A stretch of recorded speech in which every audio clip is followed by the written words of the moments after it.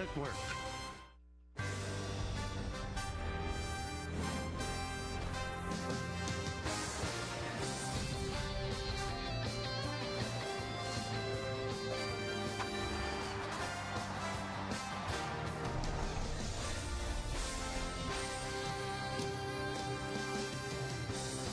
On a beautiful evening in New York City, a great day to go to the ballpark and catch some baseball. Maybe get a chance to see A.J. Burnett pitch tonight. Big crowd is expected, and when you walk into the stadium today, you were surprised. Some of the Yankees were greeting you. Ivan Nova said hello, and last night's starter and winner, Freddie Garcia, took some photos as well. And tonight, Kia Motors presents the Wednesday game of the week. It's the New York Yankees against the Kansas City Royals in the middle game of a three-game set from Yankee Stadium in the Bronx, New York. Hello, everybody, and welcome to Yankees Baseball. Along with John Flaherty, I'm Michael Kay. Well, the Yankees won the first game of this three-game set 3-1 yesterday. It was a couple of veterans that did a couple of very big things in order for them to get the victory, John. Well, the Yankees didn't have a whole lot of hitting last night, but they had timely hitting, especially from Alex Rodriguez. Gets a curveball with 2 strikes, just stays on and drives it right back up the middle. A couple RBIs, a couple of 2-out RBIs proved to be the difference in the ball game. And then Mariano Rivera comes on for the save. A little erratic, got behind in the count to Hosmer, but was able to come back 3 straight fastballs, gets a big strikeout, and then Mariano, always the athlete, makes a great play, fielding the ball, an accurate throw to Robinson Cano, double play, and the Yankees pick up the victory. The Yankees have been playing better of late. Check out the last 8 games and how we've split them up 4-4. At Detroit, they were 1-3, batting average .252, but they only averaged 2.5 runs a game. Since then, they're 3-1, 6 runs a game. Their average is about the same. They've hit more home runs, and they've pitched better as well. Runners in scoring position, 188 in Detroit, 276 since then. Let's look at tonight's New York Lottery pitching matchup. Vin Mazzaro, called up from AAA, 1-0, 4.97. He replaces Bruce Chen, who went on the DL. And A.J. Burnett will get the start for the Yankees, 4-2, with a 3.71 ERA. A.J. Burnett's done a good job so far this year. He also did a good job last time out against Detroit. We'll explore both when we return on segment 2, right here on Yes.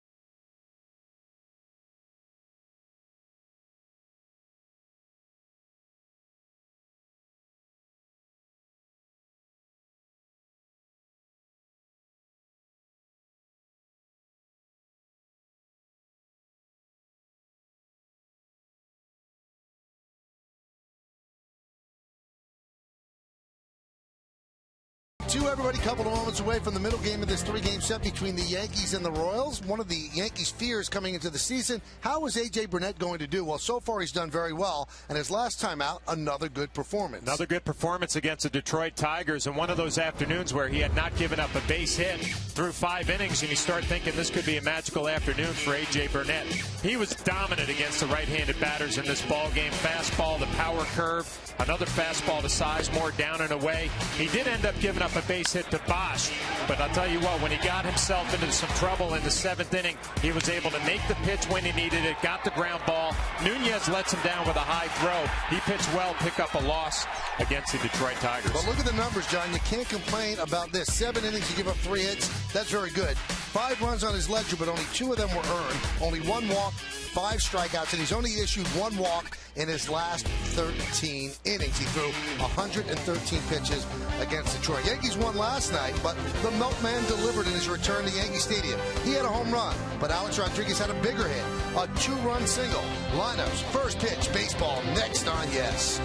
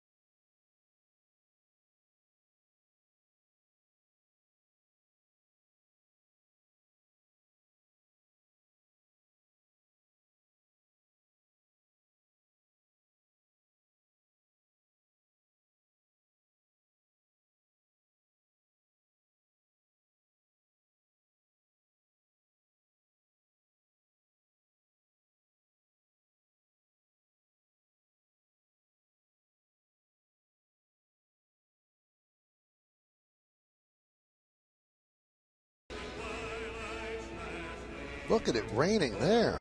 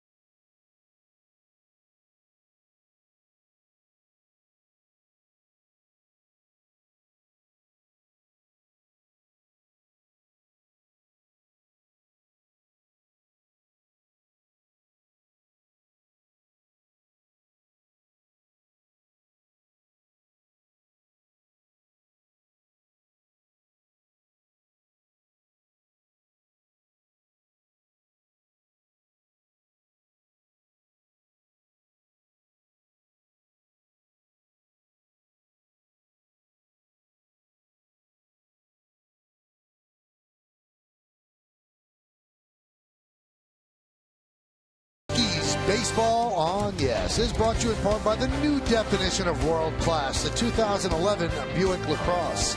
By IOTV. IOTV offers you incredible HD picture and sound. Get the best in HD free. And by Corona Light. It only gets better. Lovely evening here in New York City. Crowd still filing into Yankee Stadium. Yankees won 3-1 last night, and they send out A.J. Burnett to the mound tonight. So why don't we take a look at the Royals starting lineup that A.J. is going to face, and it's presented by Bank of America. The Royals come in at 18-17, and they lead off Gerard Dixon. He'll be in center field. Boy, can he run 8 for 8 in stolen bases. Melky Cabrera, home run yesterday. He'll be in left field. He'll bat second. Batting third, the rookie first baseman, Eric Hosmer. Billy Butler, the DH, will clean up. Batting fifth and playing right field, Jeff Francoeur. Wilson Betemit, third base, 6. Brian Pena will catch. He's going to bat 7. Chris Getz at second base will hit 8th. And batting ninth and playing shortstop, Alcides Escobar. A.J. Burnett taking his warm-up pitches. He will face that lineup for Kansas City. And we'll look at his numbers on the year. Pretty good. 4-2, 3.71. Only 38 hits and 43 2/3 innings. Look at our Jeep pitcher scouting report on A.J. And he took a tough loss his last time out. 7 innings, 2 earned runs, 3 hits against the Detroit Tigers. And he really dominated the righties, 0 for 13 in that game. So Kansas City will send up 6 left-handed batters tonight against him. And he's got to control the insanity. 44 stolen bases already for the Kansas City Royals. They run wild. We saw that last night. A.J.'s got to do a good job controlling the running game. Well, that puts a lot of pressure on the defense. So let's take a look at the Yankees defense, brought to you by your Mercedes-Benz Tri-State dealer. In the outfield, you've got Gardner, Granderson, and Swisher. That's left to right. Infield, A-Rod, Jeter, Cano, and Teixeira. Third to first, Russell Martin, who will play a big role in controlling that running game. He's behind the plate. And Alan James Burnett is on the mound. Almost ready for baseball here as Gerard Dixon, check that, Gerard Dyson, will dig in. Dyson's ready, and Burnett is ready. Let's do it here at Yankee Stadium in the Bronx. First pitch is up and away, and we are underway.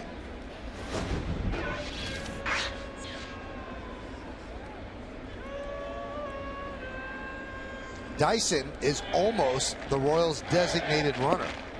Doesn't play very much, but they send him in late to run. Long time ago, when Charles O'Finley owned the A's, he had a designated runner, Herb Washington, who was a sprinter, and he didn't hit. All he did was go in and steal bases. Now Dyson has some skills in the minor leagues, 147 stolen bases, caught 33 times, and that's a success rate of 82%, not too bad. Yeah, and you can understand why Ned Yost, manager of the Royals, playing him tonight. AJ not really the best with controlling the running game, although he's limited to damage early on this year. Count 2-2. 44 stolen bases as a club for Ned Yost, and we saw it last night. I mean, they will run anytime. They'll run when they're behind in the game. They'll steal third with 2 outs. Very aggressive on the bases. 2-2. Strike 3. Dyson down on strikes. Let's look at the game time weather presented by Bigelow Tea. A little bit of a chill in the air, which is great. 66 degrees, 50% humidity. The wind 9 miles per hour. And the forecast is for clear skies. You like the chill in the air. Love it. Autumnal. Ford and Word. Melky Cabrera with a warm hand from the crowd. He hit a home run yesterday, but the Yankees won the game, so the fans don't hold that against him. He said after the game last night he was very appreciative of the roll call that the bleacher creatures gave him. He didn't mind the home run either against Freddie Garcia. Switch hitter batting from the left side. And the count 0-2. Now Melky became last night the 5th player to homer in the Bronx in his first game against the Yankees after winning a World Series with the Yankees. The other 4, Joe Gordon, Norm Seaburn, Reggie Jackson, which he did against Ron Guidry, and Shane Spencer when he came back with Cleveland. The 0-2. Check swing, did he go? Yes, he did. They'll take the out at first. So Cabrera down on strikes. And the put out is 2-3. The home plate umpire Ed Rapawano makes the call here. He gets a good look at it, a check swing, and Martin, who's done it all year long, blocking the baseball. I don't think he's questionable right there. We saw it last night. Home plate umpire Ed Hickok's not getting any help from some of his crewmates. Same thing here early on with Ed Rapawano. Here's the rookie, Eric Hosmer. And he pops it up. Left side, long run for A-Rod. He's near the seats, but he runs out of room. Well, we've already heard about Ed Rapawano. Let's meet the rest of the crew. There's Ed. Brian O'Nora at first. Alfonso Marquez is at second. And last night's home plate umpire, Ed Hickox, is at third.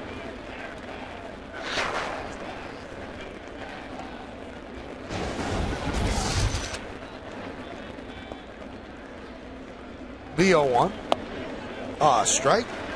0-2. Well, you always pay attention early to starting pitchers, how they take their stuff out of the bullpen. And A.J. Burnett is locked in early on. A couple of strikeouts ahead in the count. 0-2 to Hosmer. And the pitch. Comes with the fastball too far inside. Hosmer, one of the top prospects for the Royals in their system, was called up before Friday's game at home against the A's. This is his first road trip, second game on the road. The 1-2. Yesterday, batting in the 6th spot, he was 0 for 3 with a walk and 2 strikeouts. But watching that game last night, you're impressed with, I guess, his mechanics at the plate, how he gets ready to hit. Really not a lot of movement, a quiet stance. Nice little rhythm. Huge numbers in the minor leagues this year, 430 at AAA. And the 1-2. Grounded to first. Nice hop there for Teixeira. And he will beat Hosmer to the bag. And a nice easy 1-2-3 inning for that man, A.J. Burnett. Royals nothing. Yankees coming to bat against Vin Mazzaro.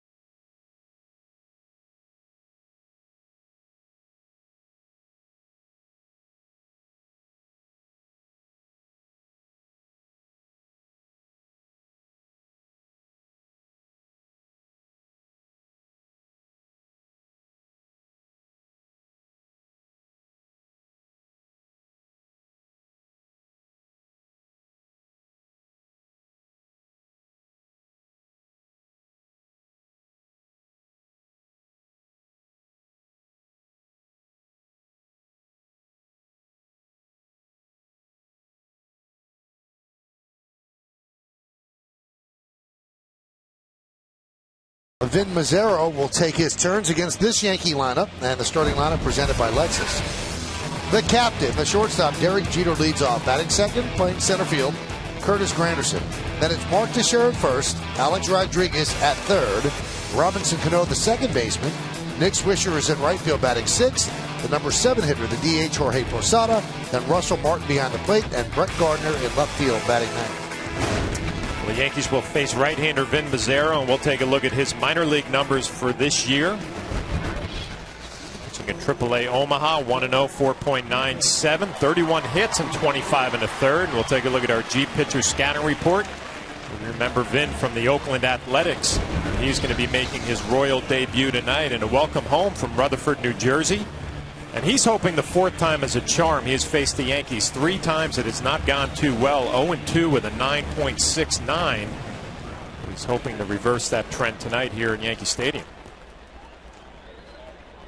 Both of his losses at Yankee Stadium, 8 innings pitched, 15 runs, 13 earned, and 15 hits. And here's Derek Jeter. Jeter, 2 more hits last night. Takes pitch outside.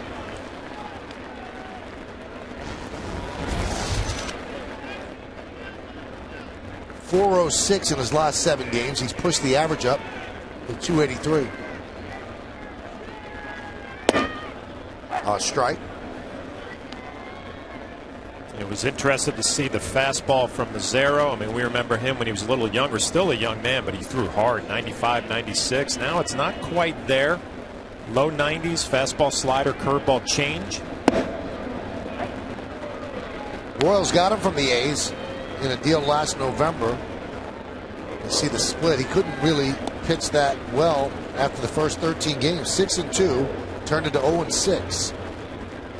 And Oakland traded him to the Royals essentially for outfielder David DeJesus.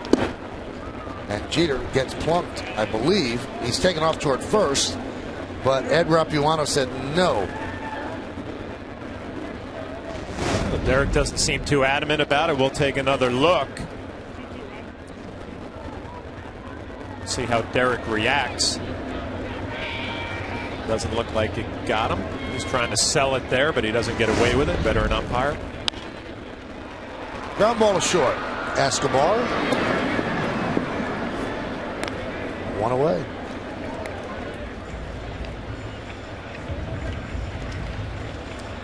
IOTV offers incredible HD picture and sound. Get the best in HD free. IOTV is the official HD service provider of Yankees baseball on Yes.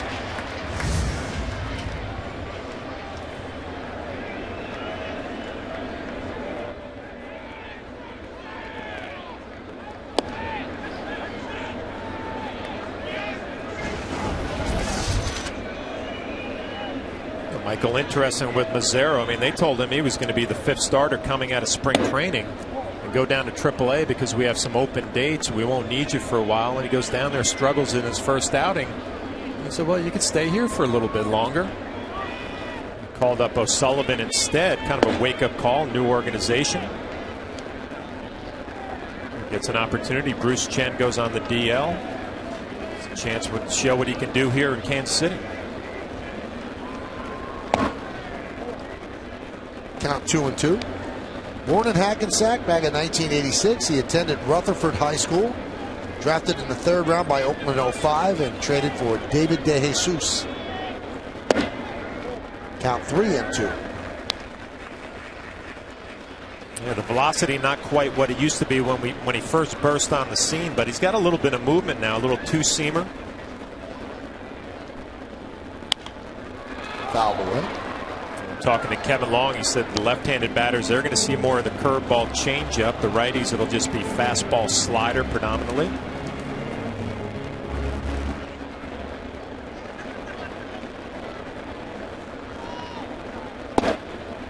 And Granderson works a walk.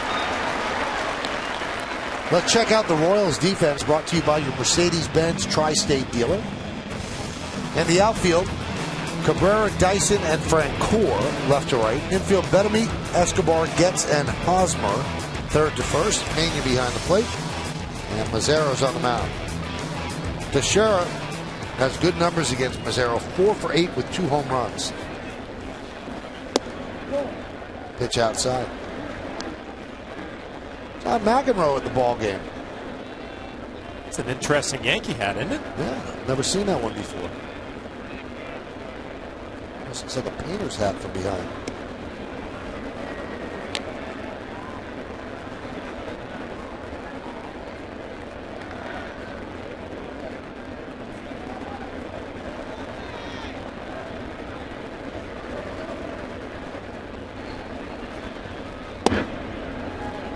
Count 2-0.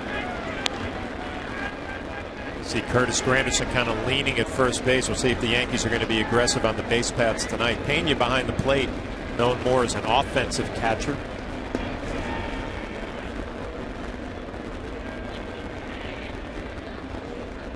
Runner goes.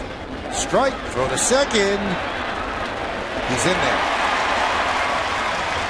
Stolen base for Granderson.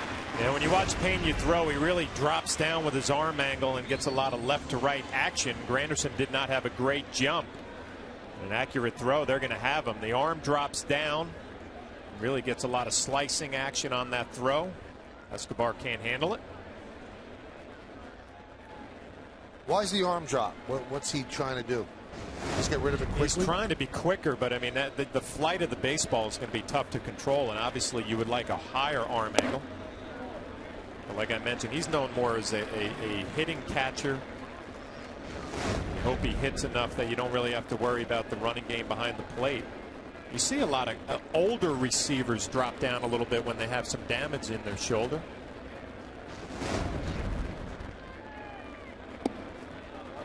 Now Mark Teixeira works a walk, so 2 straight walks by Mazzaro, putting runners on first and second with 1 out for Alex Rodriguez. Like Mazzaro knew those numbers that you talked about, 4 for 8 with a couple of home runs, 3-1 break the ball to mark. That brings up Alex Rodriguez, had a big hit last night. And it also brings out the pitching coach, Bob McClure.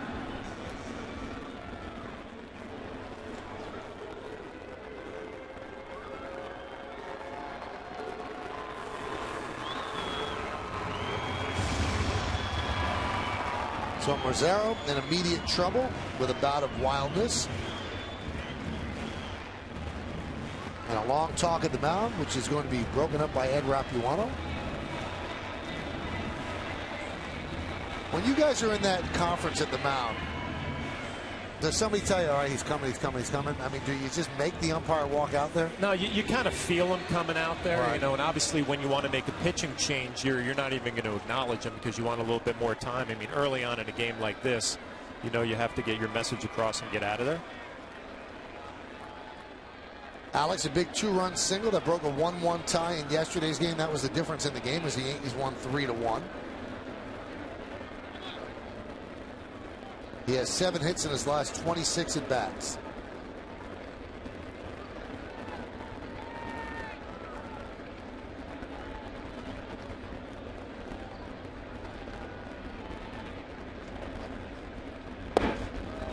Count 1-0.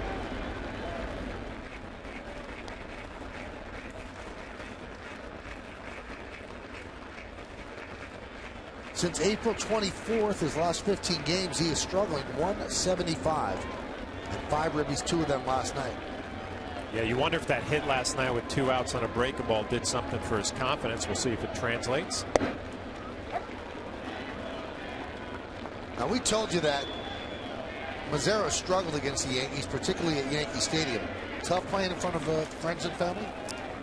Oh, definitely. I mean, if I got a base hit when I came back to New York when I was with Detroit or Boston, it was like a big thrill. I can't imagine being a starting pitcher trying to go out there and get a win in front of the home crowd.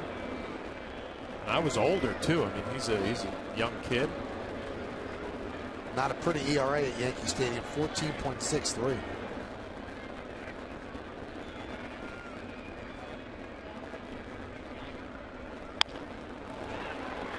Punch the other way. And we heard Joe Girardi last night after the game on the postgame show saying, you know, Alex isn't really 100% there yet. And I think that swing right there is a good example. A slider that he had a good pitch to hit. And he was just a little bit quick, pulled off a little bit. It's usually a ball that he'll really drive the other way. But out in front and off the end of the bat, it's just not locked in.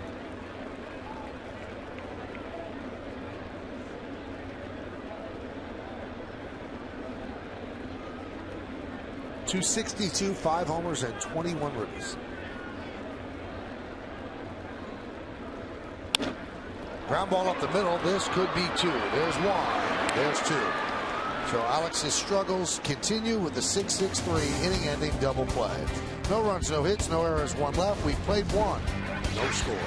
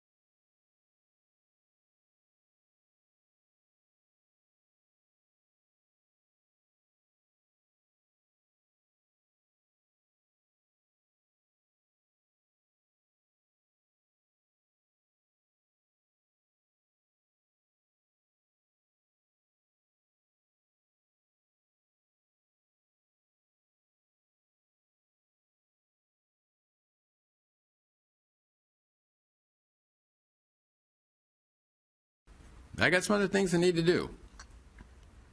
Most of you know what that's about, so I'm looking forward to the future, and I'm looking forward to staying a member of this family. They've graciously left it open to me to come visit now and then, maybe even do a little helping Stevie out in spring training. Gene Monahan announced today that the end of the year will be the end of his run here with the Yankee organization. This is his 49th year here.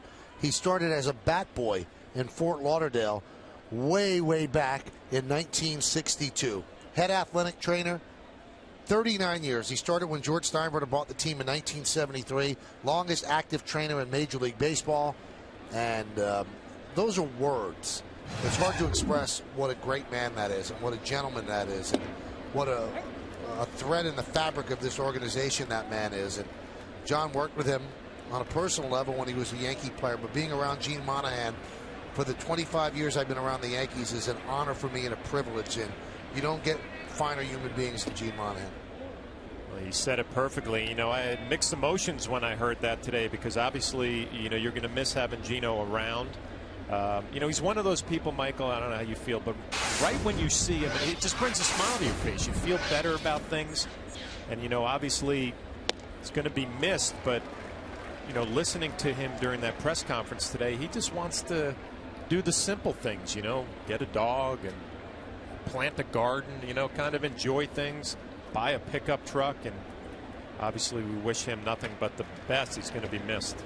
Well, Gino, and that's his name around the ball club, Gino underwent a health scare last year and came through it fine, thank goodness. And I think one of the nicest things that the fans of New York could have done for him when he received his ring last year on the field, and there was a prolonged standing ovation as the fans knew what he had gone through health-wise, and it brought tears to his eyes. And I think he realizes what he's meant to this organization. I mean, you don't stay in one place since 1973 as a head athletic trainer, start in 1962 and not leave your mark and touch a lot of people, and he's certainly done that. And I hope he enjoys his retirement. I really do.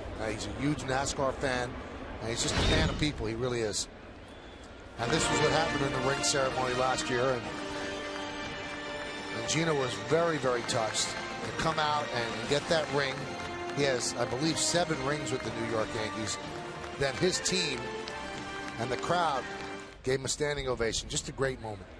You know, Michael, when I think of Gino, you know, obviously we all have memories of our fathers, whether they're still with us or, you know, have passed on. And I think of Gino as that father figure in the Yankee clubhouse. That one is popped up to shallow right as Cano backpedals and makes the play. Although all of our dads have had to show some tough love at times, you know, kind of lay the hammer down. And Gino's kind of that father figure that you had that just did all the right things and looked out for you, had your back in the clubhouse. And I just remember one of the speeches that Joe Torre asked him before a playoff game to give that pregame pep talk to the club, and Gino just nailed it. And I think it speaks about what he was all about, or what he still is all about. And he said, you know what, guys, we're New York Yankees. We're going to go out there and we're going to show everybody what a New York Yankee is, and that's a champion. And when you hear Gino talk about this organization and working for it, that's what I'm going to remember. Wilson Betemit takes a strike.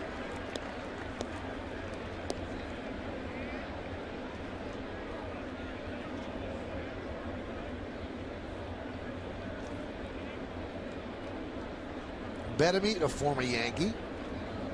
His run here was not what he thought it was going to be, but has since moved on. A valuable player off the bench. Takes outside. Butler walked, and Jeff Francoeur popped up to second. Yankees got him from the Dodgers for Scott Proctor. Over 2 seasons, 124 games, a .253 average, and then traded to the White Sox in the Nick Swisher deal. And Swisher helped the Yankees win a championship. He's a hitter who's always had plenty of power, a switch hitter, and gets himself into some fastball counts like he is right here. He becomes very dangerous. Kind of like Melky Cabrera last night. We noticed he's a little bit leaner. Betemit the same. Looks like he's in great shape and having a nice beginning to his season.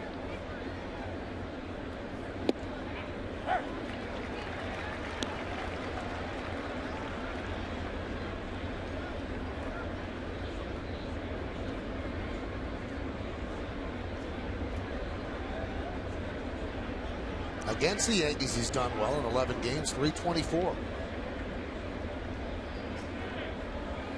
The 2-2. 3-2.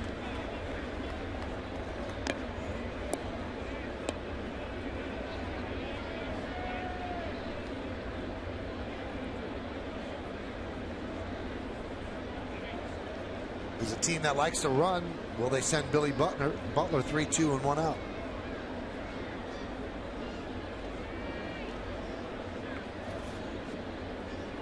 They do not, and the pitch is outside. So 2 walks this inning for A.J. Burnett. It's time for the Toyota text poll.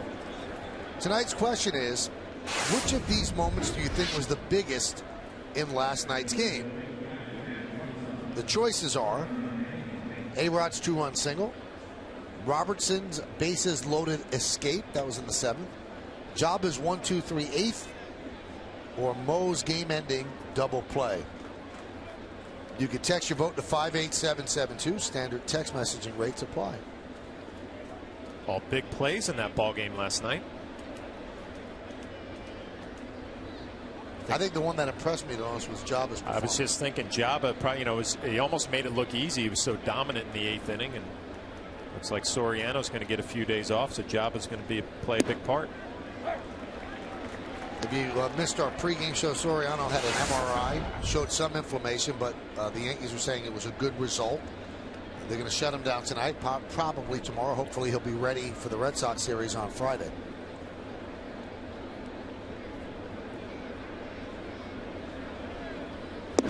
Swing and a miss. We'll see how this at bat works out, but AJ walking 2 in this inning, very unusual. Over his last 13 innings, he's only walked 1. But I like the way he's rebounding early on, Michael. You know, when he gets himself into some trouble, and I think back to his last game in Detroit in the 7th inning, things got away from him. He was able to make a big pitch when he needed it. See if he can do the same thing here in the 2nd. Makes that pitch there on the breaking ball, swinging over the top, Pena for the 2nd out. A good power curveball, and again, you have to have a lot of confidence in your catcher that he's going to block it. Russell Martin's been doing it all year. Pena swings right over the top. AJ has a nice rebound at bat.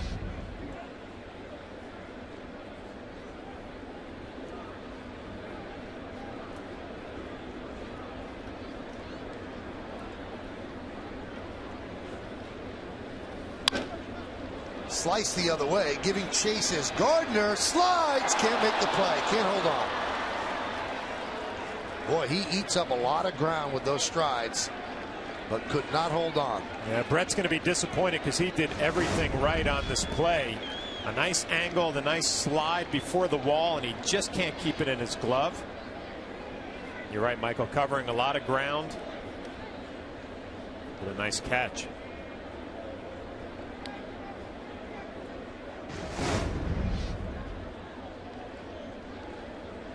So Getz down on the count 0-1.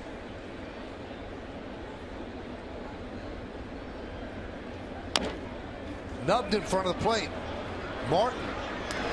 They make the out. A nice stretch by Teixeira, who might have gotten clipped by Getz on the way by. So the 2 walks do not hurt A.J. Burnett. But Getz kind of hurts Mark Teixeira.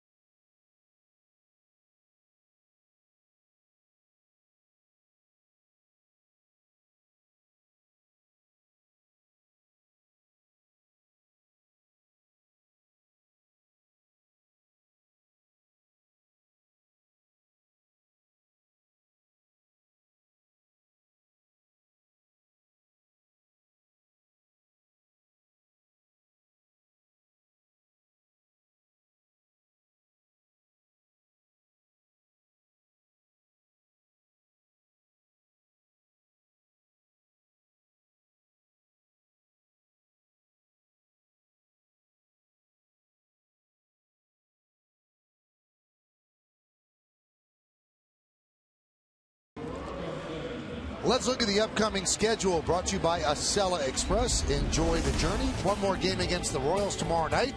Then the Red Sox are in town Friday on Yes.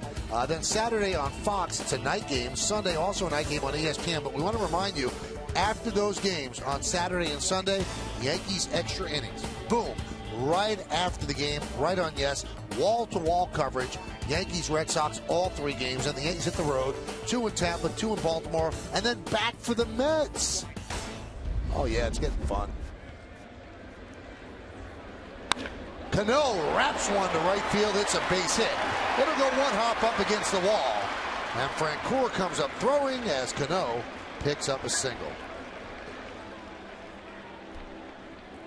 Robinson Cano aggressive on that first pitch. It looked like a little slider, maybe a curveball down.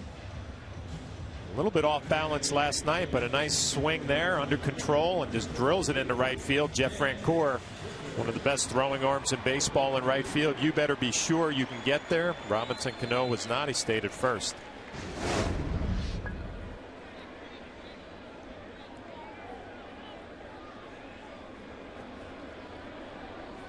Cano held there by Hosmer.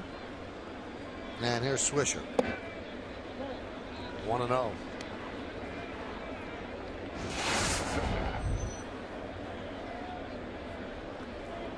Nick at 218. That's not where he wants to be. 3 hits in his last 19 at bats.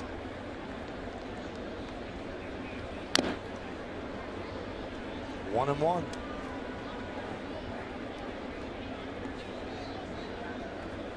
Watching Nick take batting practice today, really driving a lot of balls right towards shortstop, trying to keep that front side in just a little bit longer.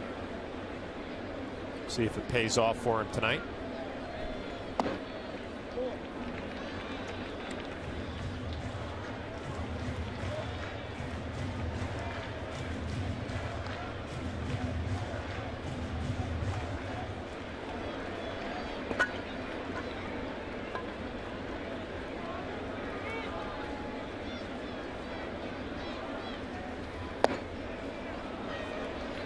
Yankees have a picture of Nick Swisher up on the scoreboard. I've never seen Nick Swisher without a huge smile on his face. That had to be taken about 7 in the morning after he woke up. That's a very serious Nick Swisher. Well, that's what they put when you're hitting 218. He's not happy, so that's the picture they're going to put up there. Once it gets to respectability, you'll see the big smile. So they changed the picture according to the average. I didn't realize that. The 2-2. Oh, no, that's a smile. He picks up a single, 2 in a row against Mazzaro. Yankees first and second, nobody out. Well, follow the Yankees with the MLB.com at Bat 11 app for your iPhone, iPad, Android, or BlackBerry. Get live audio, pitch-by-pitch tracking, video highlights, and more. Text @BAT to 31826 or visit Yankees.com for details.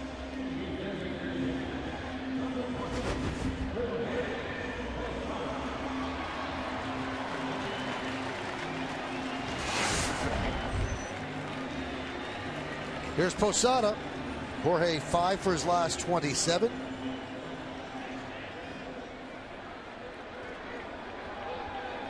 And on the scoreboard, they definitely have a 147 picture for him. He is not happy up there, and he has not been happy of late.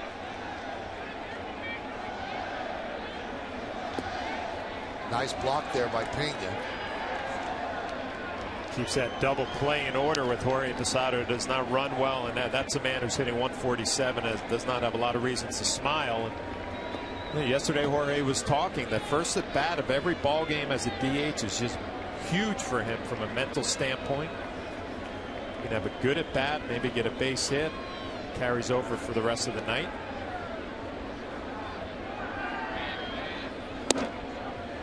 Strike.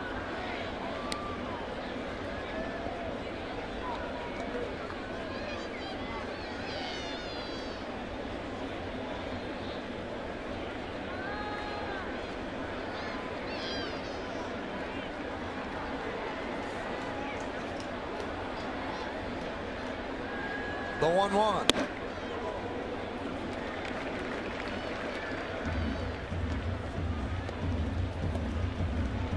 Let's see what Jorge's thinking right here. 2-1, a pretty good count to hit in. Mazzaro's just thrown 2 fastballs inside. Jorge, one of those guys, you wouldn't call him a guess hitter, but definitely looks for zones in certain counts.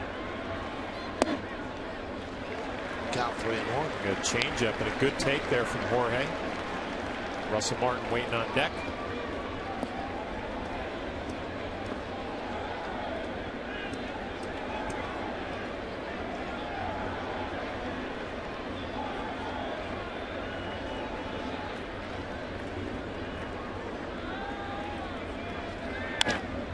Grounded through for a base hit. Cano rounds third. He's coming home. Here's the throw. Here's the play. He's safe. Got the hand in. An RBI single for Posada. Yankees on the board, 1-0. Well, an RBI base hit for Jorge Posada, but you give Robbie Thompson, the third base coach, some credit. We talked about Frank Cora, what a strong throwing arm he has. Jorge gets on top of a fastball, hits it into right field, and this was going to be a bang-bang play and a pretty good throw.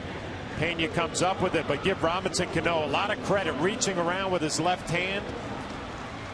Check it out on a Coors Light freeze can. He just touched home plate. It's a nice job by Pena blocking it. Wow.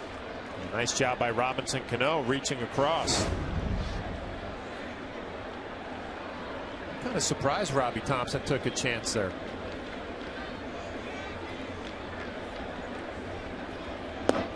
Frank Cora actually leads baseball with 85 assists since '05, so they tested him, and he made a very good throw. He made a great throw. Pena does a nice job blocking the plate. You just have to give Robinson Cano a lot of credit, and Ed Rapuano behind the plate making the call. He was all over it.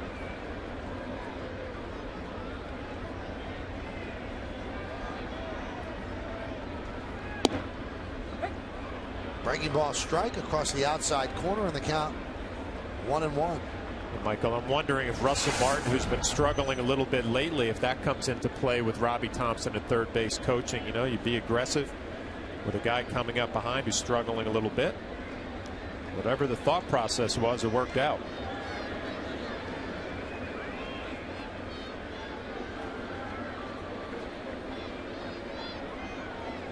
Russell's have been in a little bit of a slide lately. First 17 games, owning it. The last 12 he struggled.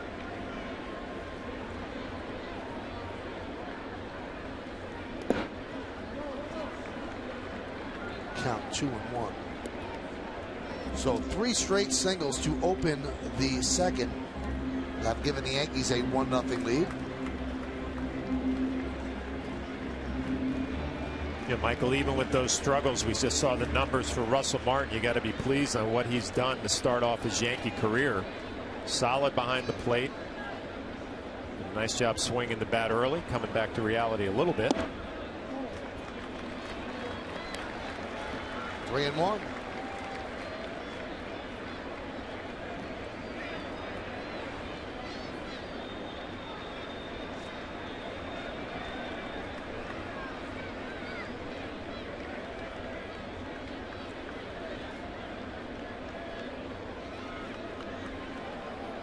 And the pitch. Popped up, right field. Frank Cora there. And Swisher just draws the throw, and Frank Cora threw behind him. Well, he's got some arm. And Swisher got back just in time. Frank Cora settles underneath, and he's going to show off that throwing arm. And Nick Swisher, you're taught to fake the tag up at second, but gets right there. Tries to apply the tag, doesn't get away with it.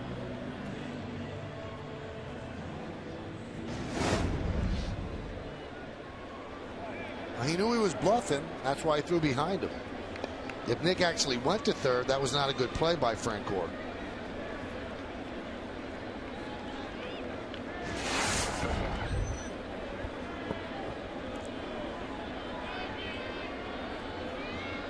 Brett Gardner, 14 for his last 31. His average slowly creeping up to 39 now. And Mazzaro deals a strike.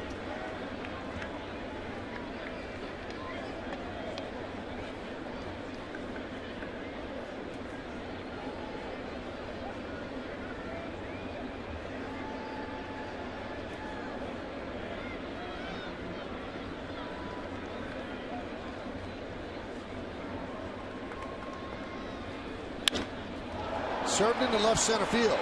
Cabrera back. He's there. He'll make the play. 2 outs.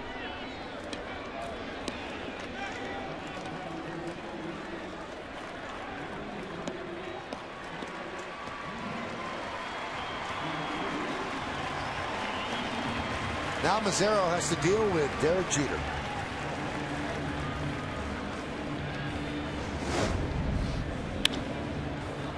Take a look here in that fly ball to left field. Looks like Mazzaro thought it was 3 outs. No, maybe not.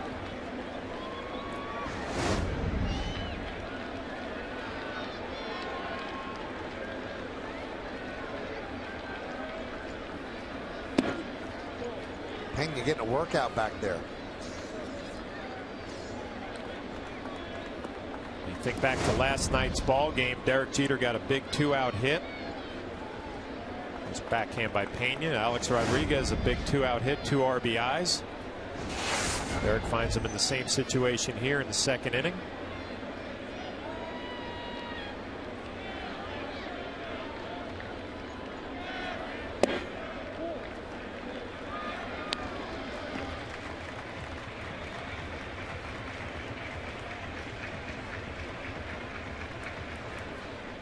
Two outs and runners in scoring position. Derek, successful .333 rate. Swisher at second. Posada is at first.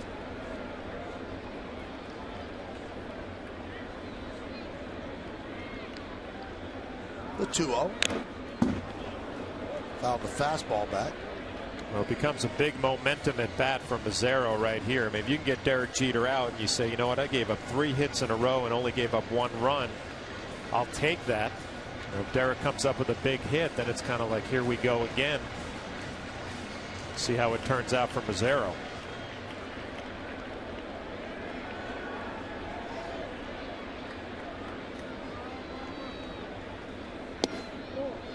Missed outside.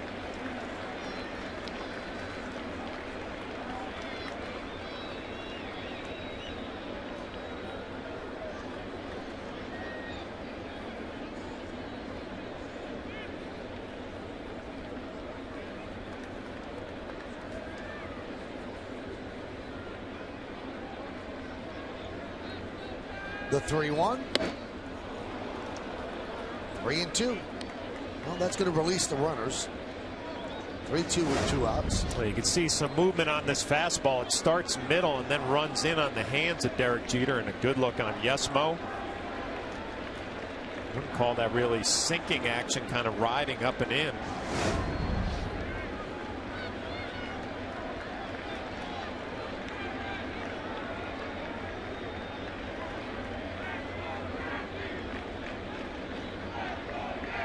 Runners go. Foul back.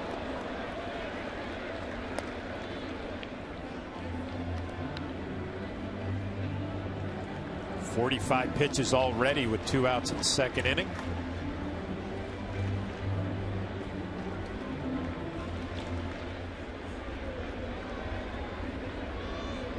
.21 in the first, so 24 here in the second. And more to come.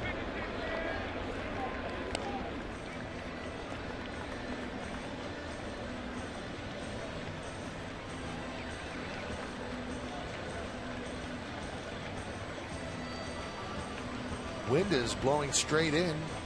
See the flags over the grandstand in left field and the ones out over the bleachers in left.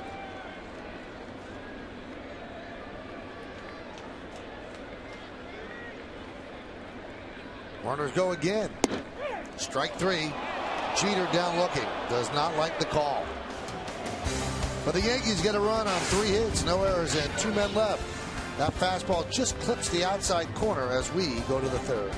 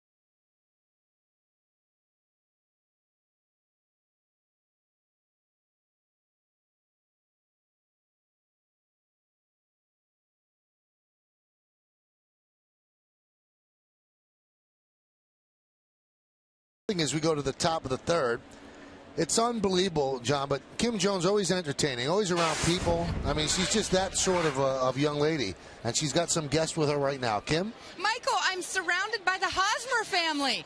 The family and friends of Eric Hosmer, first baseman for the Royals and 21-year-old. His brother, Mikey, next to me, and cousin Jay on Mikey's lap. And Mikey, how proud are you as you watch your brother as he in his 5th day as a major leaguer? Yeah, it's unbelievable. We couldn't be more proud of him as a family, and just to see him out here playing against all these guys that he idolized, watched play as a kid. It's unbelievable. What was it like, that moment when you knew he was called up and would make his major league debut on Friday in Kansas City?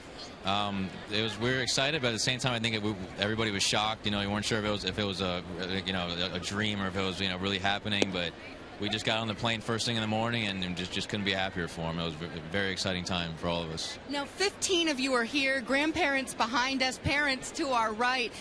Who else is here, and how did the group all come together in New York?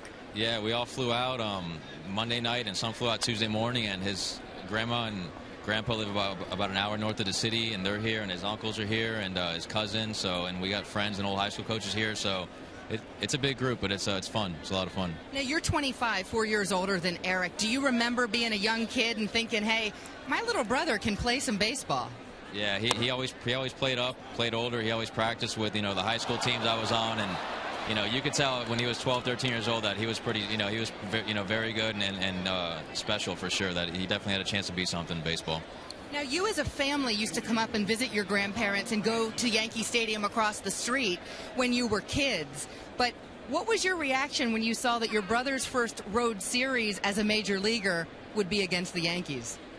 We were just very excited. I think he was very, very excited. I mean, he got called up and then he called me back like 20 minutes later, and he was like, Mike, my first road trip's going to be in Yankee Stadium. I didn't even know that, and it just made it that much more awesome for his first road trip to be in a brand new stadium like this. It doesn't get any better for a ball player than to play here, that's for sure. Mikey J, thank you so much. And Michael, this is a family of Yankees fans usually. I'm not so sure tonight. I think they're pulling for the Royals. But one thing Eric told me today, so many of the Yankees were so nice to him last night when they got to first base, especially Derek Jeter, who reminded him, hey kid, it's the same game you've played since you were just a little one. Michael? Thanks, Kim, and thank you to the Hosmer family. I'll tell you what, Mikey Hosmer could be an FM DJ with that voice. Yeah, nice deep voice. It's an exciting time, obviously, for the player and his family. And kind of neat. The grandparents an hour away from here? Yep, pretty cool. Dyson fouls it away. While Kim was talking with Mikey Hosmer, you saw Escobar reach on that E1. A.J. Burnett just didn't handle it well, and now you've got a guy with speed on the bases.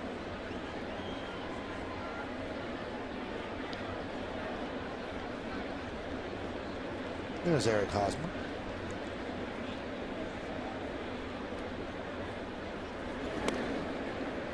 Yeah, you don't expect the Royals really to wait around with A.J. Burnett on the mound. Be very aggressive first, second pitch and counts, trying to run. Hit and run. Well, we've seen it all last night in the game against Kansas City.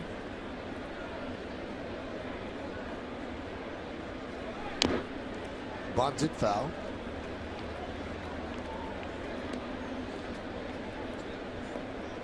Dyson with that 176 batting average. You can see base stealers successful 15 out of the last 16,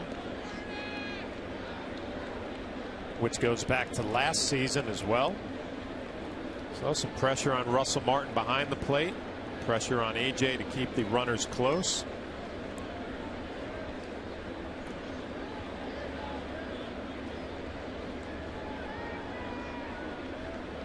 The 0-2. Dyson swings and misses, so he strikes out for the second time. If Dyson could figure out a way to steal first, he'd be okay. Yeah, I mean, he's looked over at Matz the 2 times he has faced A.J., struck out twice.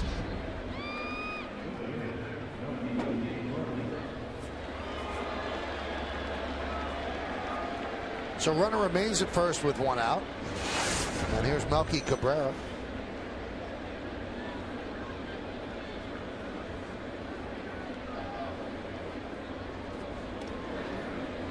would like to take this time to offer condolences to the family of Bill Gallo. Most of us grew up with Bill Gallo. He was part of our mornings. We'd pick up the Daily News, and Bill Gallo's cartoon would pretty much summarize the important story of the previous day. Some writers spend 1,000 words trying to articulate what went on.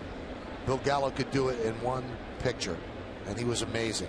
The way he could encapsulate an entire event with just a beautiful stroke of his brush.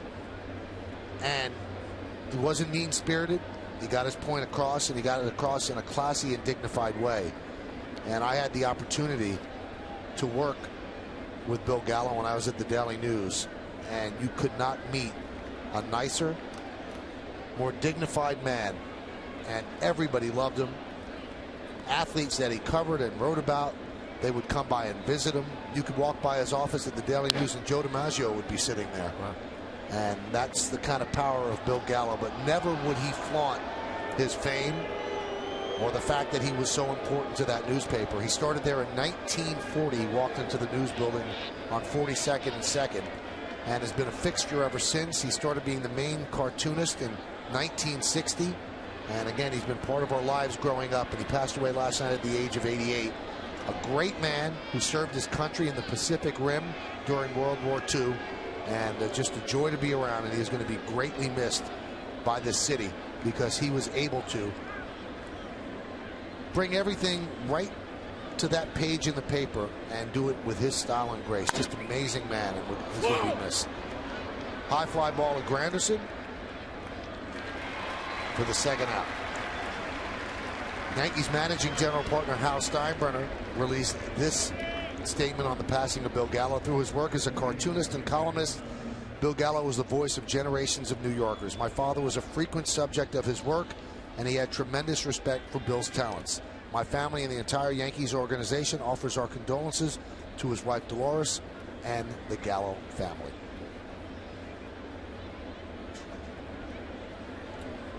Part of the New York landscape has passed away. Here's Eric Hosmer. And the pitch is low, 1-0.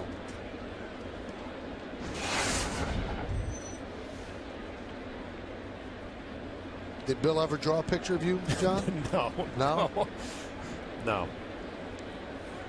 mean, I was just like you. I mean, you getting to meet him and work with him, obviously a big treat. I just was pick up that paper every morning and flip through it and saw his illustrations and what was on his mind.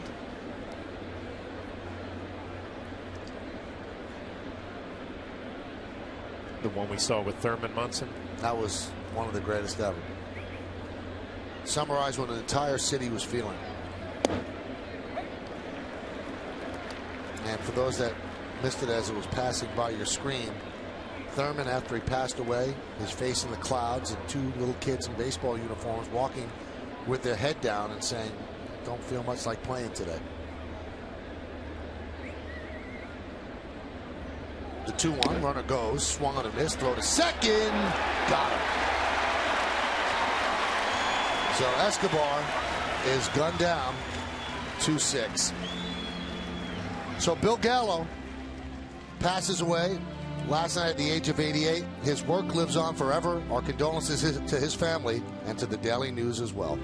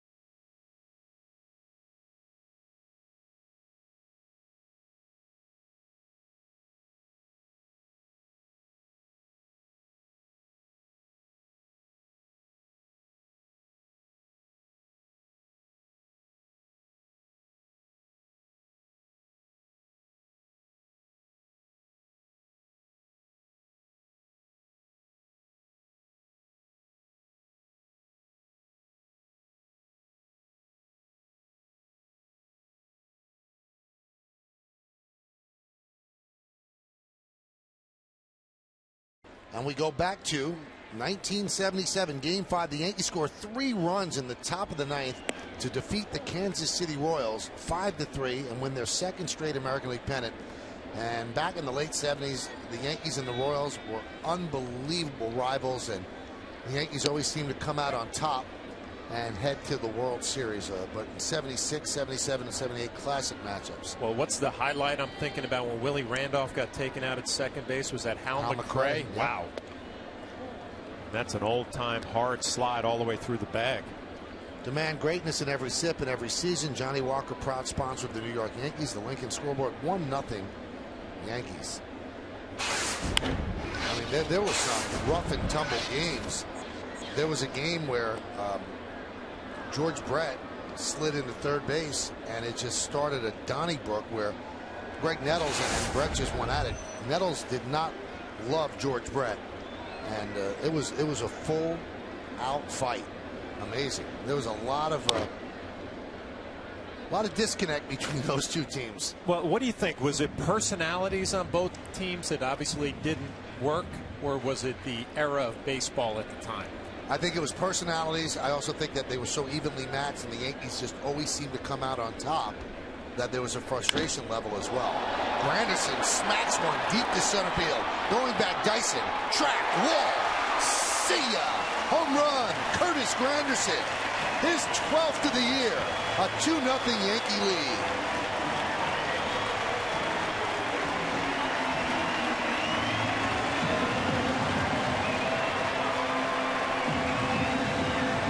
Home runs for Curtis Granderson.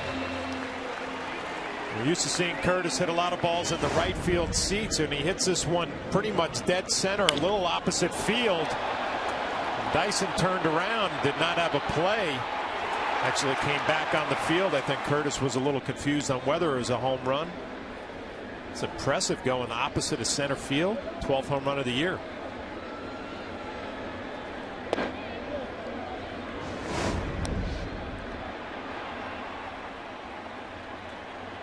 He wasn't sure because the ball did bound back out onto the field, but the umpire assured him it was a home run. Grounded foul. So Granderson with 12 home runs and 24 runs batted in. Goes in and then comes out and then goes back out again.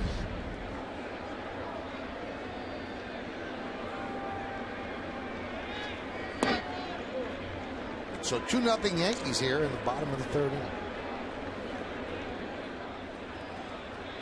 How about that? Curtis Granderson leads the majors with 12 home runs. As Mark Teixeira works a walk.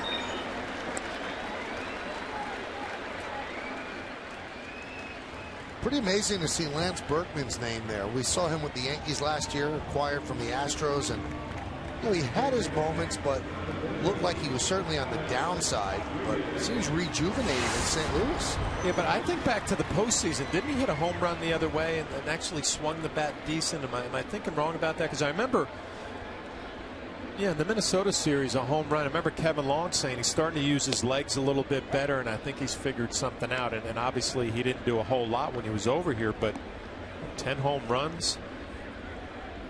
Nice signing by St. Louis. And there was also some concern about putting him in the outfield, but he's done a serviceable job. So A-Rod quickly down in the count, 0-2.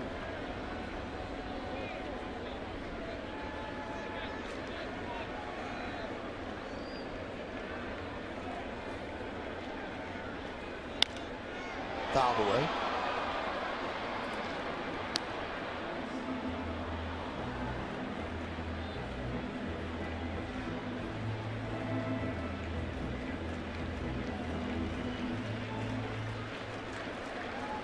Nightfall taking hold here at the stadium.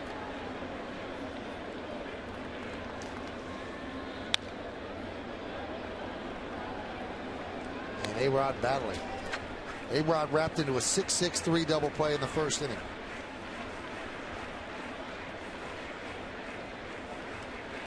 Royals have their bullpen going. Nathan Adcock, a right-hander, is throwing.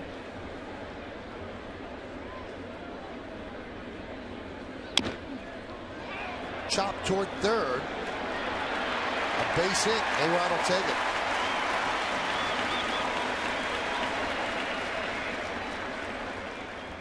Well, just a nice little infield chopper to keep you going if you're Alex Rodriguez. Right off the plate. Benameat does not have a play, and when you're struggling like Alex Rodriguez has been lately, you'll take him any way they come. Pretty good sinker down in the zone. Alex just rolls right over the top of it. It's a line drive in the box score tomorrow afternoon.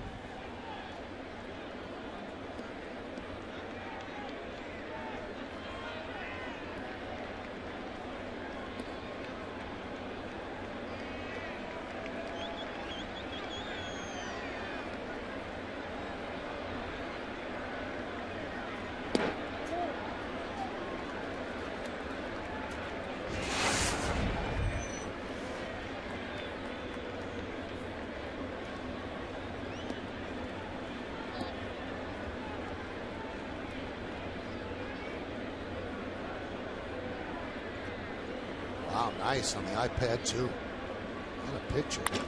That one is laced into left field. Cabrera there, then fires to second. As Teixeira got back. Robinson Cano 2 at bats. A little base hit to right field. That was a rocket, and then he just hits a bullet the other way to his buddy Melky Cabrera. A nice swing. Robinson, who went through a little tough time lately, seems to have found it.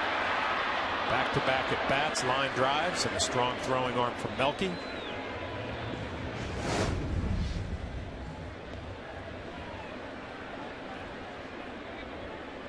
Oh, they got a little smile for Nick after his base hit in the second inning. It's a little smile. Now, if he picks up another one, maybe a home run, it'll be a bigger one next time.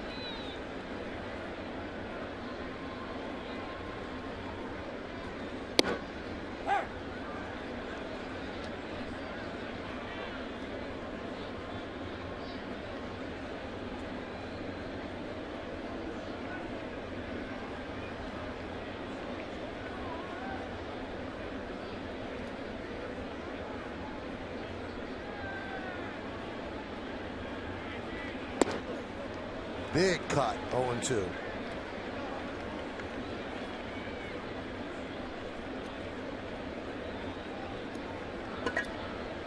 It's a lot like his first at bat. Nick took a bad swing, was kind of shaking his head, and then he kind of shortened up with 2 strikes, was able to pick up a base hit.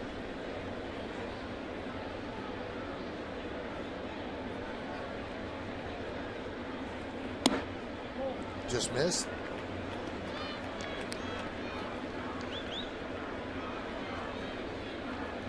Now they got him smiling bigger. I don't know if he should be smiling that much at 1-2, maybe 2-1.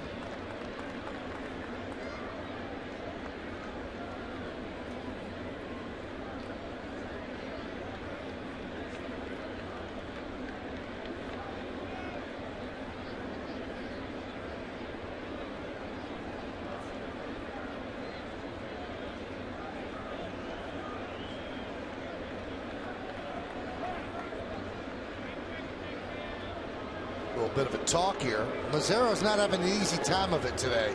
He is really battling.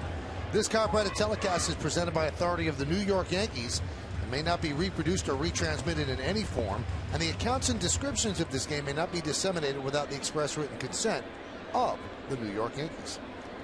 2-0 Yankees. They scored a run in the second, RBI single by Posada, and a run here in the third on a home run by Curtis Granderson, his major league leading 12th.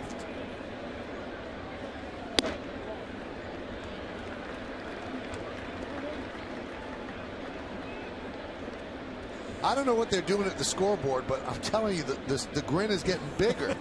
It's actually spooky right now. Now it's back. Now it's back to, let's see if they make it. Come on, make it smile again. They got to be listening.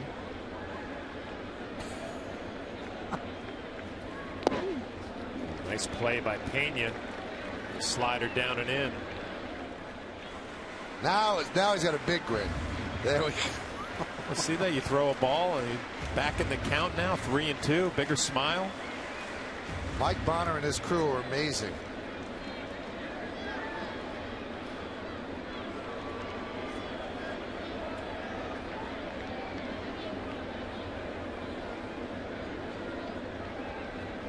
And the 3-2. High pop-up. Shallow right. Gets is there, and he'll put it away for the second out. Smile's gone. In real life, too.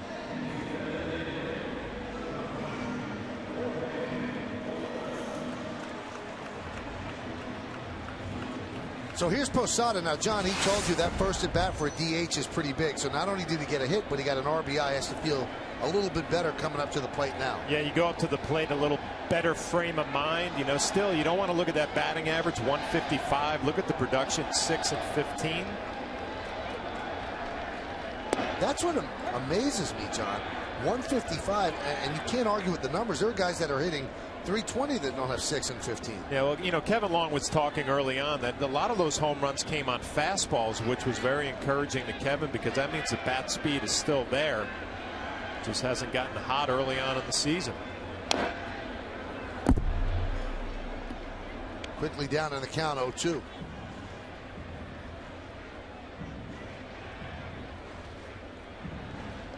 Nate Adcock continues to throw.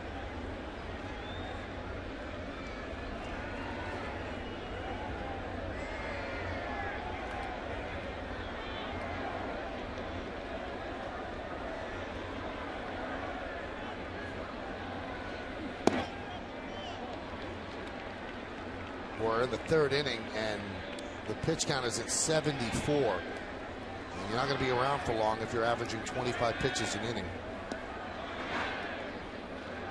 41 strikes, 33 balls. Ned Yost and Bob McClure watching closely. The pitch. 2-2.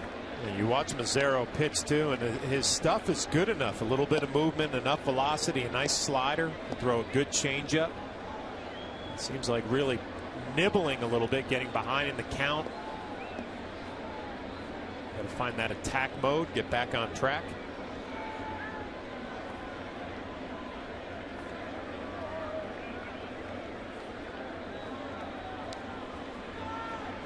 The pitch. Just missed, so that's going to release the runners. 3-2 with 2 outs. Great numbers against Mazzaro, 5 for 9. We'll see what Mazzaro does here. He threw him a 2-2 backdoor slider. You'd expect him to throw at 3-2. Mentioned earlier, Jorge, a hitter who will sit on a pitch in a zone. See if he's looking for an off-speed pitch.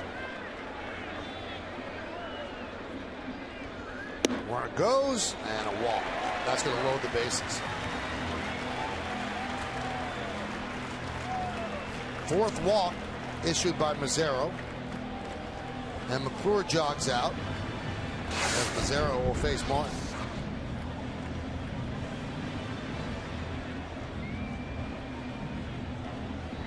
One more game against the Royals tomorrow night. Then the Red Sox are in town Friday night, Saturday night, and Sunday night. And Joe Girardi was talking about this when the Yankees were on the road trip. He said that's a good week for us. We have an off day, and then we have 6 straight night games at home. He said people, or at least players, love night games. He said it just keeps them fresh. You agree? Oh, I totally agree. You know, you get on that routine of night games where you get to sleep in a little bit, take your time getting to the ballpark, and then at night, obviously, it's not too warm this time of year. You just feel fresh all the way through a game. You know, we can look forward to the Red Sox series as broadcasters and analysts. You know, players really got to keep their focus here. Kansas City series, but we've got Josh Beckett coming up Friday night. I think could be Beckett and Sabathia. It's not a bad matchup. No, not at all. I'm going to check. See if the Yankees have announced. They said they were going to stay on rotation. So it'll be Nova tomorrow night. No, Friday we don't have Beckett. We have Cologne against Buchholz. Then it's Sabathia Beckett on Saturday night. Hot shot to short. Escobar will go the short way, and that will do it.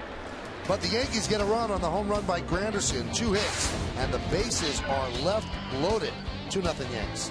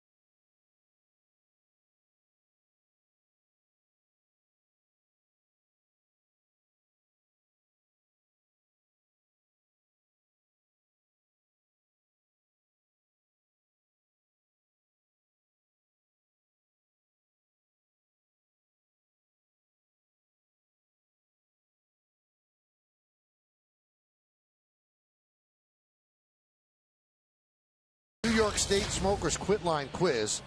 George Brett won 3 of the 4 Royals batting titles. Who won the other? I know the answer to this. I actually know it. You know the other 3? No, he won 3. He won 3 or 4. You know the other 1. Yeah, in the ballpark right now. Ooh, I'm thinking of 2 names then.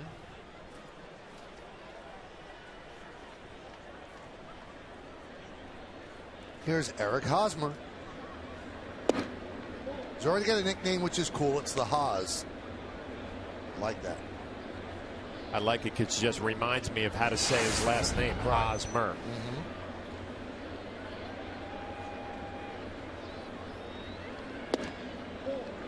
Count 2-0.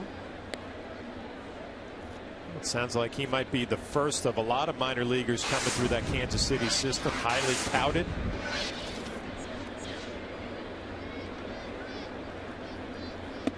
Now, I was talking to Jeff Francoeur today, and he said Hosmer obviously is really good. Moustakas down there at third baseman. He said, but wait till you see the pitchers they have come up. He said those are the guys that are really going to change this franchise. One of them's name is Mike Montgomery. There used to be another Mike Montgomery that pitched as a reliever for the Royals, but they really like him. They have a couple of lefties coming up, and that's what a smaller market, low payroll team has to do. You have to produce your own pitchers. You have no chance.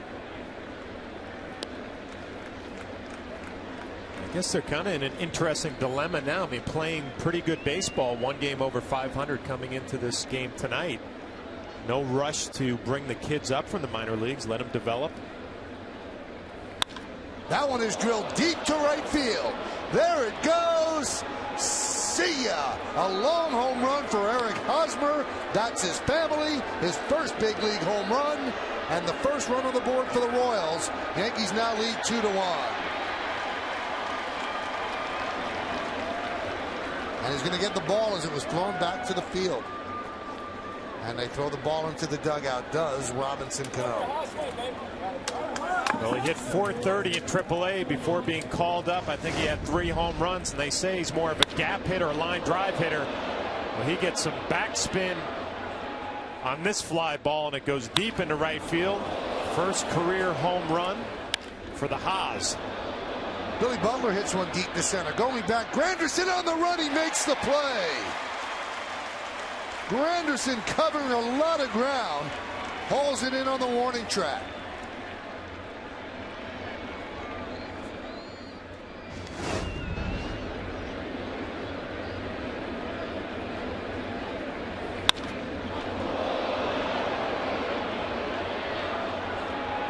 Can you imagine what they were feeling? I mean, you could see.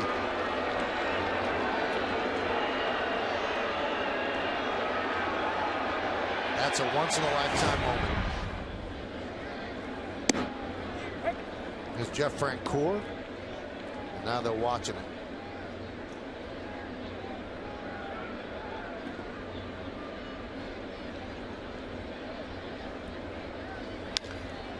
High drive, deep left. It's in the park. Gardner's there for the second out.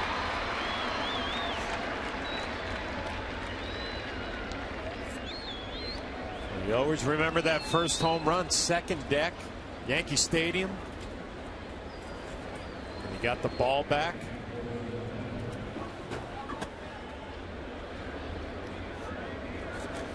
Pretty good feeling to get that first hit out of the way, first home run out of the way. Now you look forward to the rest of your career. Took me 2.5 years to hit my first home run. Did you get the ball back? Sad, not sad. 2.5 years. You're a big league player. Nothing sad about it. Hot shot, foul ball. Did you get the ball back? I did. It was, you know, I was a Tiger player when I hit it off of Pat Hankins, so a brand name. Brand name Cy Young winner. But lucky enough to hit it at the old Tiger Stadium, so they were able to get the ball back for me. Proudly displayed in the bar in the basement. May 20th, 1995, so we're coming up on the anniversary. It's not good when you get called up in '92. Fly ball deep right, going back. Swisher on the track. He'll make the play right in front of the wall. Boy, 4 well hit balls here in the 4th inning. But the best was up the bat of the Haas. A 3-2 pitch with the family watching. A.J. Burnett fires and Hosmer delivers into the second deck. His first big league home run, a memory forever, but a 2-1 Yankee lead.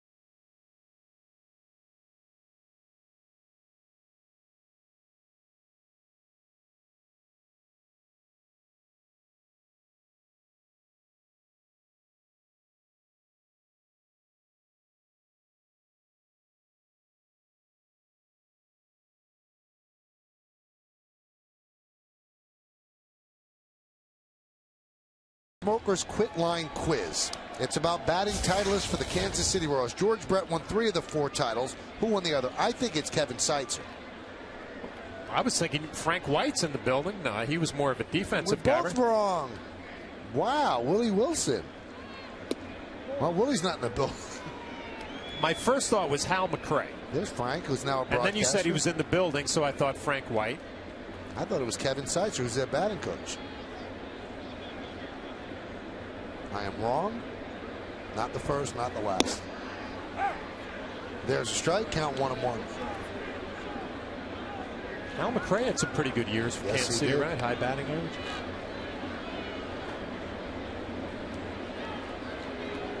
Willie Randolph, not a fan.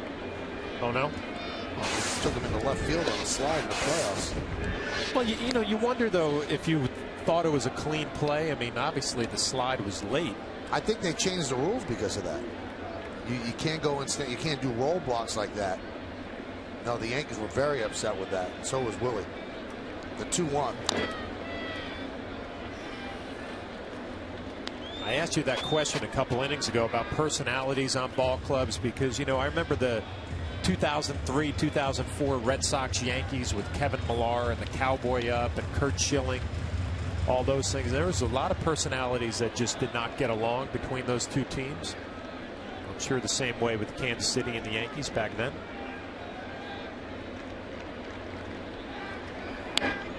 Beautiful bunt. Bettamy was going to hold on to it. I think Gardner's been trying to do that all year, and he lays down the perfect bunt. Base hit. Bettamy playing back. 2 strikes. Brett Gardner takes advantage, drops it right in front of him. No play. Gutsy play, 2-2 count. One of the great lines I ever heard about personality conflicts with the Yankees and the Red Sox in the 70s didn't like each other either. And one of the, I think Bucky was telling me, Nettles didn't like Lee. Munson didn't like Fisk, right? And everybody hated Lou. Lou being Lou Piniella, and Lou was a former Royal, and it was one of the great deals that the Yankee organization ever made. They got Lou Piniella from the Royals for a pretty good relief pitcher named Lindy McDaniel, and Lou Piniella became such an important part of those championship teams in this organization as a GM, a broadcaster, a manager. Jeter shows bunt. 1-0.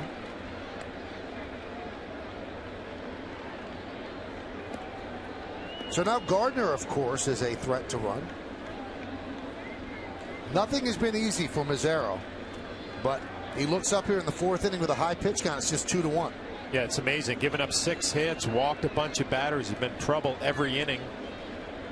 Just down by 1.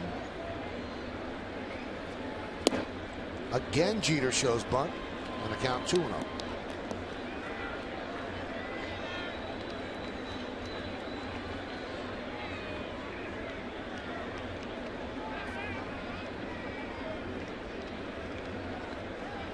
Mazzaro quick to the plate as well. Brett Gardner not being able to get a good jump.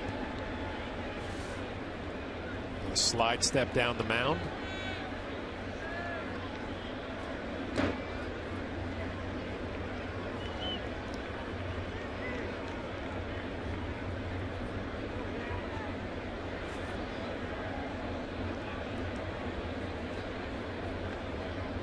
Like the gum half in, half out look.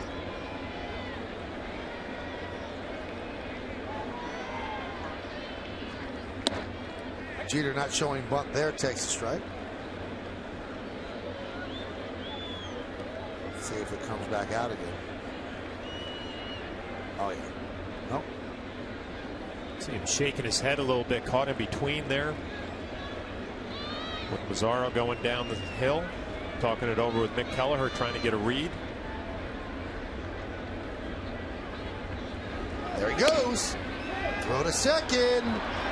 In time. Another sidearm throw by Pena, and a good pick by Escobar. Well, you give Escobar some credit, you give Mazzaro some credit because he is quick to home plate. Gives Pena some time to make his sidearm throw. You see, it's not a great jump, but Mazzaro's so quick. Pena has a little time. Escobar, a nice pick and a tag.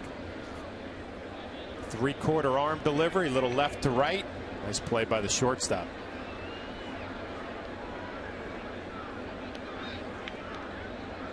Good call by the second base umpire, Alfonso Marquez.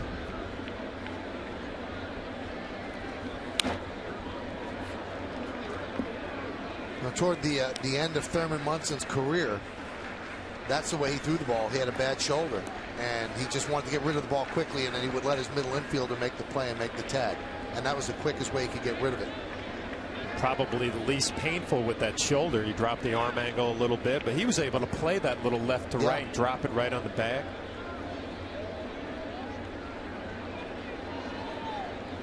Three-two. Chop toward short. Escobar gets Jeter for the second out.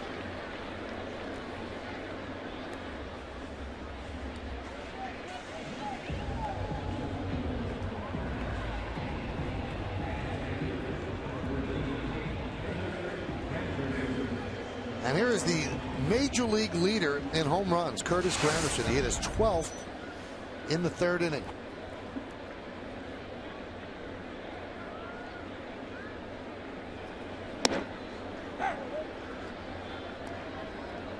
It's amazing how that change that Kevin Long made last year, really eliminating a lot of the movement, keeping 2 hands on the back, has simplified the swing for Curtis. I don't know if we all thought it would roll over into this year. I mean, 12 home runs, leading the major leagues.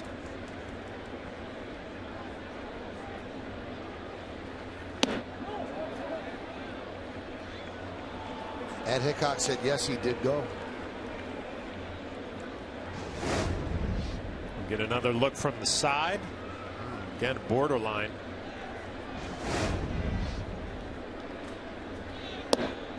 Checked it again. Did he go? Yes, at Hickox, and that'll do it. So Curtis Granderson down on strikes. No runs a hit, no errors. Nobody left on base. That one looked like he did go around, and we'll go to the 5th.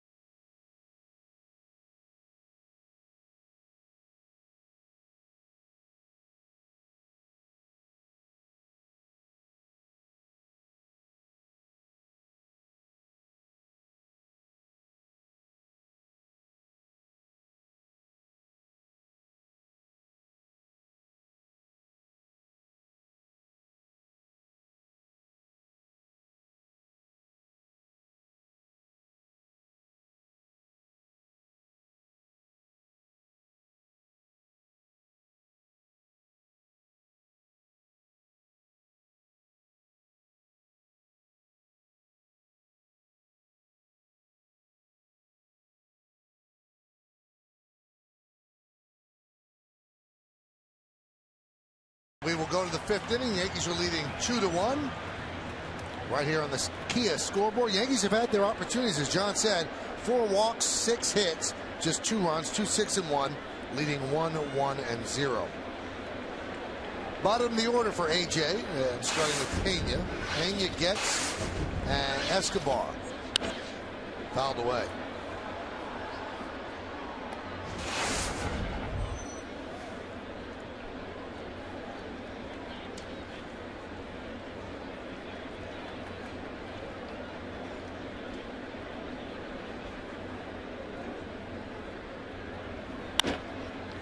Grounded to Cano. Got a nice hop.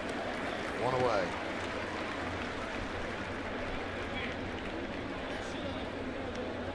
Let's check out tomorrow's starting pitchers. Brought to you by Verizon Fios. Get the ultimate in entertainment on the Ultimate Network. Fios and Network ahead. Ivan Nova coming off a strong start. He's 3-2, 4.08. He'll get the start for the Yanks. Sean O'Sullivan will go for the Royals. 1-2, 3.40, 3.41. Coverage starts at 6 right here on Yes. Forward to Nova. He's been on quite a run lately, huh? Looked really good at his last start. Giving them innings, stretched out. Yeah, that's the biggest difference, kind of clearing that hurdle in the middle of the ball game, starting to get into the 6th and 7th. And the last time he pitched and pitched well, that was against the Texas Rangers in that ballpark. And that's not an easy assignment.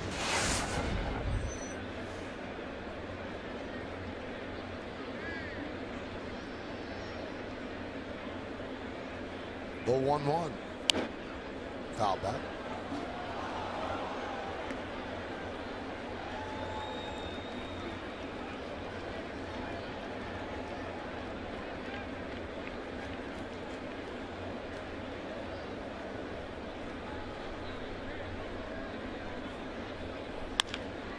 Grounded to Cano. This one a worm burner. Stays down. He goes to get it.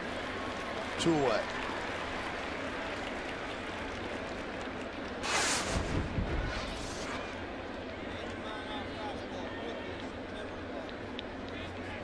Now here's Escobar. He reached on an error by A.J. Burnett leading off the 3rd inning, but he was caught stealing. Burnett pitching another pretty good game, just 1 hit and 4 2/3. It's kind of a trend now for AJ at the beginning of the season. I mean, the 4th inning he gives up the home run to Haas, and then he's a couple of long fly balls that make you think he's losing it a little bit, and then he comes back here in the 5th against the bottom of the lineup. A couple of weak ground balls. That's the biggest difference for me, Michael. I don't know how you feel about it, but last year when things would get away from him, it would just snowball, and now it seems like AJ has it under control.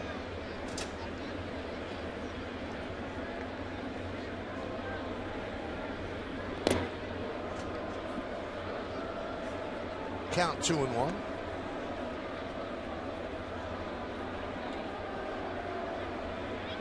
Think back to last year for AJ. He got off to such a great start, and then it all fell apart. This looks different to me out on the mound with his body language. See if he can keep it going all year.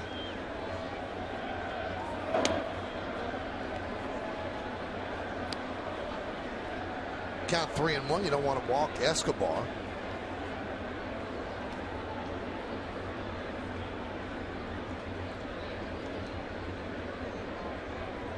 And Burnett deals. And he walks Escobar. So a 2-out walk. And that's going to bring up Gerard Dyson.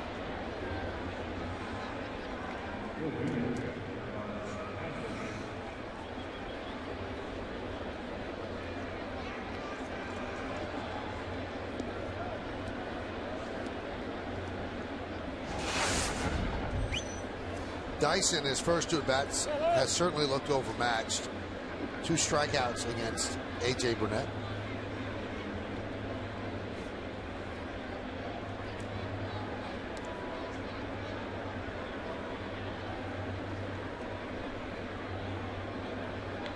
Expect Escobar to be running at some point against AJ here with 2 outs in the 5th inning. If he gets thrown out, you have Dyson leading off the next inning. Like you mentioned, Dyson has not done a whole lot at the plate. Missed tie.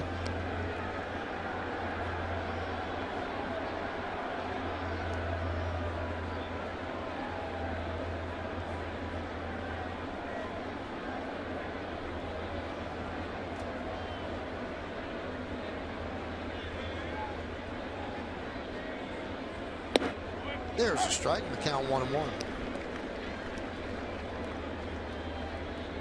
Burnett allowed the most stolen bases last year in the American League. Gave up 37. Surprised in our G pitcher scouting report, I mentioned that AJ would have to do a good job controlling the running game, and he has, but Royals don't seem as aggressive on the bases tonight. Yesterday running wild in weird counts, weird situations, hard to guess along with them, but today they're pretty much anchored. You wonder if AJ's doing a good job being quick to Russell Martin. Maybe they can't get a good read on his delivery. Obviously, scouting report coming in. Pay attention.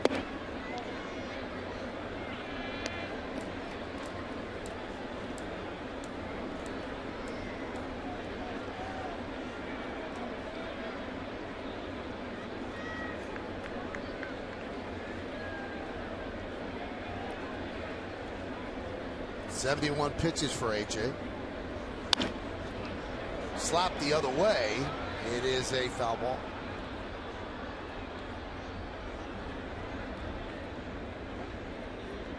Probably expect Brett Gardner to take another step in. He's playing shallow in left field, but Dyson doesn't look like he can drive a ball over his head. Swing right there, just kind of pushing it the other way.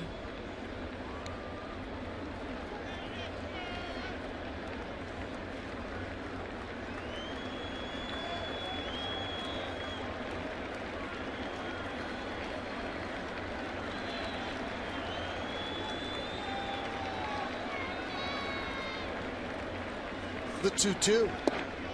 Missed outside. 3-2. And that releases Escobar.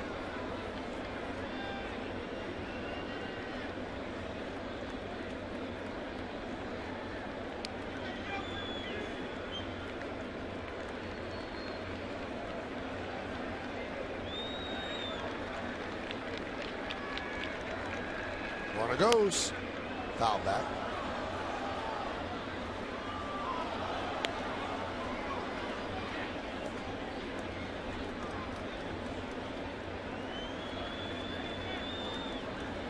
Top of the 5th inning here at the stadium. Yankees lead the Royals 2-1. 2-6-1 leading 1-1-0.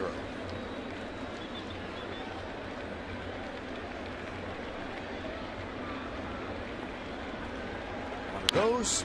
Again foul back.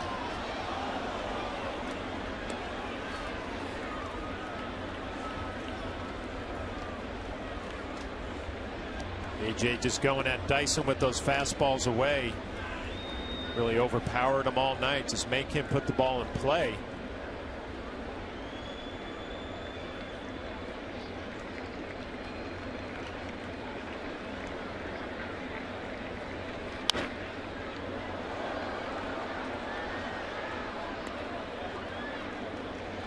Eight pitches so far in this at bat.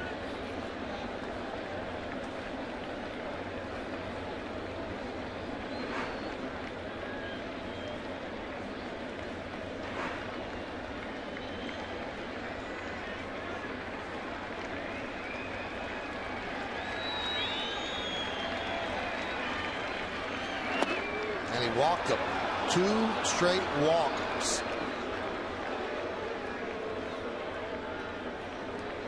And that's going to bring up Melky Cabrera. Melky being back brings back some memories. Look at this catch against Manny Ramirez and the Red Sox.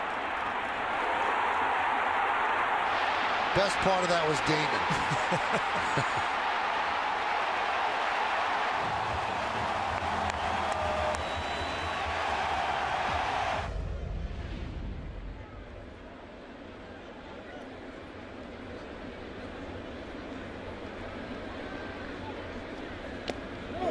Breaking ball is low.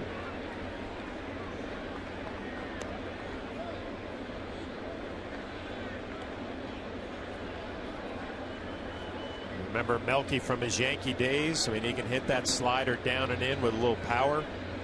He showed last night he could take a fastball up out over the plate, drive it dead center. You want to stay down and away or pitch him up and in if you're AJ Burnett. Fly ball left field. Gardner is there, and AJ works into and out of trouble. No runs, no hits, no errors, and 2 men left.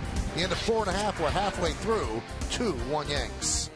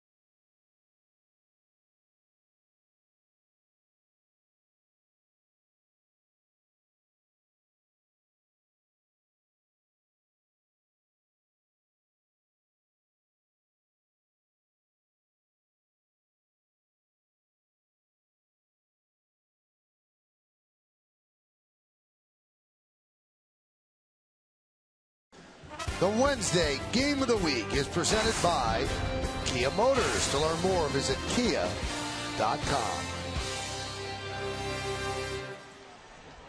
Well, we go to the bottom of the 5th inning here at Yankee Stadium in the Bronx. There's a new pitcher for the Kansas City Royals. It's Nate Adcock. So Vin Mazzaro went 4 innings, 6 hits, 2 runs, both earned, 4 walks, and 2 strikeouts. Ned Yost seen enough as he makes the call to the bullpen. Brought to you by AT&T.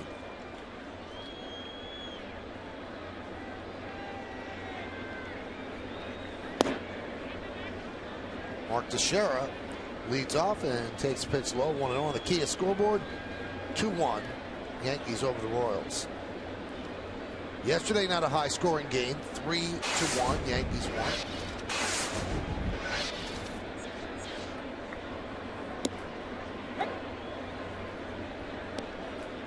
Scoring around baseball has certainly gone down. You see the numbers on Adcock. Good numbers at that. 14 hits and 13 in the third with 6 strikeouts. Had a couple of no-hitters thrown already. A lot of shutouts.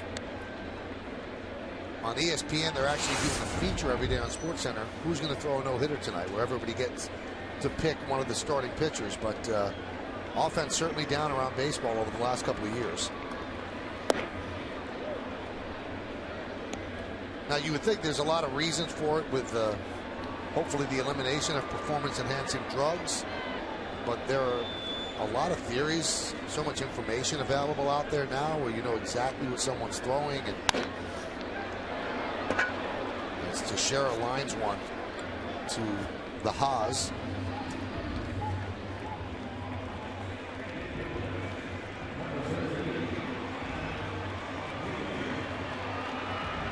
What do you think it is, John? Because there is a decided lack of scoring now. Well, I think the performance-enhancing drugs and the testing that's going on now has obviously changed the game. But you know what? There was plenty of information on hitters even when I came up in '92. It's just all about going out there and executing.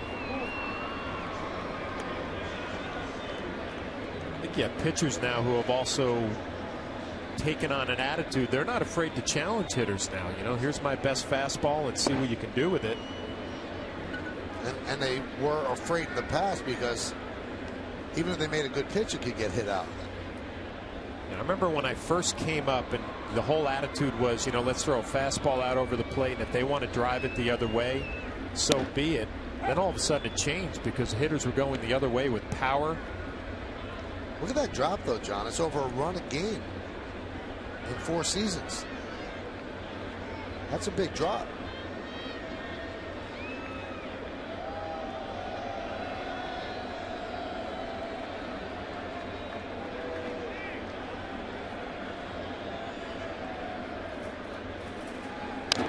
And I think it begs a bigger question. Obviously, the game needed to be ridding itself of performance-enhancing drugs. But do fans like higher-scoring games?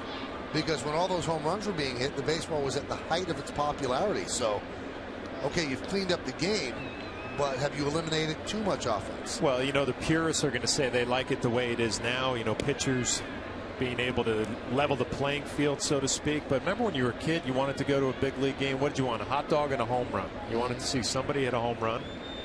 I don't think that's ever going to change.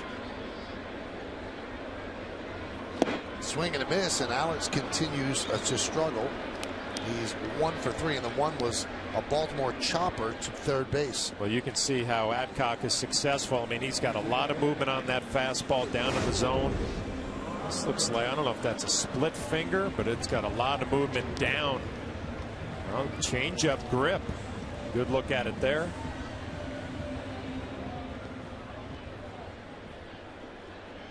Michael, I really think that the mentality of some of the pitchers now has really changed, because there was a time where pitchers would not give in. They'd rather throw off-speed pitches and fastball counts and pitch off the plate. They knew if they made a mistake out over, it was going to go opposite field for a home run. Cano shows bunt. Just taking a look at what Adcock is throwing. Also having a little fun with Wilson Betemit at third base, who's playing back and pretty much giving Robinson Cano that bunt.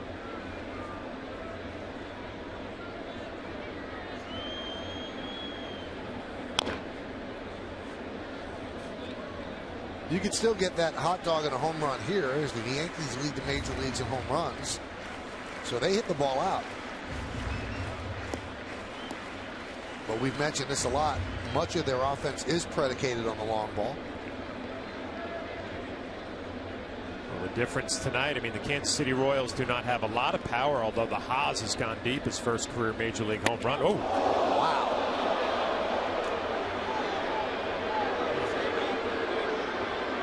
Don't know where it got him, but his helmet went flying, and Joe Girardi and Steve Donahue quickly out. It's surprising, because Adcock has thrown everything down and away, moving away from a left-handed hitter. Robinson Cano, I don't know if he was leaning out over. Obviously scary for everybody in the building, including his teammates.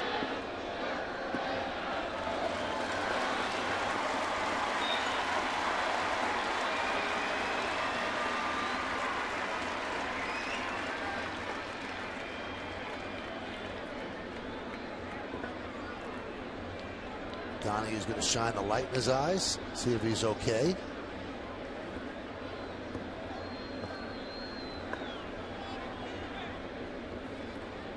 And a smile for Robinson.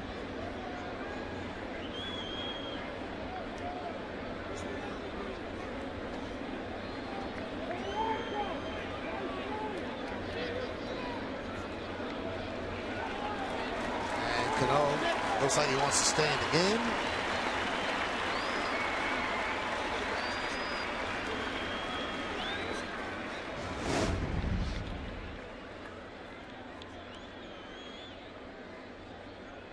Yeah, almost like on the NY, right over the bill of the helmet. See Pena setting up inside. They're going to take him out of the game. They took the walk to first base, and they decided to take him out of the game. You see the smile on his face, and obviously Robinson feels like he is okay, but you know, they don't play any games now with all the information they have on concussions and playing it safe here. Stevie Donahue and the staff.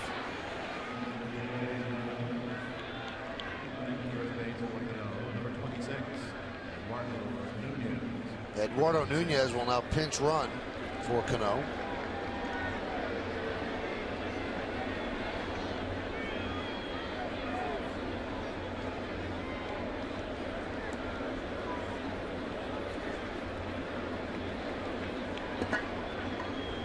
Adcock has been pacing around as they were tending to Cano. And here's Nick Swisher.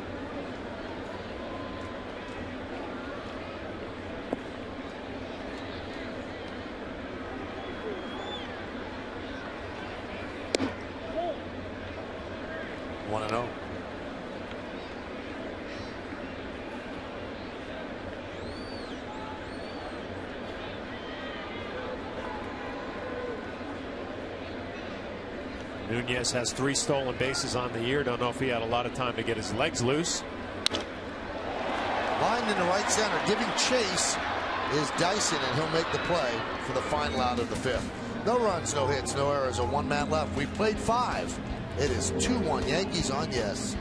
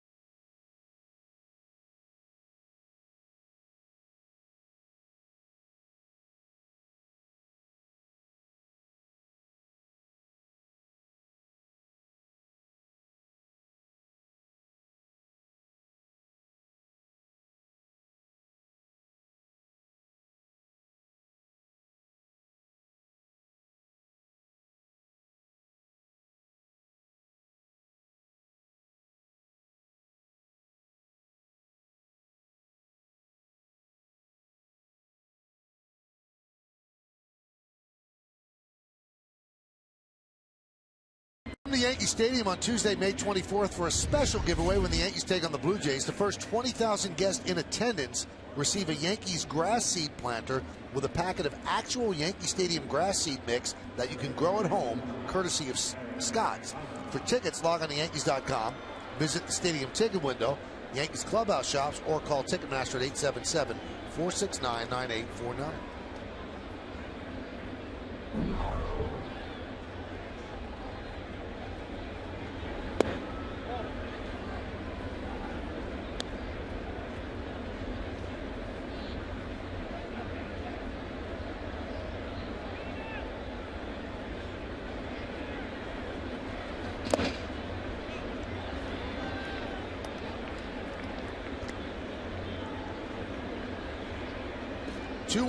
Yankees lead. The only run off the bat of the man at the plate, Eric Hosmer.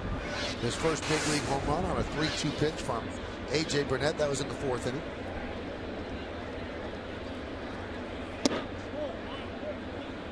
Yeah, the only hit that A.J.'s given up with that home run, now behind in the count 3-0. I would not expect the young left-handed hitter to have the green light 3-0. We'll see what Ned Yost is thinking. 3-1.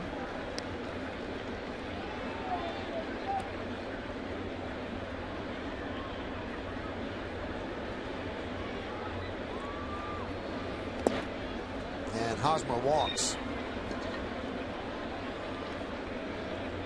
3-1 changeup, a little respect there from AJ. Take a look at our Home Depot hitter scouting report on Billy Butler, and he has been a solid run producer his time in Kansas City. A doubles machine, 51 in 09, 45 last year, and 2-time player of the year in Kansas City. The Les Milgram Royals player of the year 2 times in a row.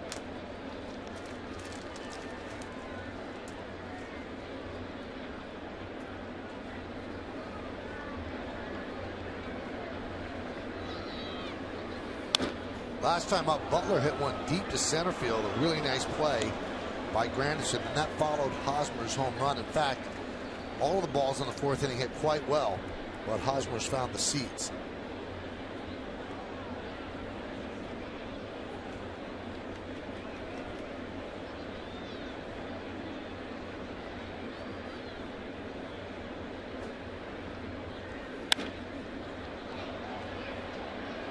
You wonder with Butler, I talked about those doubles.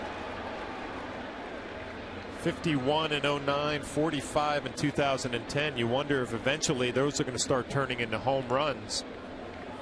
Career high 21 in 09. Really a gap-to-gap doubles hitter.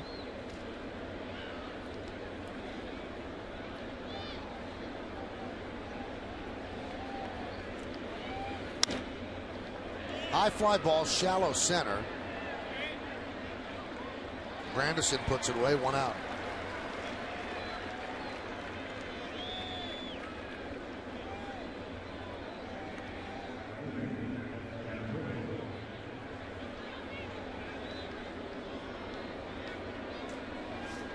Place looks great on a Wednesday night, New York, as Jeff Francoeur digs in. Jeff Francoeur made some pointed statements about the size of Citi Field. Remember, Jeff played with the Mets before being traded to Texas, and he said it's just too big.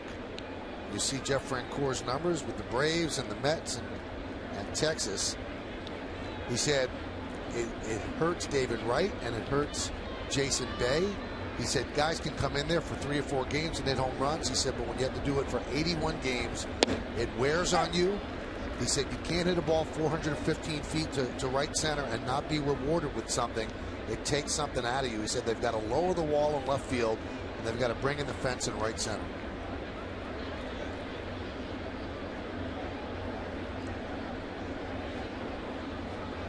The 1-1. Now Francoeur gets plunked.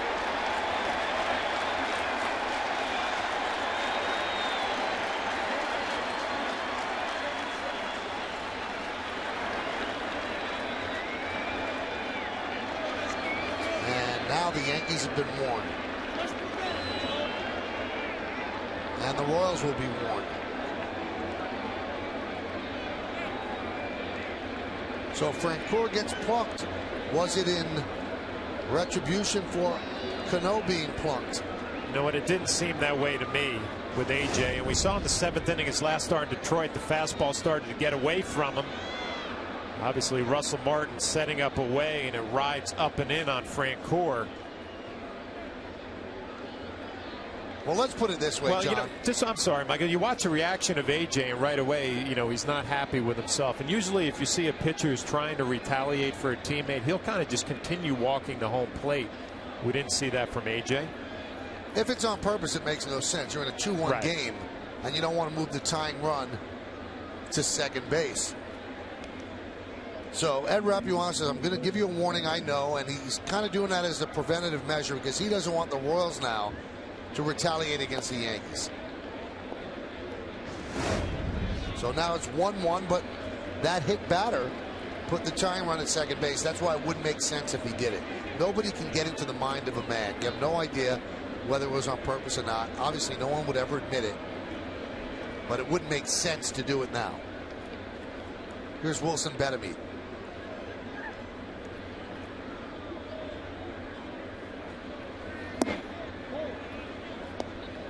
Very strange game from the Yankees standpoint. I mean, they had Massaro on the ropes 4 innings, couldn't really get that big hit against them. And here the Royals only have 1 hit, a home run. Now they're in business here in the 6th, 1st and 2nd, only 1 out with Betemit, who's having a pretty nice year.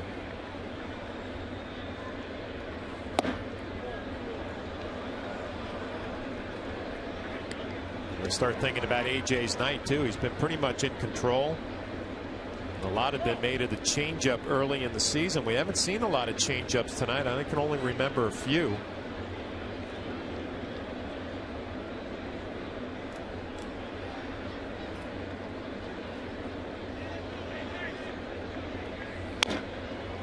Count 2-1.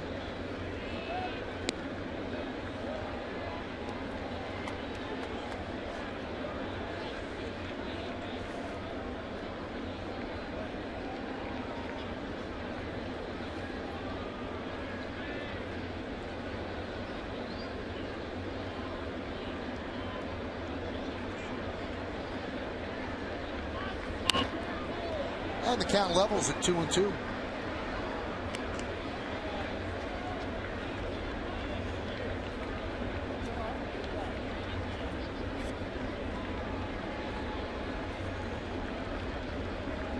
AJ 94 pitches here with 1 out in the 6th inning.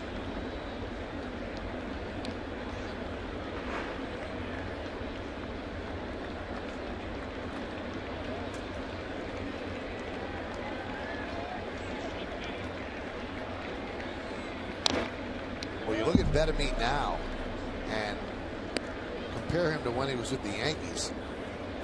He was so much bulkier with the Yankees.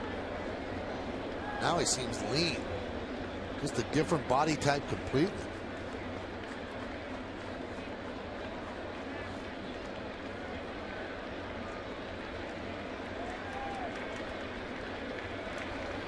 Swing and a miss. Breaking ball in the dirt. Time for another look at tonight's Toyota text poll. Once again, the question, which of these moments do you think was the biggest in last night's game? You've been voting at 58-7-7-2. And here's how you thought it went. You think Robertson, his escape from the bases loaded jam was the most important. Then A-Rod's single, Mo's game-ending DP, and Jaba's 8th inning. Now, we did not influence the voting at all, obviously, John, because we thought Jaba's 8th inning was pretty important. Jaba made it look too easy. David Robertson got himself into trouble, and it's amazing how he can get out of those jams. And AJ gets out of a jam as he gets Pena to ground to second with Nunez there replacing Cano. No runs, no hits, no errors, and 2 men left. We go to the bottom of the 6th.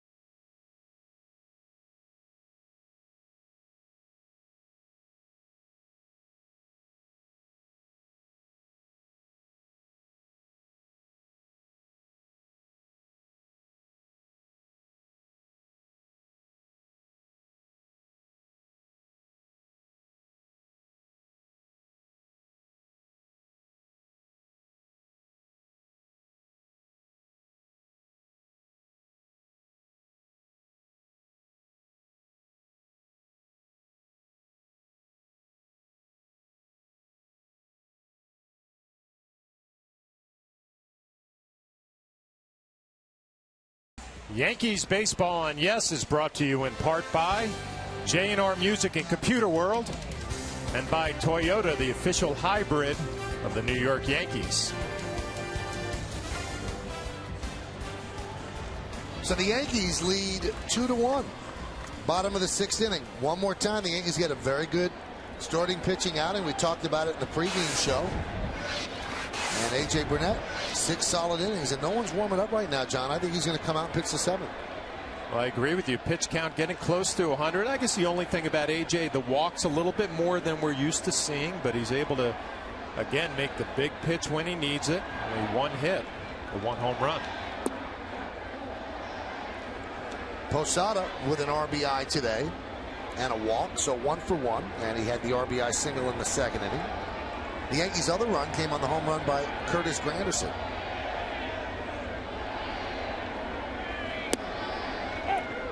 And there's a strike.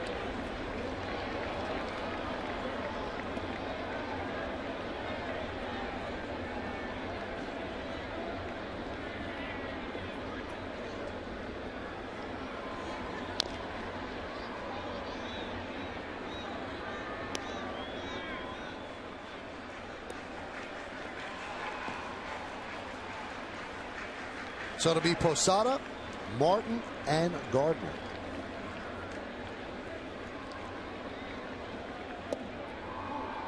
One more game against the Royals. That's tomorrow night. And then the big weekend against the Red Sox. And a big weekend on Yes as well. Wall-to-wall coverage. We got the Friday game right here on Yes. And then after that, Rex Ryan center stage. That's the premiere. You're going to love that one, John. I can't wait to hear that one. Did you ask him the tough questions? Come on. Did you give him some layups? Yeah, gave him some layups, right? No, of course I asked him the tough questions. All the guarantees, things like that.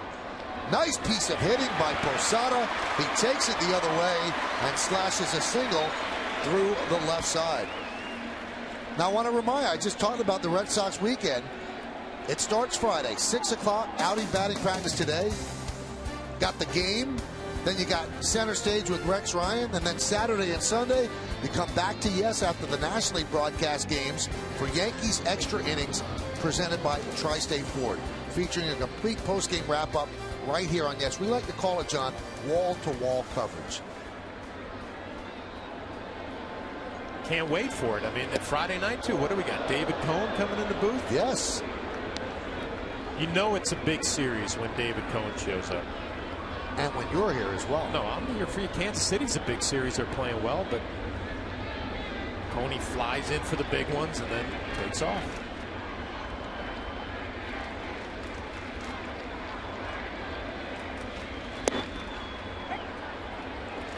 Be a tough at bat right here for Russell Martin from Adcock. We've seen all the movement. Running away from lefties, in on the righties. Jorge Posada able to slap it the other way. Martin, who has not been swinging the bat great lately, this will be a tough matchup.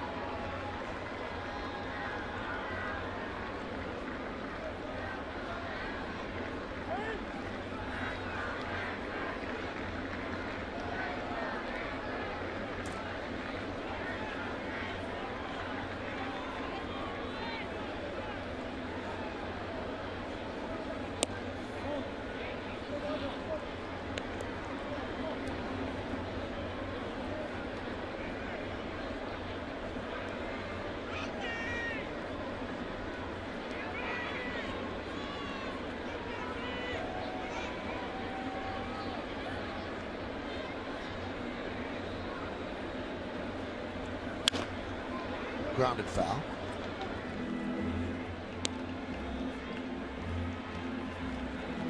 Yankees are 20-13. First place in the American League East.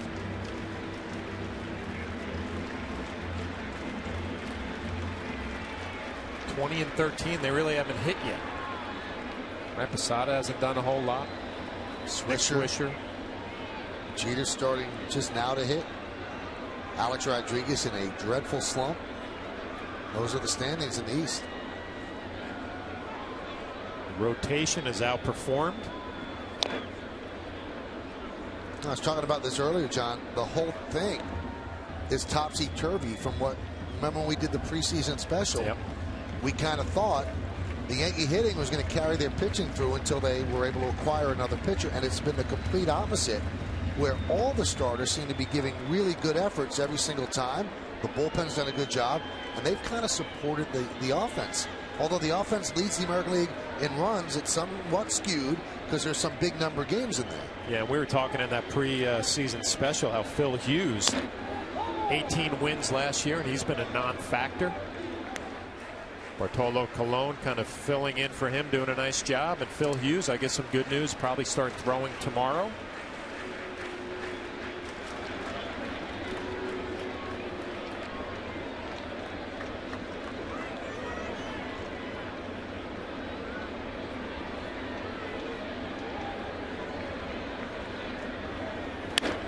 That one is slapped into center field. Dyson can't make the play. As Posada advances to second. So a base hit for Martin. A really nice at bat for Russell Martin right there against Adcock, running everything in, and he gets a slider out over the plate. We've heard so much about Dyson and his speed in center field. Not able to make the play, but keeps it in front. Jorge Posada not able to advance to third base.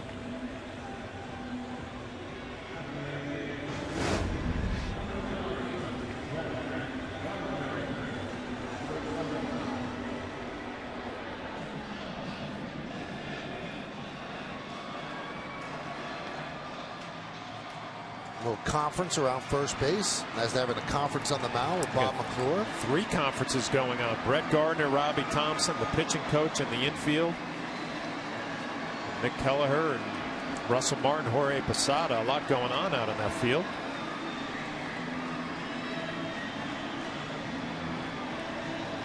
Is everybody expecting that sacrifice bunt from Brett Gardner?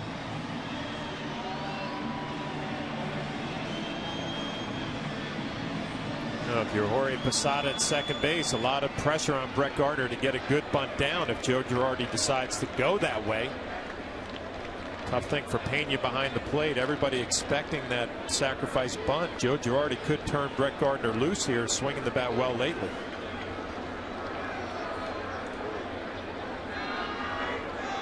And they do turn him loose. Now, they tried to bunt in Texas with Posada at second base, and Jorge is simply not blessed with speed, and they got the force at third base. So it's a very difficult maneuver to pull off, and I think that that's probably playing against them bunting here. And the bunt was actually made to Adrian Beltre in Texas, but the shortstop beat Posada to third. They had the wheel play on. Here the wheel play is not on, and Betemit is actually coming in from third. So without the wheel play on, if you bunted to third, Posada would get over. And the wheel play is the third baseman charges and the shortstop tries to beat the runner to third base. Well, Brett has not shown any signs of bunting now. Ahead in the count 2-0. You would fully expect him to have the green light to swing away.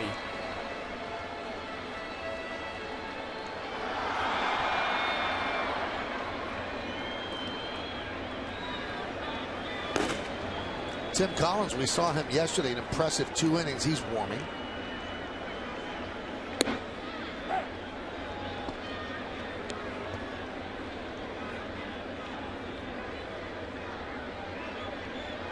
Brett, a good look down to Robbie Thompson, third base coach, putting the signs on.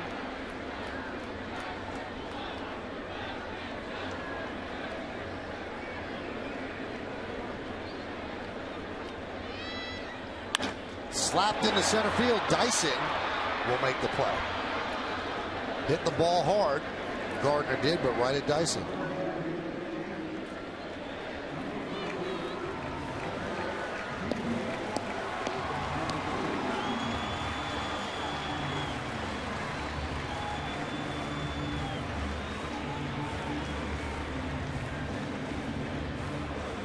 Tough at bat for Brett Gardner. You do everything right. You get ahead in the count. You get a sinker up in the zone. You stay on it. You drive it the other way. Nothing to show for it. Still getting some encouragement from Kevin Long, the hitting instructor.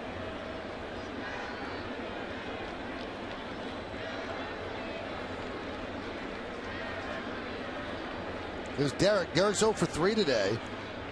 After 3 straight multi-hit games, 2, 4, and 2 yesterday. He's grounded out the short twice and struck out looking once.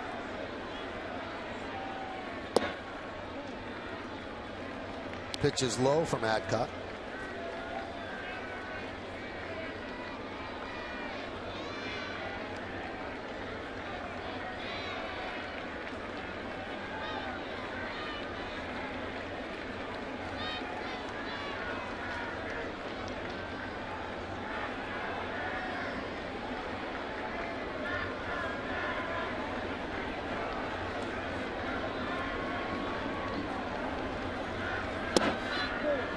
Be tough for Posada to score on anything hit hard to left or right.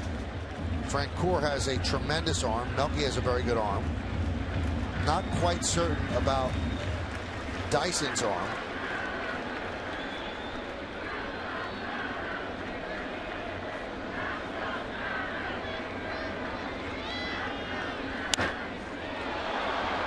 Fly ball right center. Francoeur calls up Dyson, so we know what Dyson's arm's about for the second out.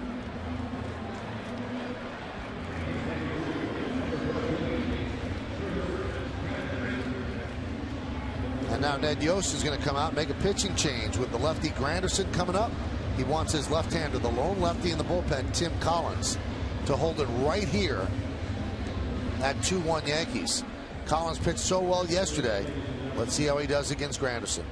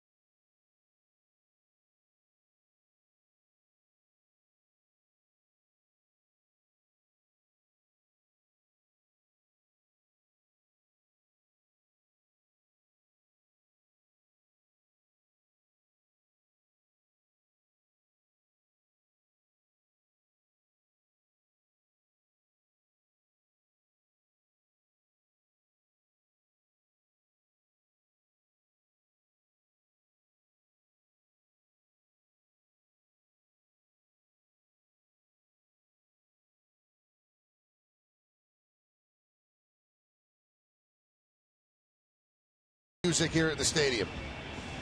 Good seat right behind home plate. If you've ever air guitared, you needed a good air drummer, and he's certainly the guy.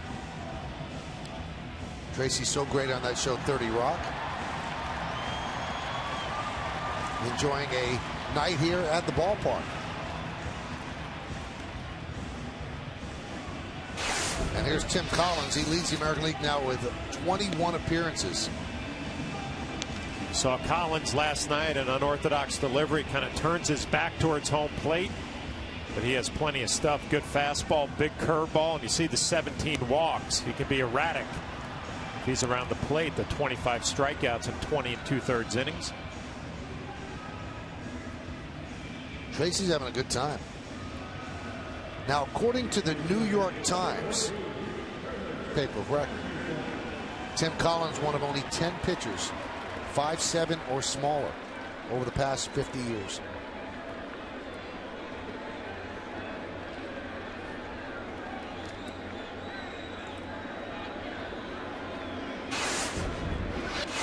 So Granderson, with a home run tonight, faces Collins.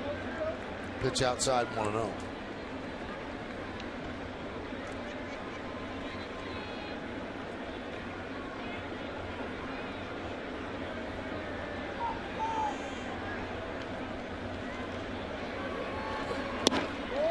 There's a strike.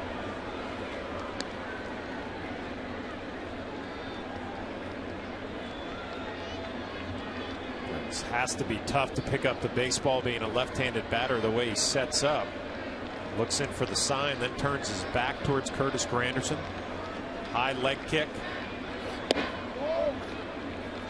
Good stuff to go with it. Nice fastball, curveball, little changeup. Has to be tough to pick up the baseball. Leans back, high leg kick, straight over the top.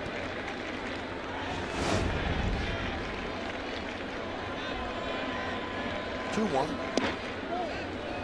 Well, he's worked himself into a good hitter's count now, 3-1.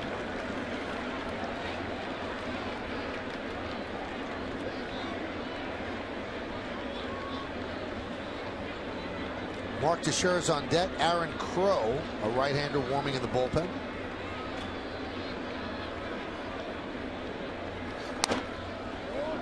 Now it's 3-2, releasing the runners. 3-2 and 2 outs. So that helps the Yankees with Posada at second. He's going to get a start on the pitch. There's Aaron.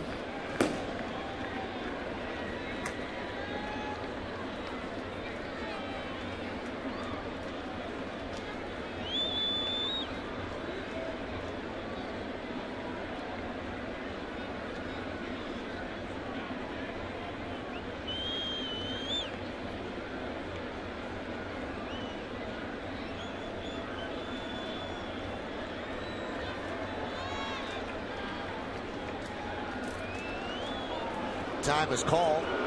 They want to make this pitch right. Big spot in the game here in the bottom of the 6th inning.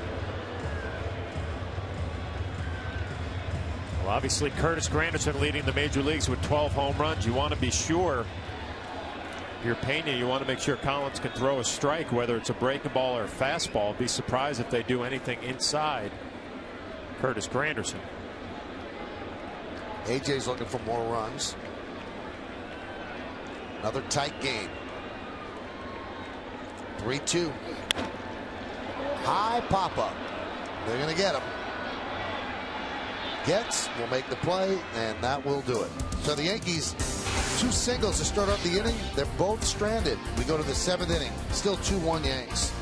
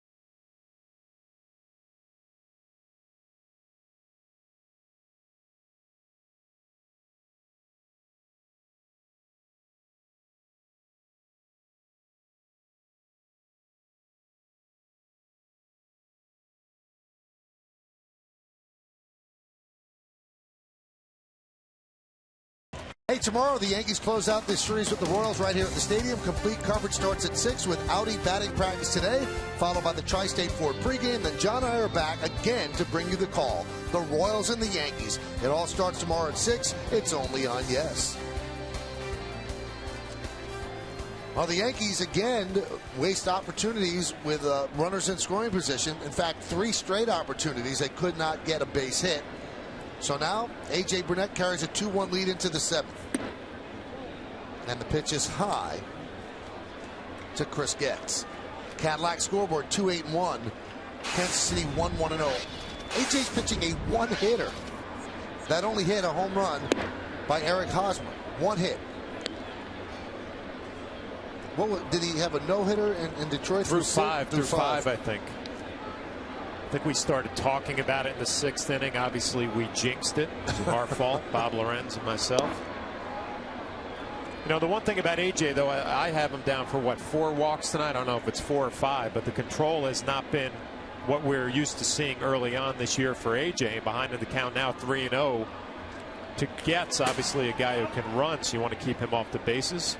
Ayala and Logan getting loose. Ayala was called up today, coming up the DL, and Lance Pendleton, who did a good job for the Yankees, got sent down to Scranton Wilkes-Barre AAA.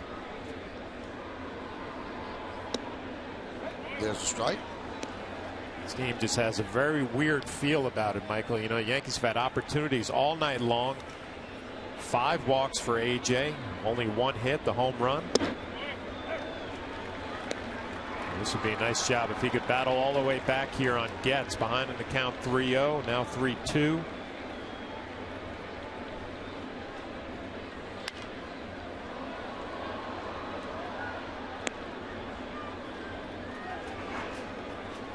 That's the pitch breakdown. He had the 120-plus pitch inning in the 5th when he walked 2. Getz battling.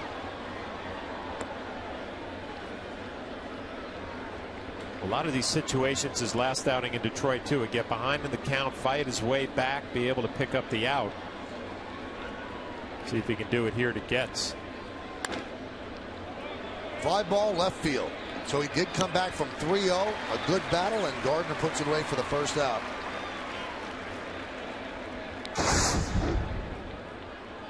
Take a look at A.J. Burnett and his strikeouts tonight. He has 5 of them. Dyson, fastball right by him. Melky gets a curveball. First 2 batters of the game. Another curveball down. Dyson gets a good look at the curveball. Wilson Betemit.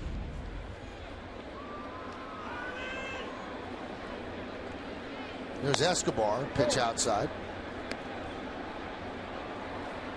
You know, Getz, Escobar, and Dyson 8-9-1, and if you can even include Pena, they're not exactly shaking your boots with that offense down at the bottom of the order. Wow, that one knocked the mask off of Russell Martin.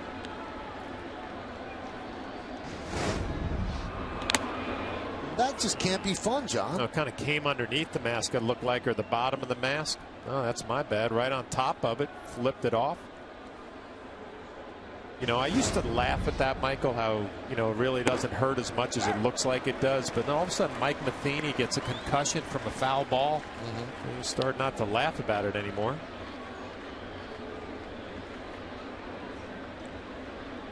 Mike Matheny was forced to retire because of the concussions. The 1-2.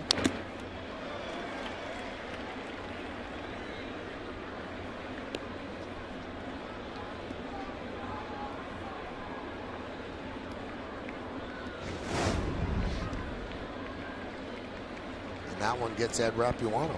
That's the one you always worry about, the one that bounces off the dirt and then comes up underneath. Possibility of getting your throat, but it didn't look like it got Ed. That throat protector in front. That's old school right there, huh? Steve Yeager. Yep. A wave and a strikeout as Escobar down swinging. So there are 2 outs. 6th strikeout of the night. Good curveball, and again Russell Martin, a nice block, keeping it in front. Applies the tag to Escobar after the fact. I want to take this time to offer our condolences to the family of Bill Burgish, a longtime Yankee executive, part of George Steinbrenner's inner circle of baseball operations. And Bill passed away today at the age of 89. First joined the Yankees as the club's traveling secretary in 1964. Had so many posts with the team, and really a close confidant of George Steinbrenner and Bill Burgish. A very, very nice man.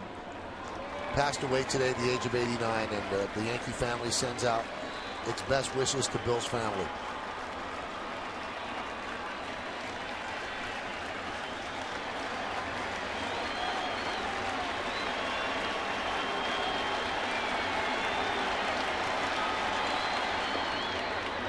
Count 1-2 to Dyson.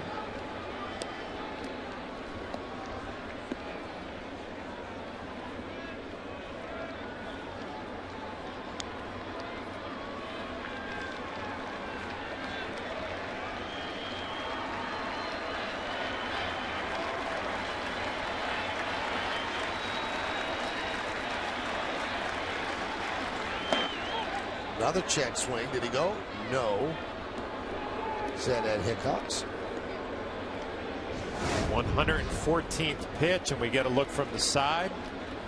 Dyson clearly holds up, and that's a new season high in pitches for A.J. Burnett.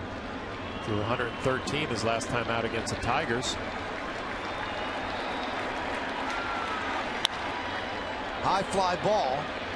Shallow right center. Granderson makes the play. What a strong finish for A.J. Burnett. He has been outstanding, pitching a one-hitter through 7 innings. At the end of 6.5, time for the 7th-inning stretch here at the stadium. Yankees are leading 2-1, but will stay right where we are to honor America in the Bronx. Serving our country at home and around the globe. Thank you. Now join in Kate Smith's rendition of God Bless America.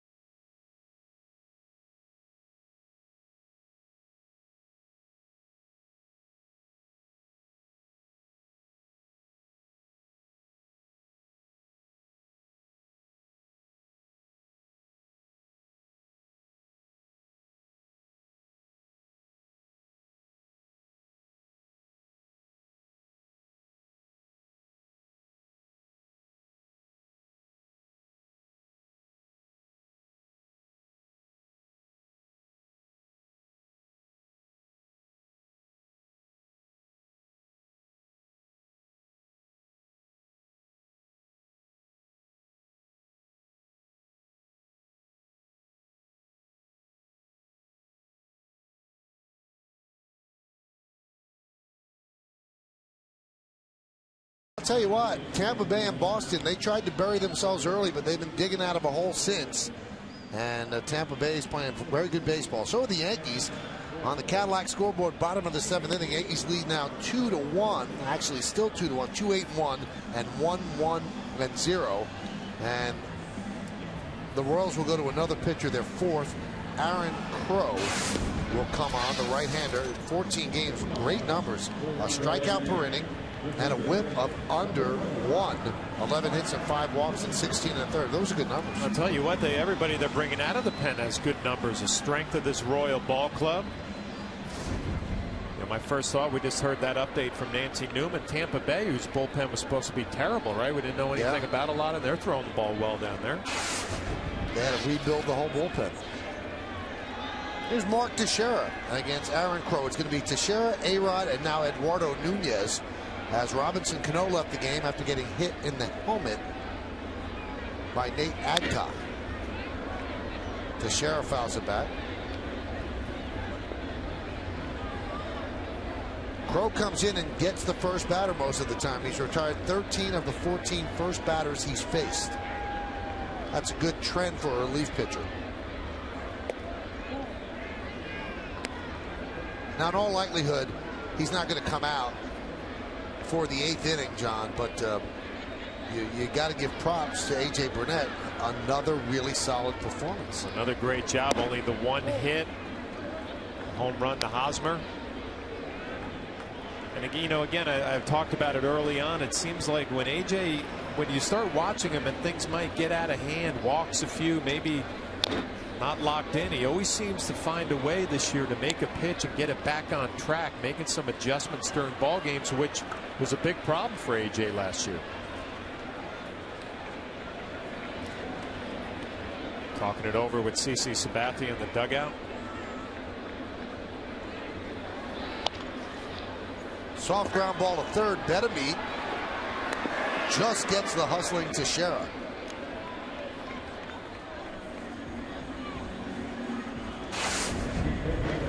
Well, tonight throughout the Yankee season on Yes, we're asking you to vote along with us for the Chevy Player of the Game.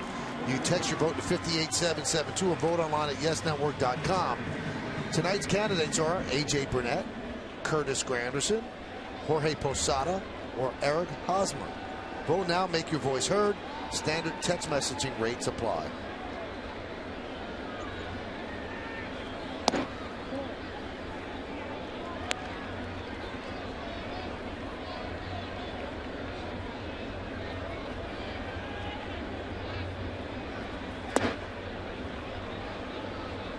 So Crow come right at Mark Teixeira's. David Robertson getting loose. The Yankee pen. Interesting last night that Jabba Chamberlain pits the 8th inning. Crow looks like he has a nice combination of power, fastball, good slider.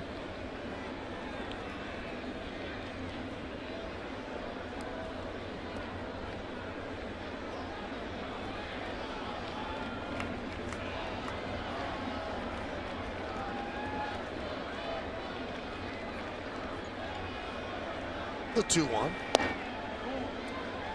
3-1. What are you seeing from Alex, John?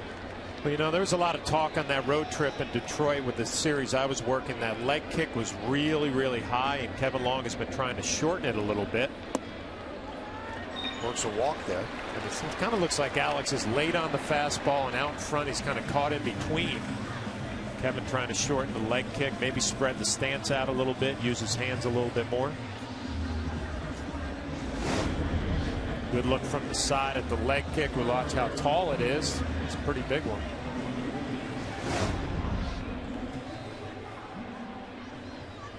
Ideally, you just want to lift it just a little bit, almost as a triggering device. Well, Alex is so strong, he could do that. Just have a real small leg kick or even a turn with his front knee. He feels comfortable with the leg kick. Kevin just has to make sure it's not too big. Here's Nunez, and he takes a strike. 96-mile-an-hour fastball. Nunez took over as a pinch runner after Cano got hit by a pitch in the helmet with 2 outs in the 5th inning. We haven't gotten any further word, but he walked off under his own power and had a big smile on his face in the dugout. Stick around for the postgame show. I'm sure that Kim Jones and Nancy Newman will give you the latest news on Cano. Nunez has had his problems in the field, some throwing errors, but he's done a nice job at the plate. Batting average at .357, not easy to do, not getting consistent at bats.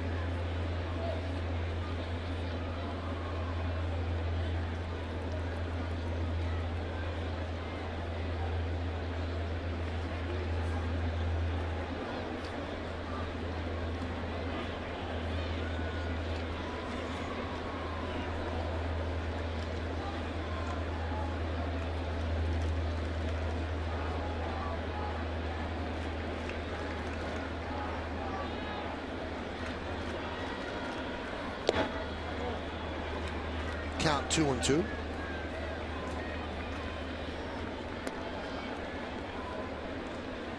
Royals are trying to break a disturbing trend for them. They are 8-37 in the Bronx over the last 12 seasons.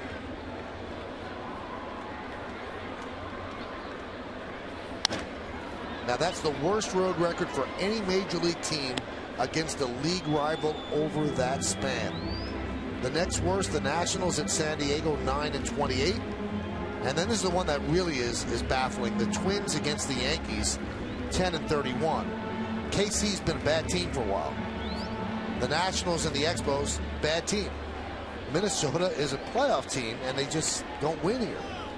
And obviously Minnesota have been playing the Yankees in the playoffs the last couple of years, so we're pretty familiar with those numbers.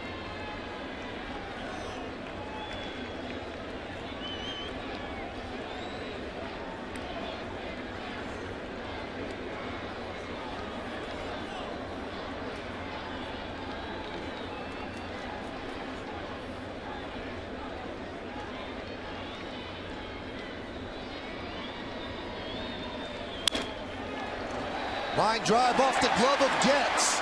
Alex Rodriguez will hustle a second. He will make it as Dyson did not handle the ball. So that's going to be a base hit for Nunez. I can just mention Nunez has done a nice job at the plate and limited at bats. Gets a sinking fastball, just stays inside and fights it off. Gets just out of his reach.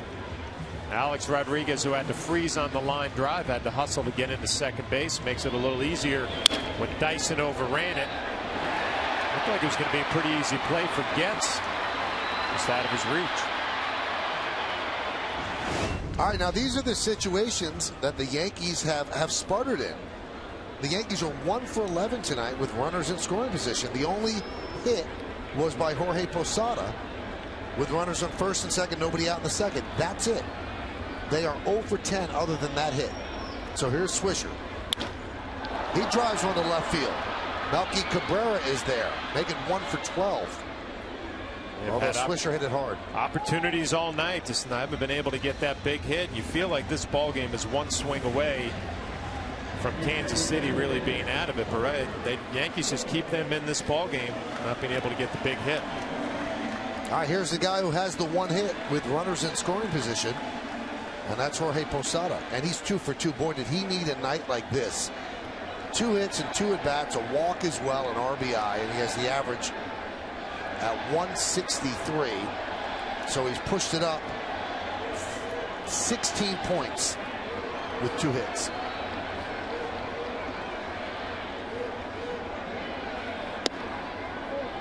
Inside.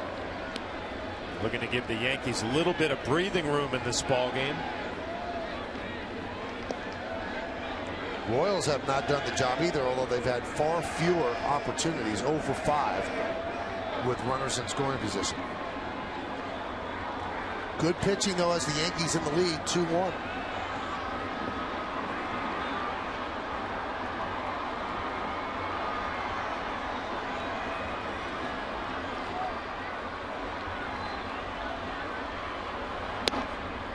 There's a strike from Aaron Crow. Vin Mazzaro started after Bruce Chen went on the DL yesterday. Mazzaro, former A, called up from the Royals minor league system. Then Nate Adcock, Tim Collins, and Aaron Crow. Posada's RBI single in the second and Curtis Granderson's solo home run in the third the Yankees scoring. Like a cutting fastball there on the count 1-2. Yeah, it's a tough pitch. I mean, Crow throws 96, 97 miles an hour. Nice tight slider down and in. So this comes right off the side with it. That nice spin. Good pitch.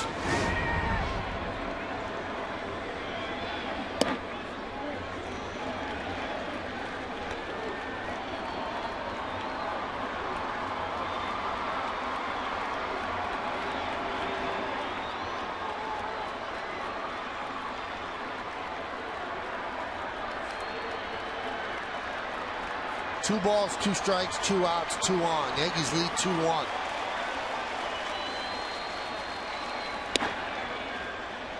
Count 3-2.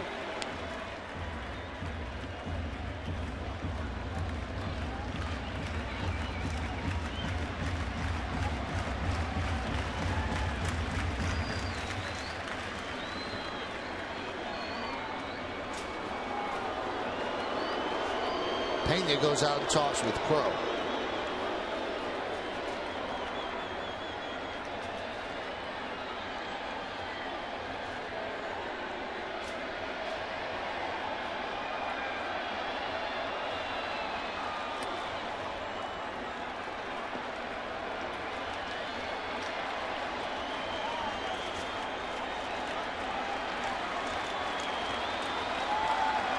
Runners will go.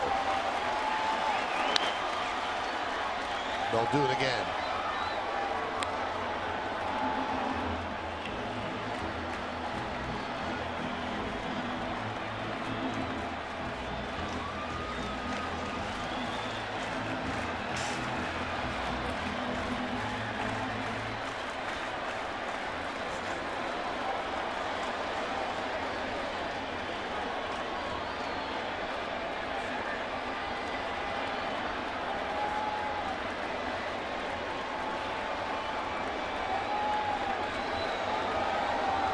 Alex Rodriguez is at second. Eduardo Nunez at first. They'll both be going on the 3-2 pitch and 2 outs.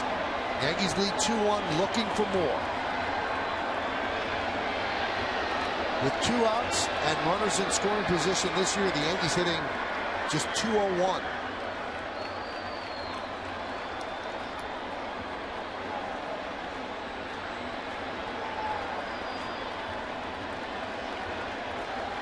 The 3-2 bounced up there, and the bases are loaded. So Posada on base for the 4th time tonight.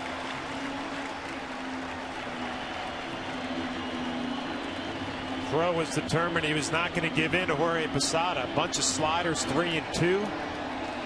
Another visit from the pitching coach. Russell Martin comes up there, right on right.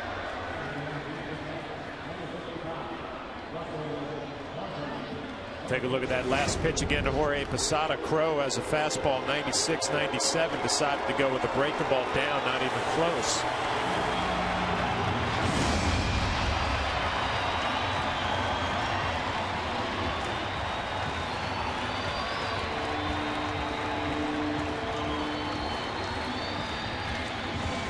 Ed Rompuano is not liking those trips out to the mound to break up that conference. He just shot Bob McClure a look.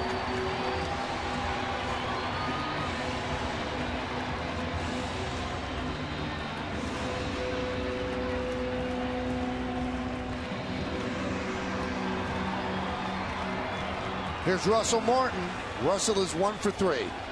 A fly ball to right. Then he grounded to short with the bases loaded in the 3rd. And then singled to center in the 6th. And a strike. Kid's got a live arm, 95 miles an hour.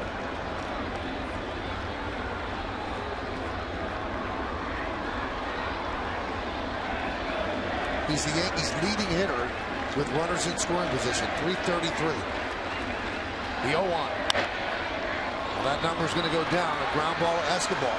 He'll make the out at first, and again, the Yankees can't get the hit that can break this game open. No runs a hit, and the bases are left loaded. Let's go to the 8th.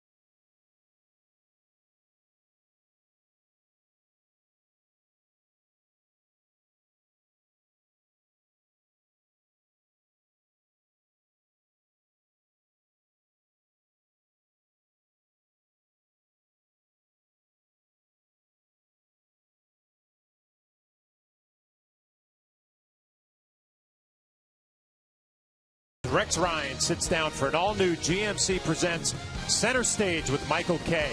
Ryan talks Hard Knocks, playoffs, and Bill Belichick and the Patriots, plus revelations from his new book. It's an all-new Center Stage, Friday at 11 o'clock, only on Yes. I'm going to go out on a limb here. He's going to predict a Super Bowl. I can't give away the show. You got to tune in. It's nothing new. Now, as a Jet fan, do you like that as David Robertson comes in? You know what? I like the confidence, but to tell you the truth, the Steeler playoff game bothered me as a Jet fan. Because they didn't show up in the first half? Yeah, there was a lot of talking, and the Steelers kind of just went about their business and took care of it in the first half, and Jets couldn't regroup in the second half. Not enough. Now, you're going to be doing the Red Sox game with me and Coney. I don't think you're going to be getting home in time, so you're going to get DVR. DVR? Okay, DVR. Good. It's important. A.J. Burnett's night is over. 7 strong innings, a hit, and that hit was a home run. So David Robertson takes over. Here's Melky Cabrera. Fouled that.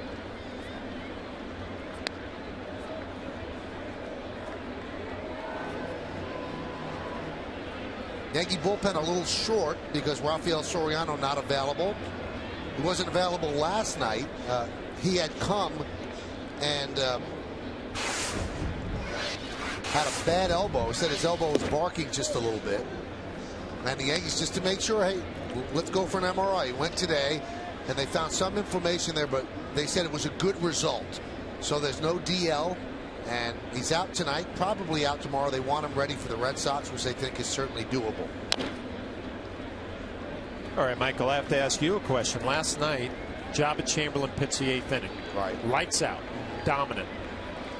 David Robertson pitching the 8th inning right now. And obviously, David Robertson had a good night last night, too. A walk, a couple of strikeouts.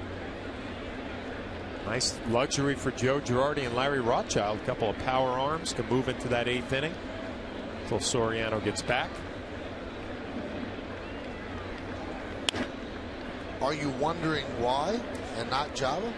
Well, I'm thinking back to last night is probably you're not going to say it's the most impressive inning you've ever seen Java pitch, but it was clearly, here it is, try to beat me. Thought he'd be coming back out here for the 8th inning.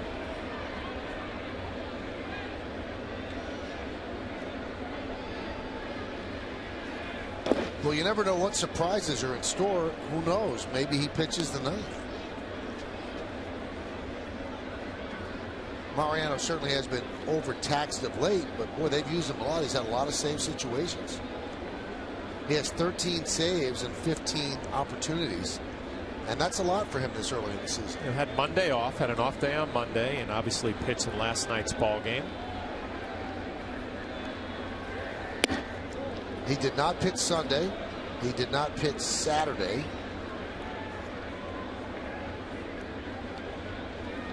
And he pitched Friday. So, yeah, I don't know why he wouldn't be available tonight. Another question for Kim Jones to ask Joe Girardi. You got to tune into the postgame. That's not what Robertson wanted to do. As he walks Cabrera. Since last night, David Robertson worked himself into some trouble. Was able to come up with the big pitches when he needed. A curveball to Escobar, another one to Getz, and showing some emotion.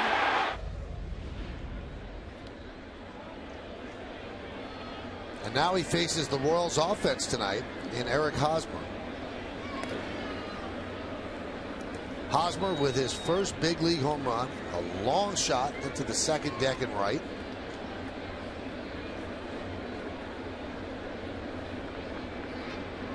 He's 1 for 2 with a walk and a strike.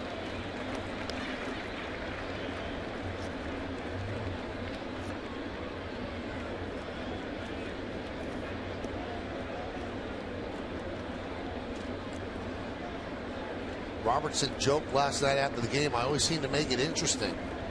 And he certainly did last night with the bases loaded. And by walking Melky, that also makes it somewhat interesting.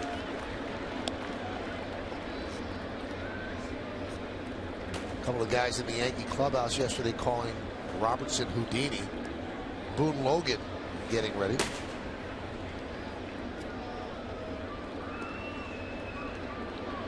And a little surprised Melky kind of hanging around at first base, has 3 stolen bases on the year.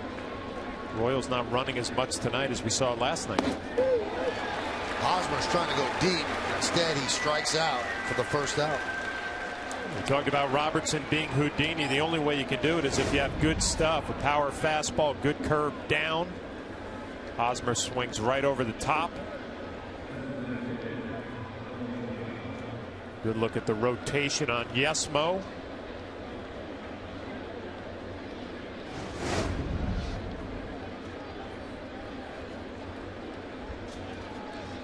Here's Billy Butler. Butler walked and flied out to center twice. Count 1-0. 2-1 Yankees, 2-9-1, and 1-1-0.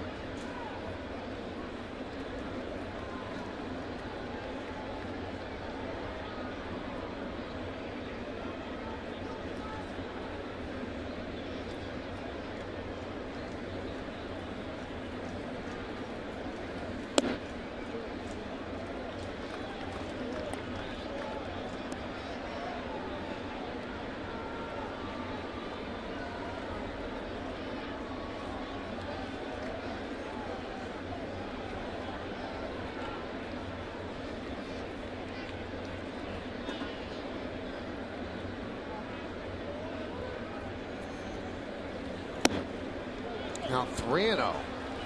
This is what we saw from David Robertson last night, kind of working underneath that fastball, pushing it up in the zone. Talked about Billy Butler early on our Home Depot hitter scanner report. He's a doubles machine. You groove a fastball in the hitter's count, he's got plenty of power to go deep.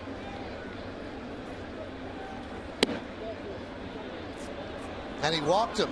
Robertson kind of staring into Rapuano as if to say, where was that? But he has walked 2 batters here in the 8th inning. And he's working himself into a jam again.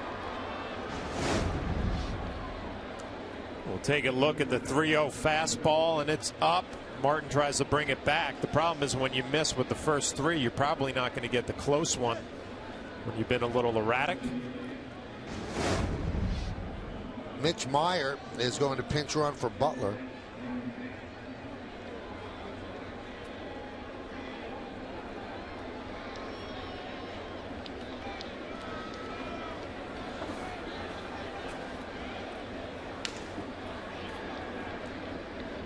So the Royals add some speed at first with the go-ahead run. That's going to bring up Jeff Francoeur. Francoeur had an offer from the Phillies, but decided to sign here with Kansas City. Knew he'd get some significant playing time. He's trying to right his career after a real strong start. Kid from Georgia playing for the Braves, and it's all kind of fallen apart, but he's put up good numbers so far. A 304, 8 homers, and 24 ribbies.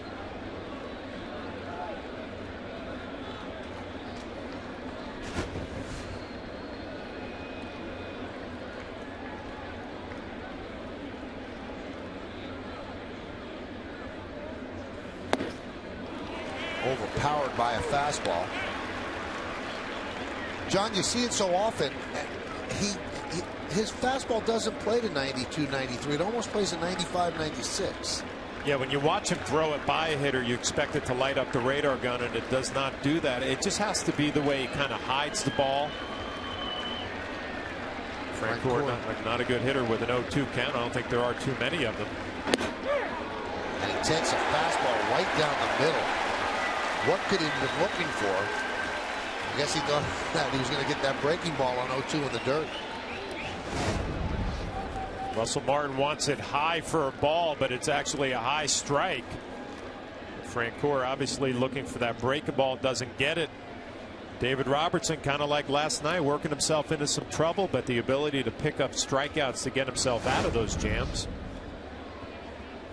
A little more work to do with Wilson Betemit.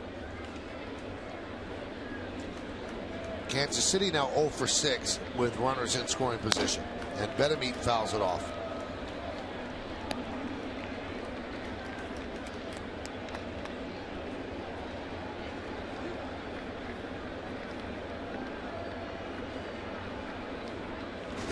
Betemeat walked in the second, flied out to right in the fourth, and struck out in the sixth.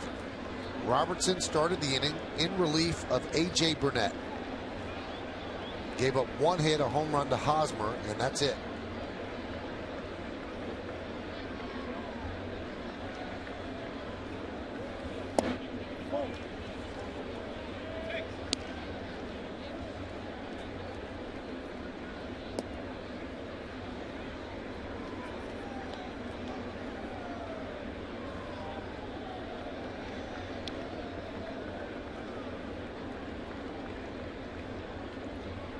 Crowd very, very quiet, almost holding its breath. The 1-1 not made as Robertson fakes toward second.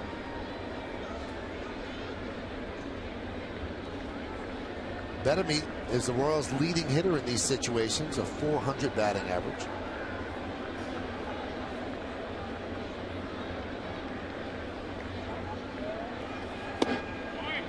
Strike. Big pitch right there. Borderline fastball on the outside half. It looked like it was off the plate.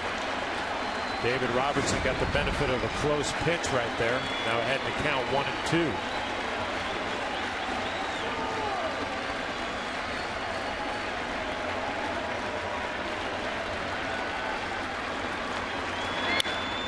Lined into right center field. It is a base hit. That's going to tie the score. Heading home is Myers, going to stop right there. He will stop at third, an RBI single for Betemeat, and that ties the game at 2. And that just wastes a beautiful pitching performance by A.J. Burnett. We saw the numbers for Betemeat, the best hitter with runners in scoring position, and he comes through for the Royals. A big spot with 2 outs, a little curveball down and away, and he hooks it into right center field. Melky scores easy, and Meyer holds up at third base.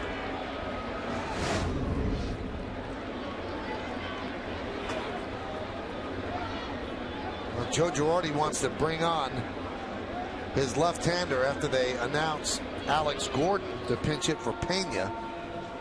And that's going to do it for Robertson. You can only tempt fate so many times before you get burned. Keep walking batters, putting them on base. Occasionally, a big hit will be made.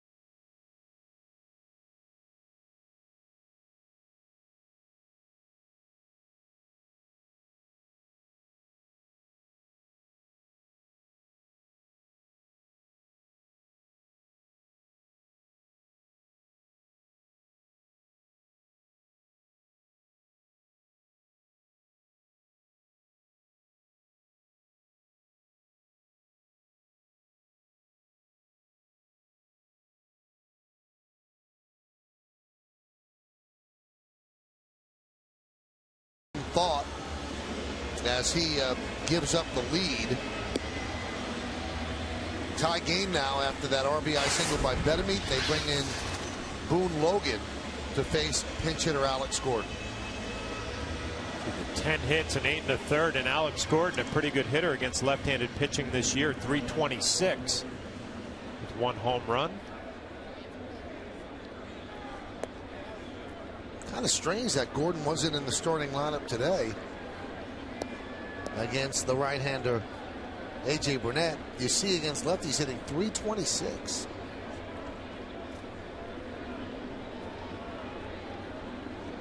So Gordon against Boone Logan. You'll know right away with Boone Logan is that slider clipping the outside corner. And it did. That's a good sign. When he gets that ball over, he is very effective. Well, Gordon did not get the start tonight. 2 for 15, a batting average of 133 against AJ. So he comes in here late, a pinch hit appearance. 0-2.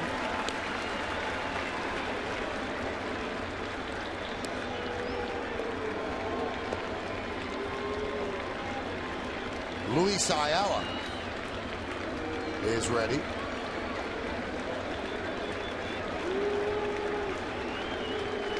Runner goes from first.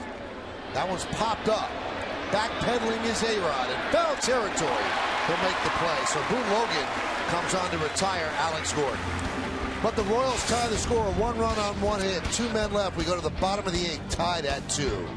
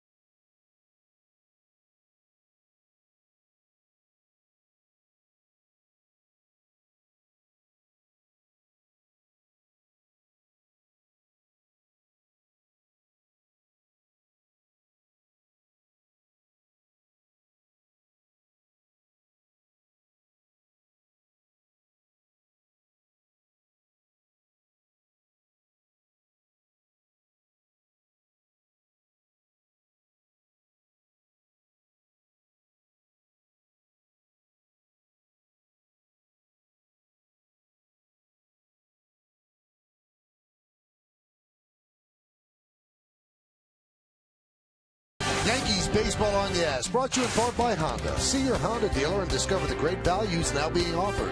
By Blimpie, America's sub shop. And by BMW, the ultimate driving machine. Brett Gardner leads off here in the 8th inning, and the breaking ball from Crow is inside 1-0. 2-2 as we go to the 8th, bottom of the 8th.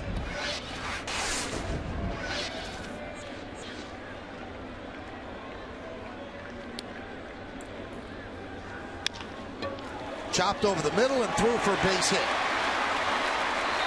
That's the second hit for Gardner.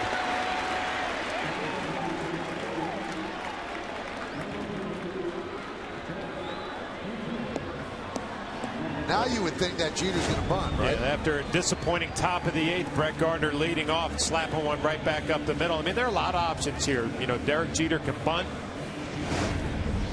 You can trust Brett Gardner here to try to steal a base. We got a new catcher and trainer in the game, so I'm sure his arm not 100% loose. Really a lot of ways Joe Girardi can try to play it right here, but after a disappointing top of the 8th, Yankees would love to manufacture at least 1 run here in the bottom of the 8th. You know, Michael, eventually Brett Gardner's got to get to that base runner where he can just force the issue and steal a bag, where you don't have to worry about a sacrifice bunt here. And let him steal second, then bunt him over to third. Mentioned trainer going in as a defensive replacement, not an easy thing to do, and come in and throw a runner out.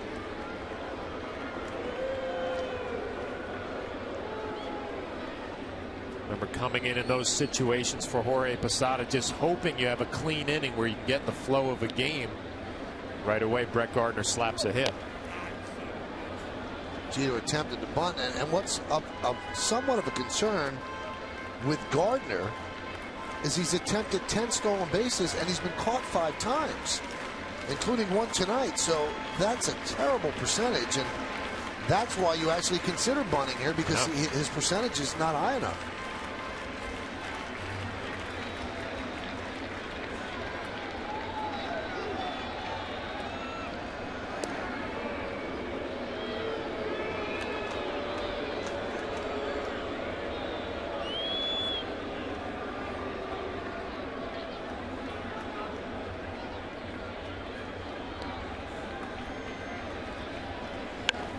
Jeter bunts it straight up in the air, and it's caught by Hosmer. So the Yankees don't get it done there. Now Gardner will have to steal second base to get into scoring position. Yeah, it's not a great job by Derek Jeter. You can see that bat angle dipped below the baseball. An easy play for Hosmer. You don't see that every day from Derek Jeter, where the bat angle really just dips here. It's underneath the baseball. Yankees not doing a good job with runners in scoring position and not executing here in the bottom of the 8th. Here's Granderson.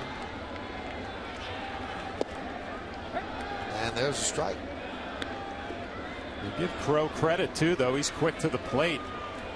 Tough for Brett Gardner to get a good read and good jump.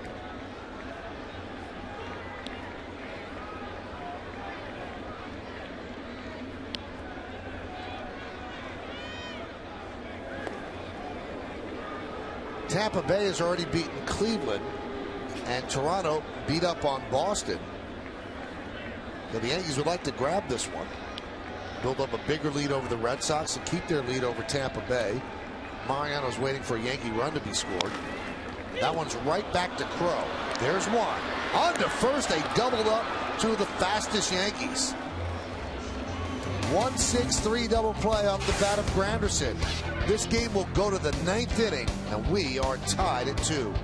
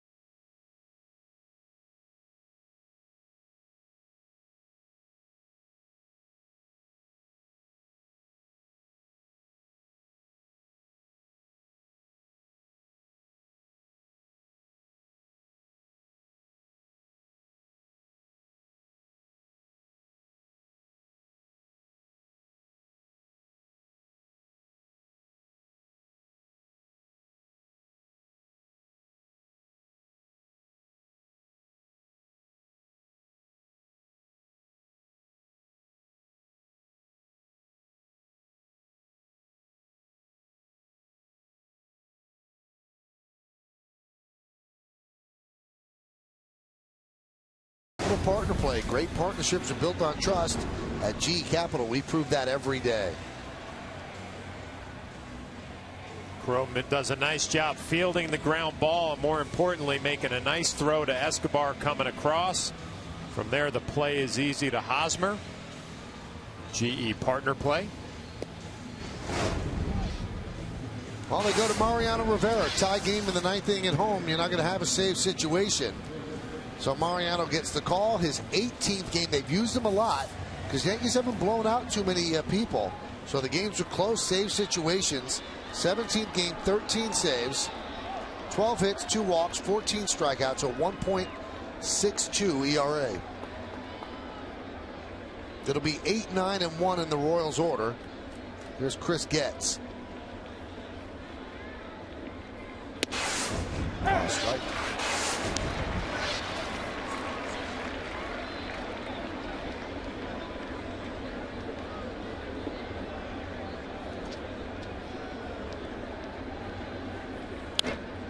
Foul back.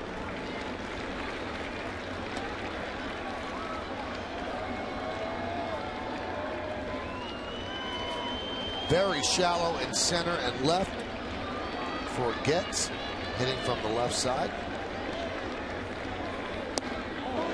Just missed the outside corner, and the count 1-2. We saw Mariano in last night's ball game picking up a save. And a nifty double play to end the game. Take a look at this last pitch. Tried a backdoor cutter, just did not come back to the plate enough. That one's chopped to Jeter. He gets a nice hop, and he gets the speed he gets for the first out.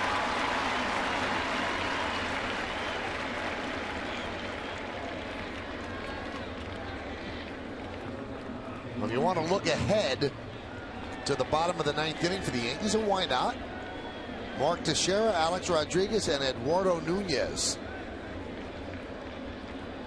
A crowd of 40,164 here at the stadium. Here's Escobar. Strike.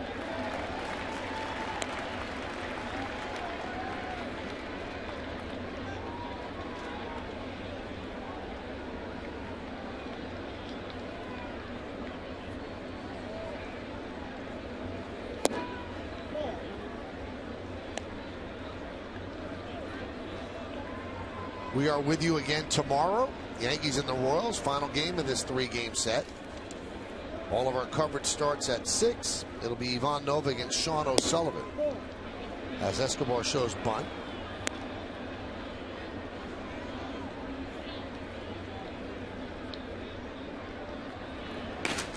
Soria is warming up the bullpen. He's their closer, Joaquin Soria.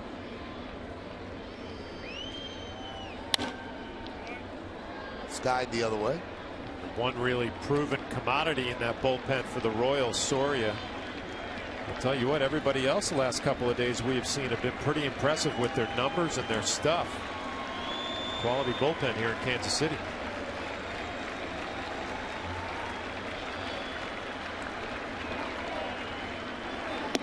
Strike 3. Escobar down looking.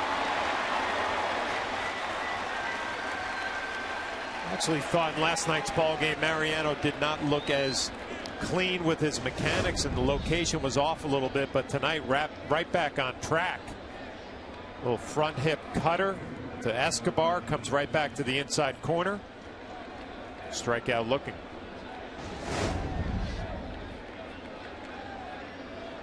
There's Dyson. Shows bunt, takes a strike. Mariano's throwing hard, 93 miles an hour tonight.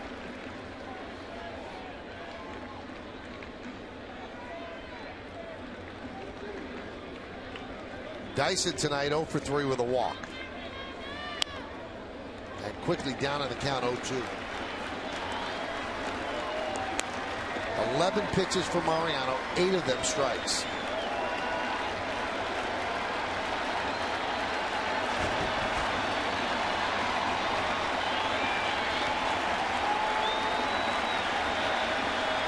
And the 0-2. Tries to go outside. 1-2.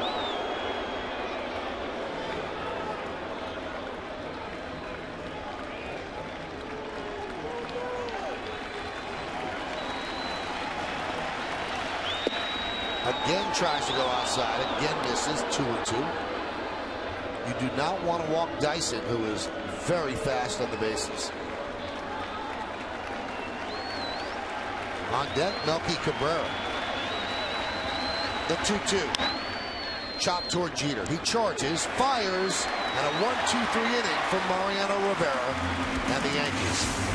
Well, the Yankees are going to win this. There's going to be pie in their future. We go to the bottom of the 9th inning, tied at 2.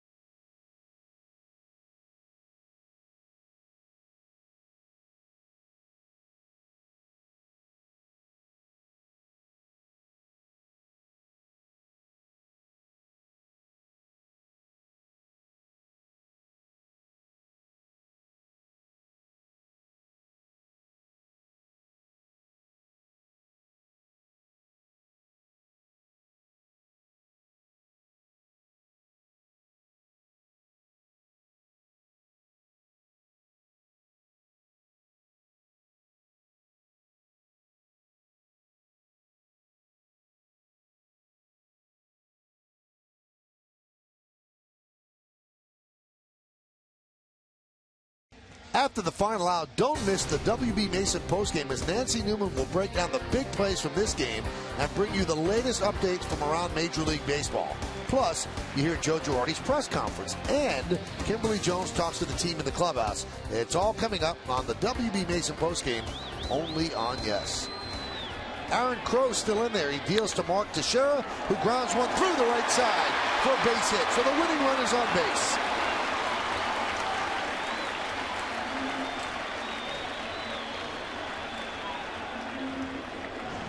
Crowe still in this ball game. Mark Teixeira gets a first pitch fastball and just hooks it right into right field.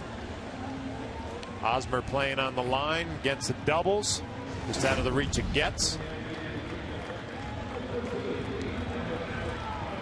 Here's Alex Rodriguez. Alex 1 for 3, and the one was a Baltimore chopper to third base right off the plate, and he beat it out, and he's also walked. Wrapped into a double play and struck out.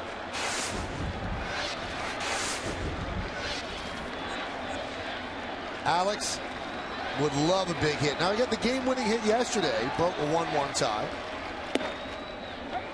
And there's a strike.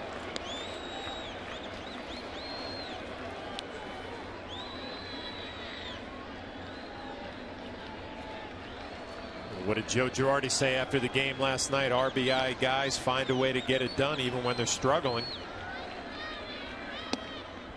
Missed outside, 1-1. Alex able to get that 2-out, 2 RBI base hit last night. Really have to guard in this situation about trying not to hit a home run. Just think right center and drive the ball. Count 2-1. Now if Alex could get on, then with Nunez up, he can bunt, and then you're in good shape. Lewis Coleman up for the Royals.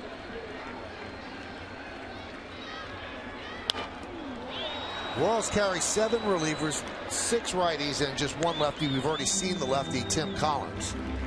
So no longer the dog in the yard.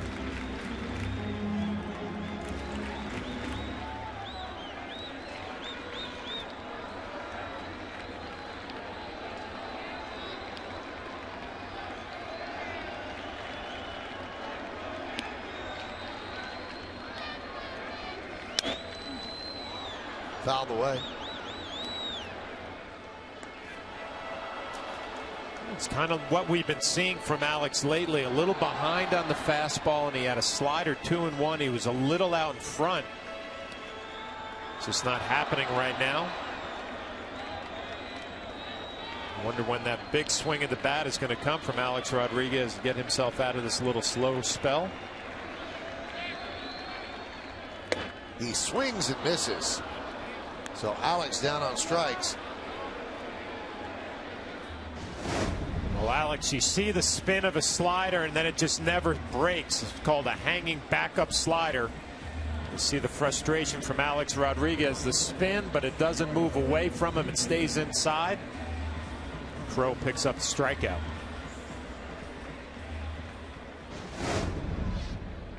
So Alex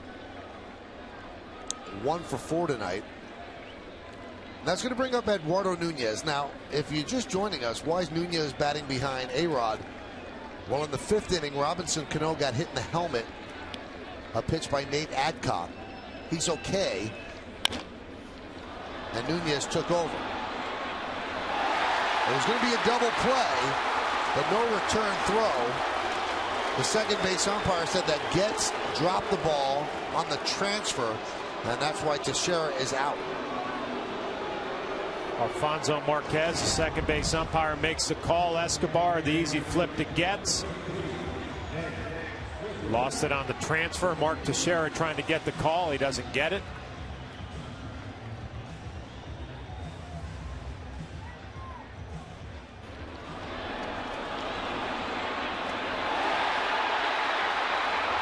What's funny about that, when the umpire was stationed, he had no idea whether that ball was actually in the glove. It looked like it was, though. But from that angle, the glove is blocking Alfonso Marquez. So it doesn't know if it ever settled in there and actually dropped on the transfer. I think it was a good call, though. Here's Nick Swisher, another Yankee who's been struggling. He's 1 for 4 tonight. Fouled away.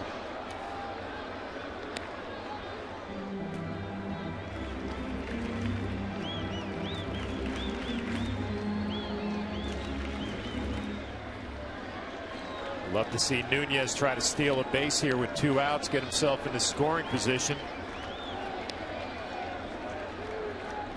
There he goes. And Trainer can't make a throw. Ball popped out of his glove.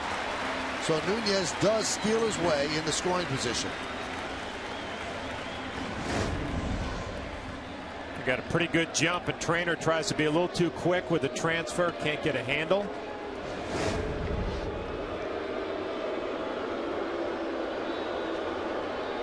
And another trip to the mound.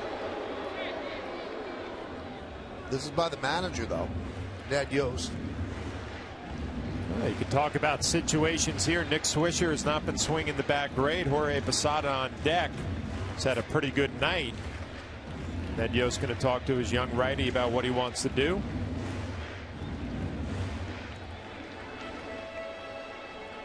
Nick has not been good in this situation.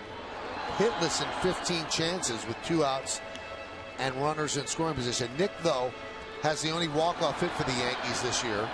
It was a sac fly.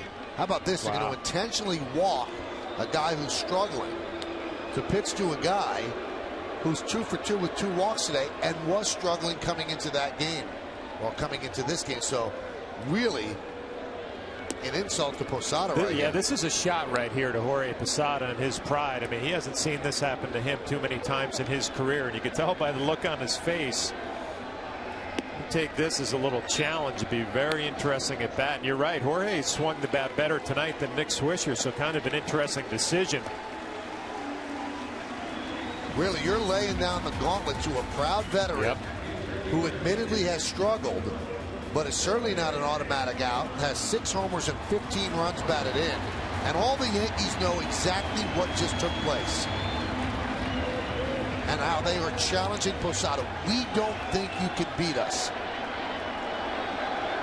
And Jorge is yearning for a base hit right here.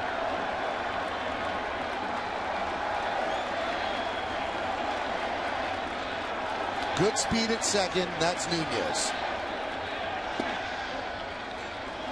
Now Jorge's had trouble with the breaking ball all year, and he takes that one.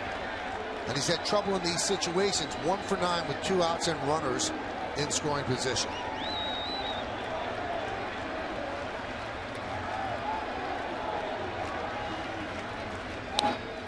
Hammered foul. Jorge's had a tough time letting that breaking ball travel early on this year, and did a better job right there letting it get to home plate. It was pretty quick, a little too quick. It did not look like he was jumping out for the off-speed pitch. Better sign.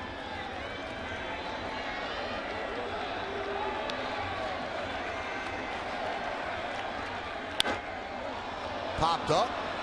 Third base side. Bettamy runs out of room.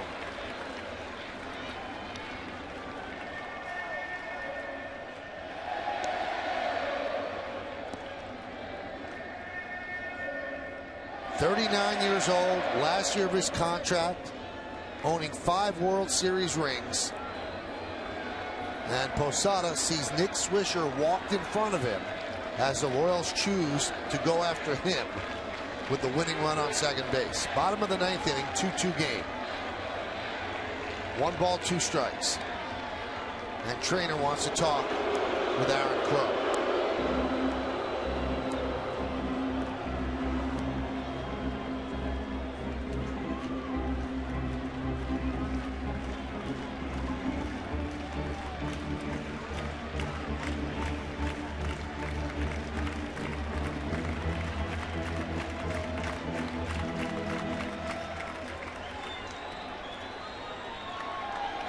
Nunez, the runner that matters.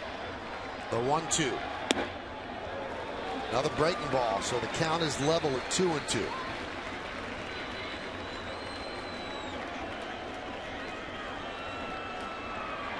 Mariano, the pitcher of record at this point if the Yankees win.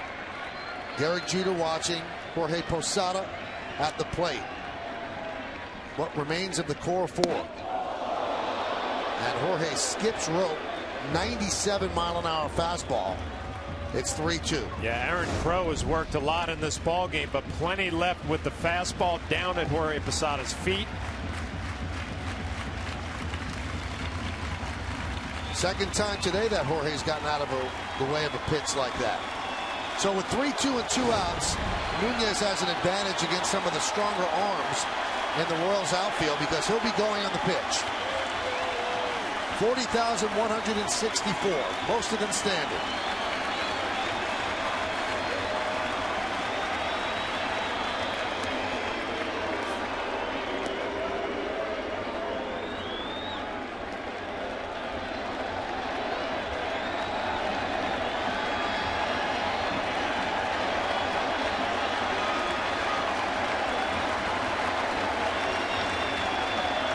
Another conference on the mound.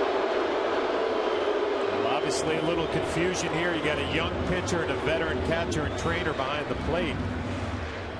You do not have to give in to Jorge Posada. You can still go a 3-2 break a ball if you want. You got the right-handed hitting Russell Martin on deck.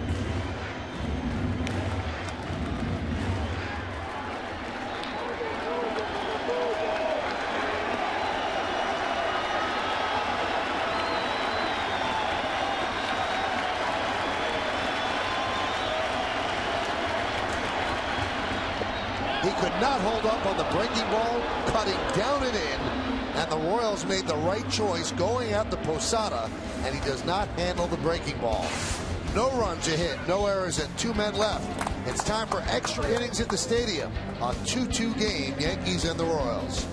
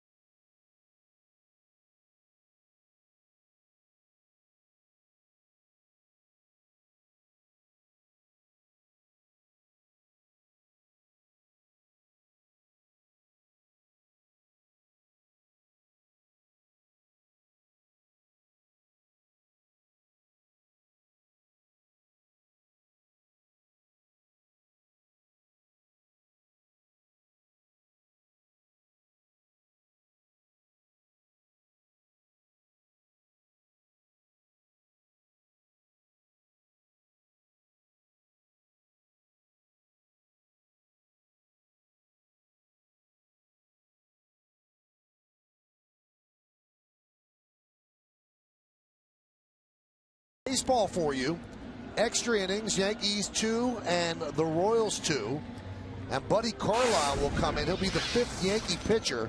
And Buddy's been great. 5 games, 4 1/3 innings.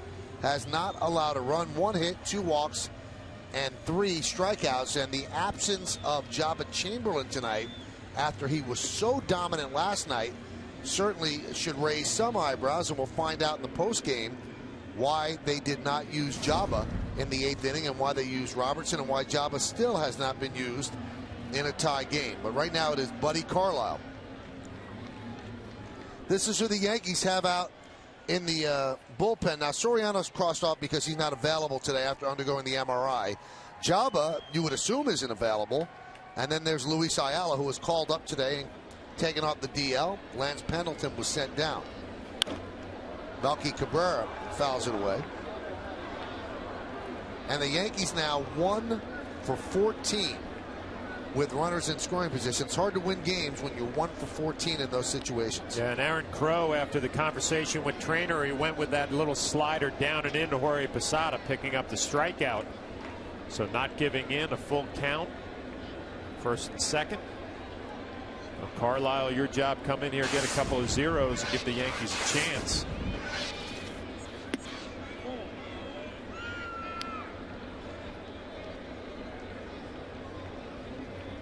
Carlisle did not pitch in the Texas Rangers series, so he's had some time off. A little sneaky with the fastball, a little short arm action. Count 1-2. Cabrera, Hosmer, and Mitch Mayer.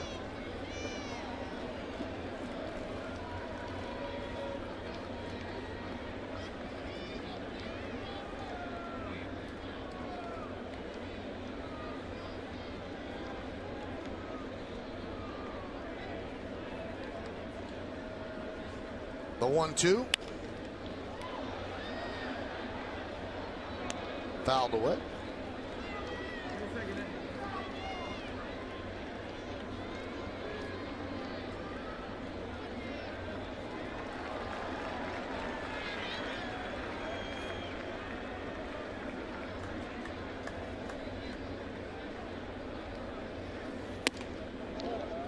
We're in the 10th inning, and Kansas City has 2 hits. But they've scored 2 runs. The Yankees have 11 hits, and they've scored 2 runs.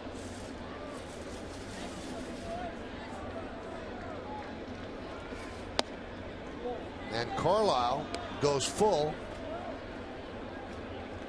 on Melky Cabrera.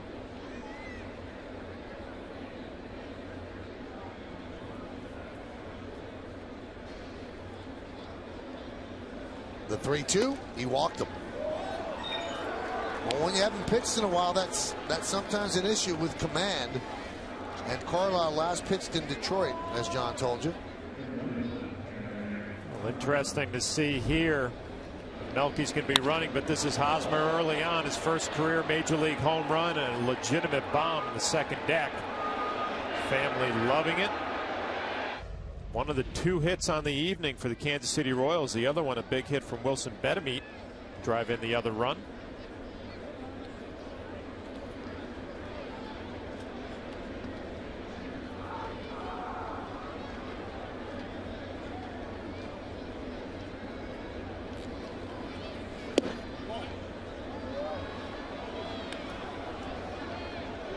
Count 1-0.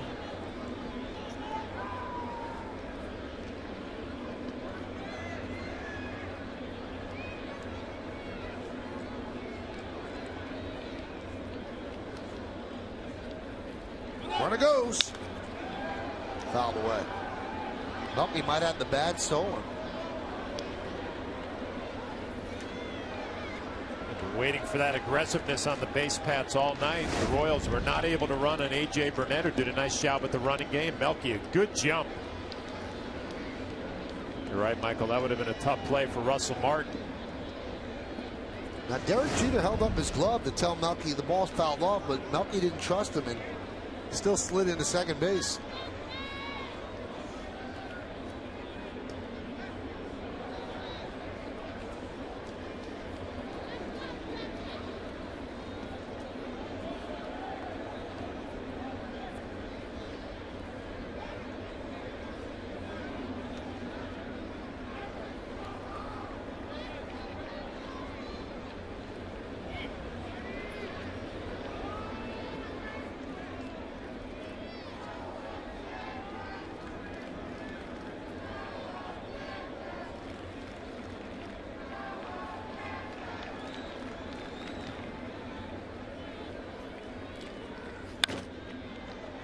Fouled away.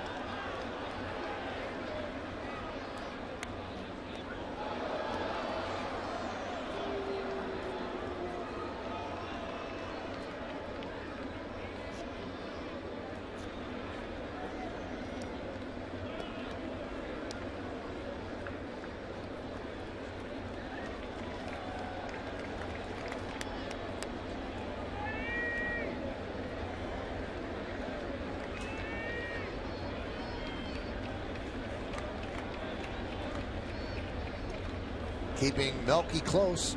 Top of the 10th inning. Thank you for hanging in there with us. It's a 2-2 game.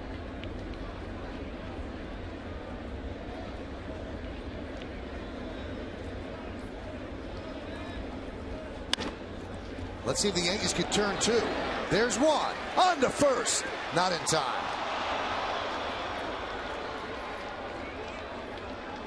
Hosmer beat out the replay or the relay. It's down the line pretty good. I mean, this ball was hit pretty hard to Derek Jeter, and we'll take a look at the turn. Gets it over to Nunez in pretty good shape, comes across the bag, and a decent throw. Hosmer has it beat.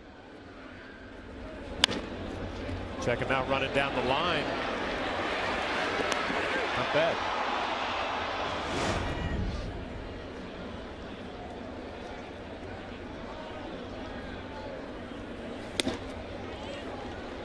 Meyer swings and misses.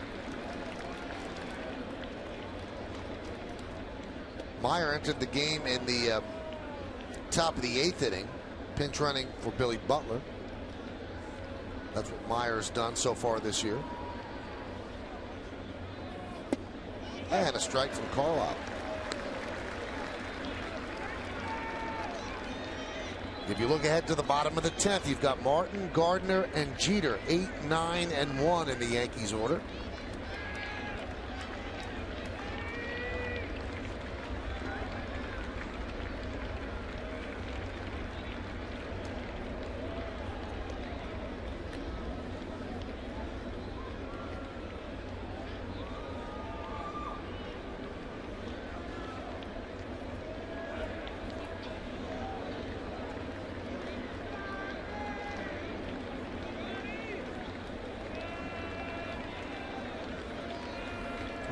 Way over the head of Martin.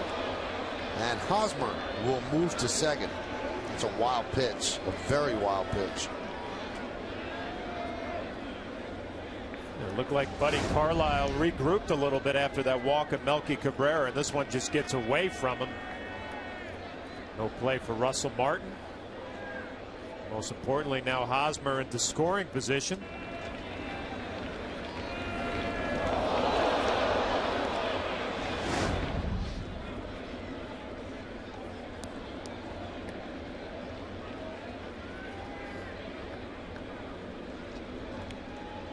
Jeter goes in to settle down Carlisle.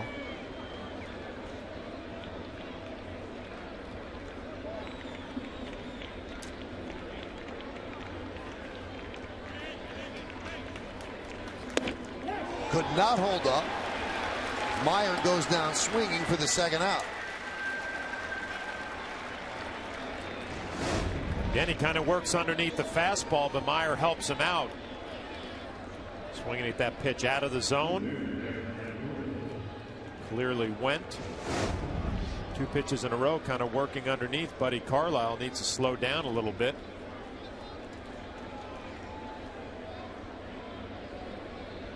Here's Jeff Francoeur. 0 for 3, hit by a pitch. Fouls that one back.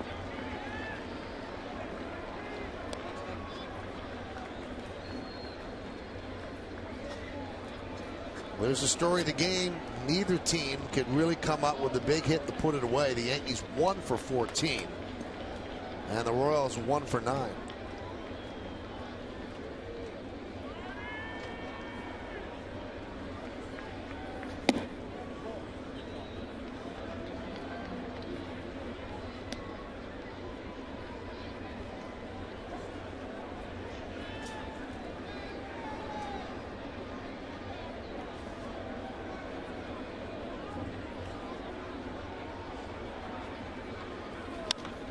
High fly ball, left side, but out of play.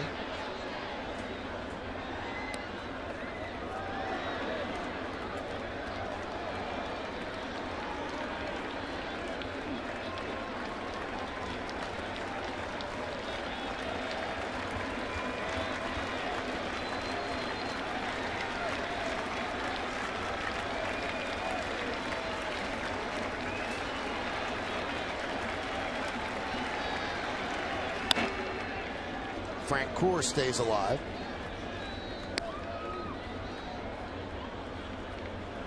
Carlisle just staying with the hard stuff. All fastballs to Francoeur. Back to back inside. That last one away. You got his bat sped up for an off-speed pitch. You can bounce it. Francoeur, a very aggressive hitter.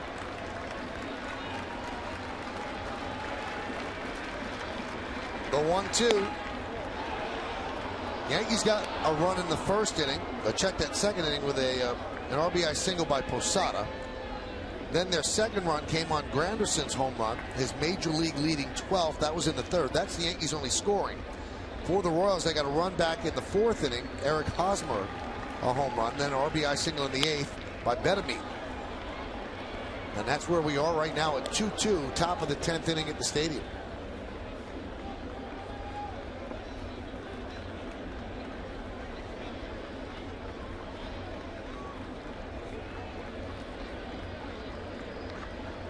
And Betemit is on deck, but Francoeur is the guy the Yanks are worried about right now. Go-ahead runs at second base. That's Hosmer. The 2-2. Laced into right center field. Giving chases Granderson. He can't get there. It will go to the wall. Hosmer will score. Francoeur's on second with an RBI double. And the Royals have their first lead of the game. They're up 3-2.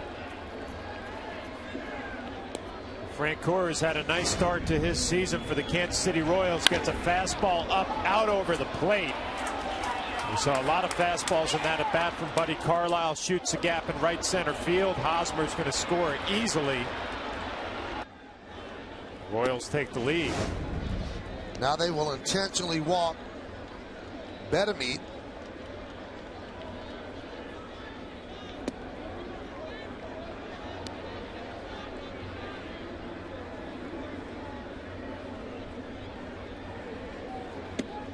And they'll deal with the catcher Trainer.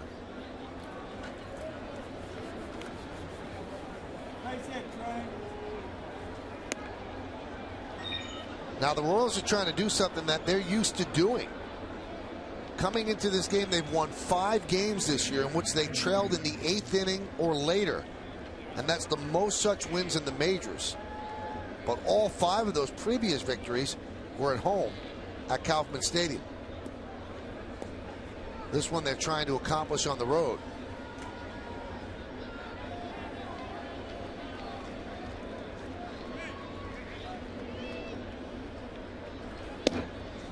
Trainer takes a strike. Trainer had a good night last night. Couple of hits, a walk, and now Soria, the closer for the Royals, getting loose again in the Royal bullpen.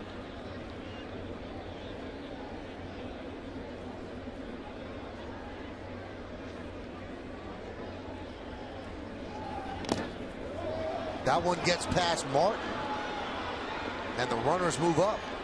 Second wild pitch.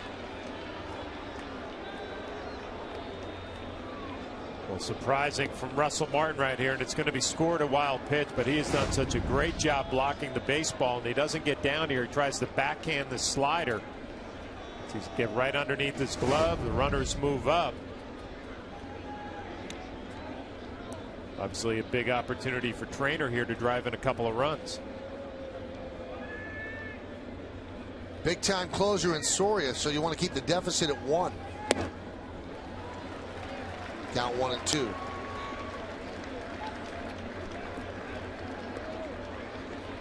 So a Trainer last night, his base hits to right field, kind of inside out the baseball here with 1-2 count.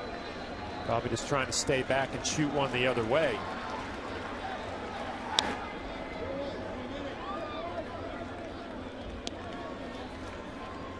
This is a 30-pitch inning to this point for Buddy Carlisle. Hey, when you start an inning, especially an extra inning, with a walk, you're asking for trouble, and the Yankees certainly have gotten it. They're trying to keep the trouble to a minimum now.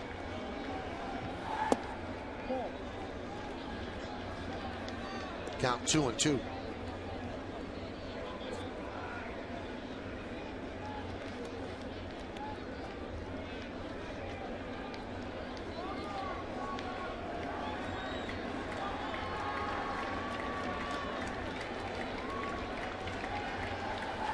Swing and a miss. So the deficit is just 1. 1 run, one big hit and 2 men left. Can the Yankees rally in the bottom of the 10th?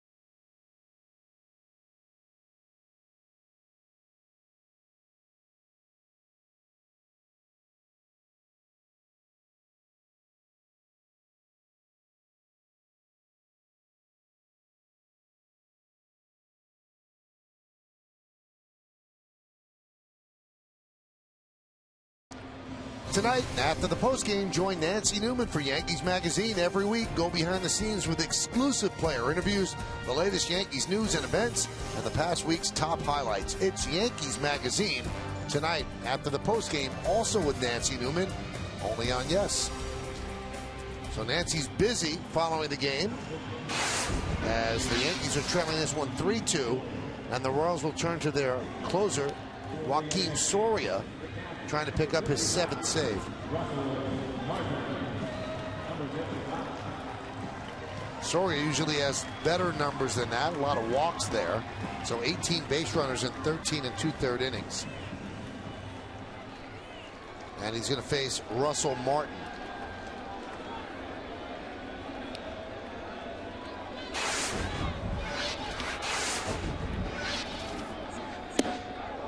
Pitch up and in. Had 43 saves last year, did Soria.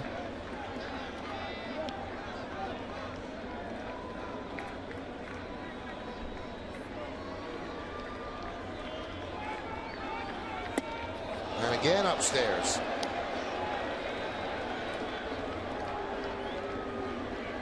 The 43 was second to Rafael Soriano, the Yankees setup guy last year, the closer for the Rays. What a year for Soria, 1.78. 66 games. And he's gone 3-0 on Russell Martin.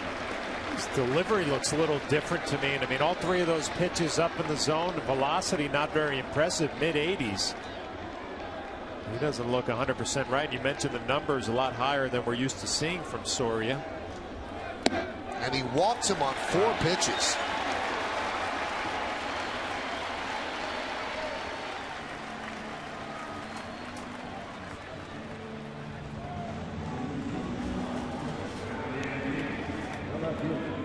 I guess the only play here, John, is to have Gardner bunt. Try for the tie at home.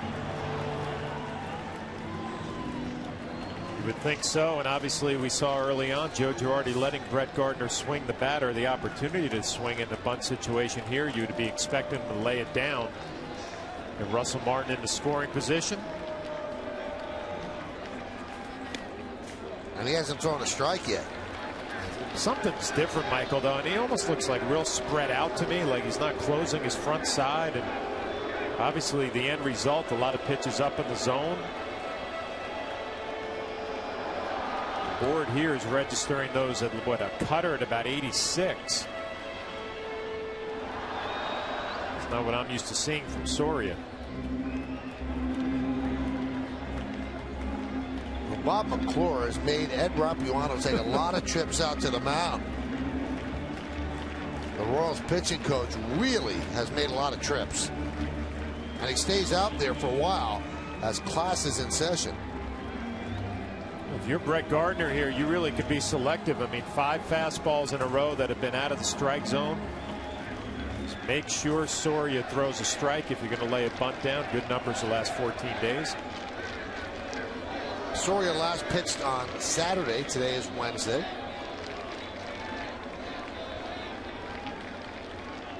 In about 55 minutes, it'll be Thursday. 6 balls in a row. Now, if you're Gardner, are you bunting until he throws a strike? You know what? I'm squaring early, trying to distract Soria here. Make him throw a strike. If he wants to give you another free pass, he has not proved he can throw the ball over the plate. But I think most importantly for Brett, if you are going to bunt, make sure it's down. A high fastball, a tough pitch to lay down. Make sure the fastball's down.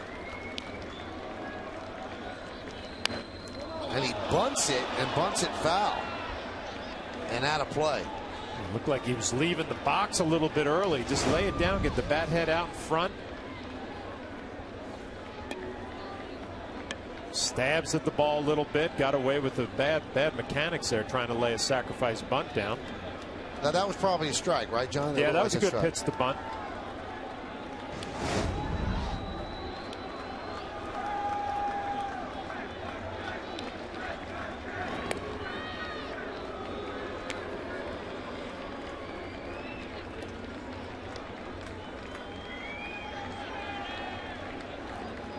Derek Jeter's on deck.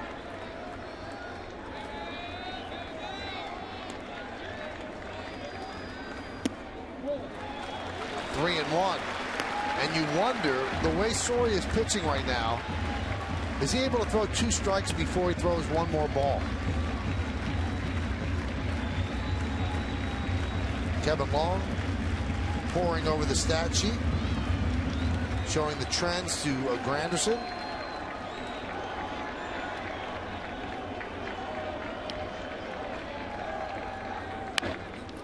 And a bunt. It's a beauty.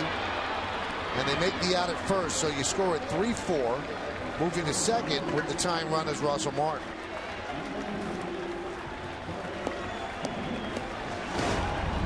Well, nice job by Brett Gardner. Mechanically a lot better here. Gets the bat head out in front. Just drags it right to Hosmer, who makes the play. Most importantly, Martin moves into scoring position, and Derek Jeter has good numbers against Soria, comes to the plate. 3 for 4. Lifetime against Soria. Derek is 0 for 5 tonight. After picking up 8 hits in his last 3 games.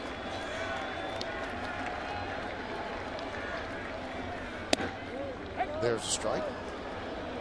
Dyson in center field, playing shallow and shading towards right center. A huge gap in left center for Derek Jeter.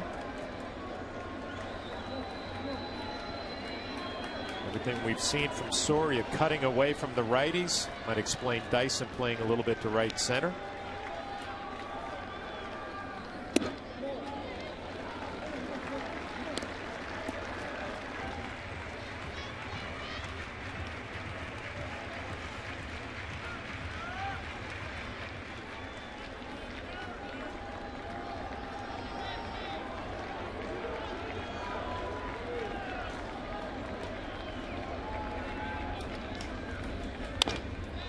Slow roller. Escobar off balance. Just gets Jeter as Martin goes to third.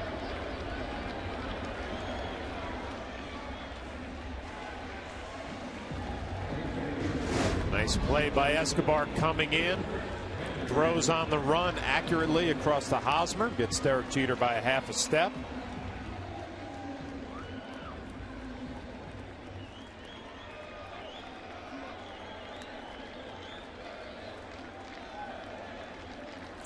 And that's going to leave it up to Curtis Granderson as the Yankees are down to their final out.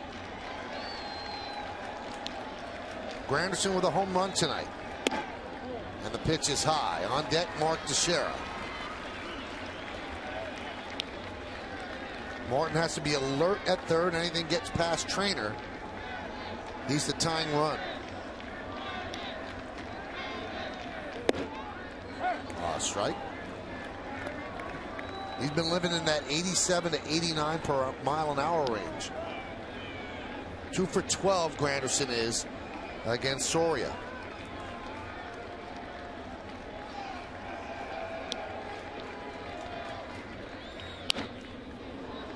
Now the Yankees are down to their final strike. Yeah, if you're Curtis, you really got to make sure you get that fastball down. We've seen Soria this whole inning kind of working underneath and pushing it. Tough here with 2 strikes not to chase a high fastball. There's a high fastball. 2-2.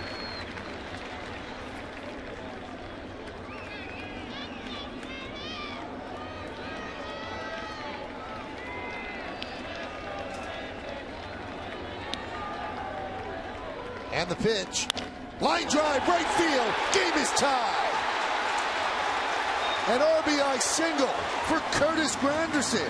A blown save for Soria. And the game is knotted at 3. It's the first breaking ball that Soria throws, and Curtis Granderson is all over it. 12-6 rotation up in the zone. Curtis Granderson gets a mistake, and he makes Soria pay. Big 2-out RBI base hit to tie it up. I'm sure Soria going to be kicking himself for that pitch selection. So the Yankees, after going 1 for 15 with runners in scoring position, get a big base hit from Granderson. Now here's Teixeira. Pitch outside. Well, John saw it right away. This is not the same Soria that we've seen in the past. That one, dominant, sometimes seemed unhittable. This one not throwing strikes, and the stuff is simply not electric. Yeah, it's not that. I mean, the velocity is definitely down. The location is not great.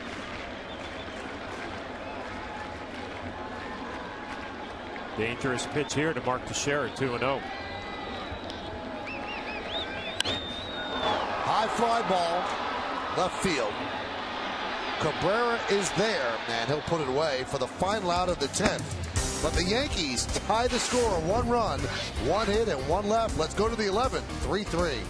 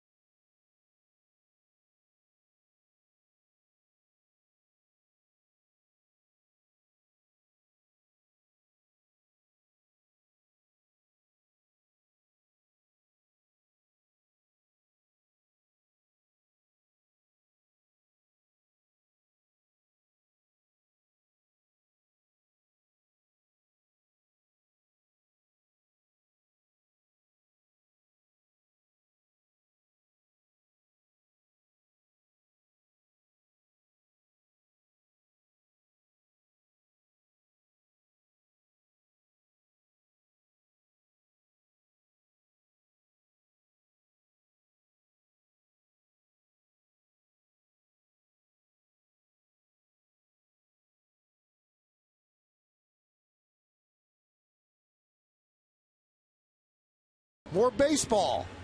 Yankees tied up with 2 outs in the bottom of the 10th inning as Soria blows the save. And Chris Getz will start it off against Buddy Carlisle. Carlisle gave up the run in the top of the 10th inning. But the Yankees don't have very much left out there in the bullpen. The best that we could figure is they have Luis Ayala. They have not used Java when they could have used him, which would lead you to believe he's not available. Now Buddy Carlisle is like, we don't have a first baseman. Mark Teixeira is not out there. Here he comes.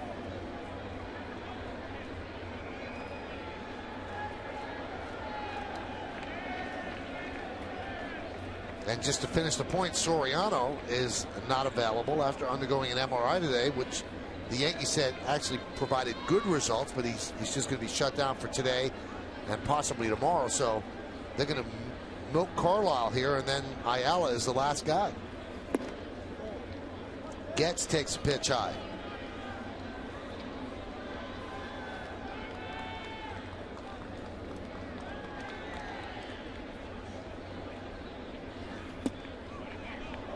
He got into trouble in the 10th inning walking the leadoff batter, and that was Melky Cabrera. Gets a better base stealer, 7 on the year, has only been thrown out once, so you really want to make sure you throw the ball over the plate. He's had a tough night. 0 for 4 Getz has.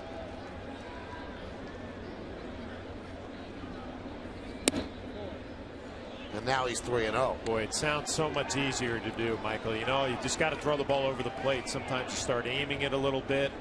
You know he's a good base runner, a good base stealer. Put a little pressure on yourself. And he walked him.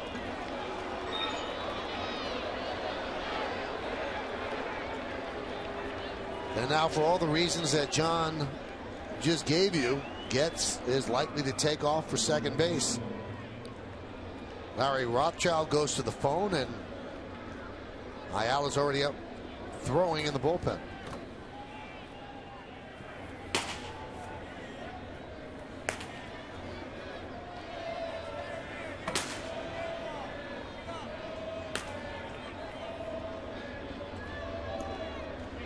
Keeping Getz close.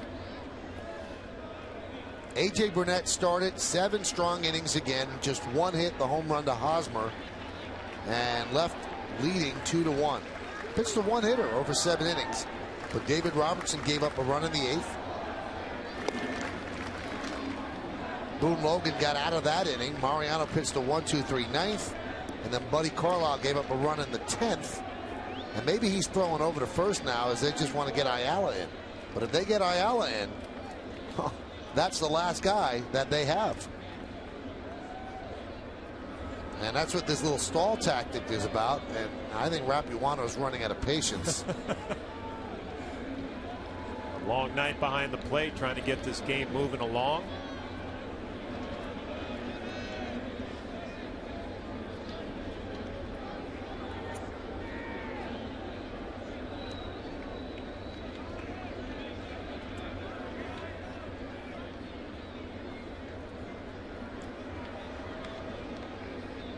Escobar will probably bunt, but I'm sure that Yost would rather have Getz go towards second. So all that throwing over was just a stall tactic for Joe Girardi to get Ayala extra throws out in the bullpen.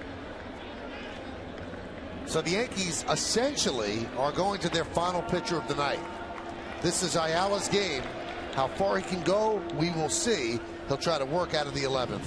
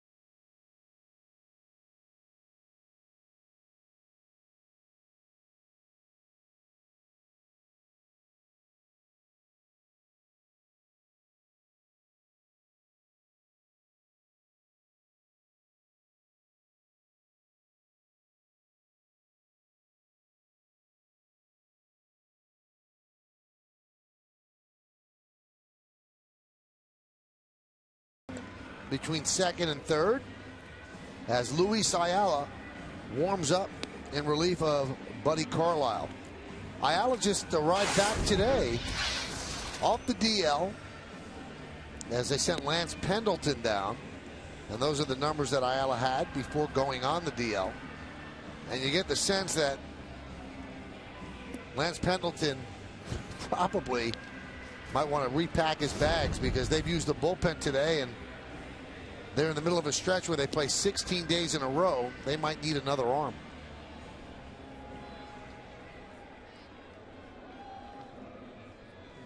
All right, so you've got Getz on first, nobody out, and Escobar at the plate.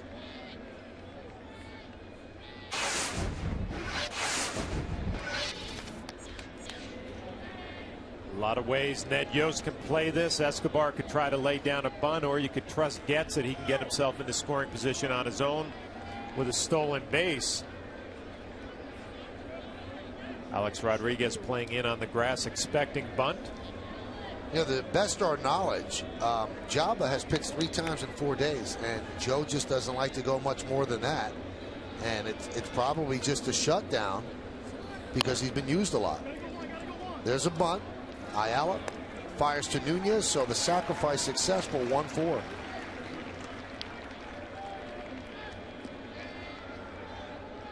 And Getz now in scoring position.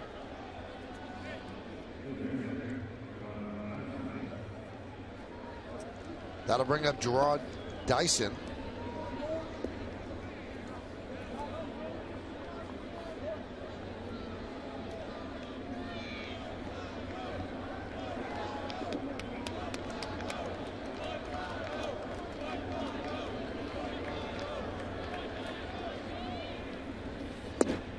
There's a strike.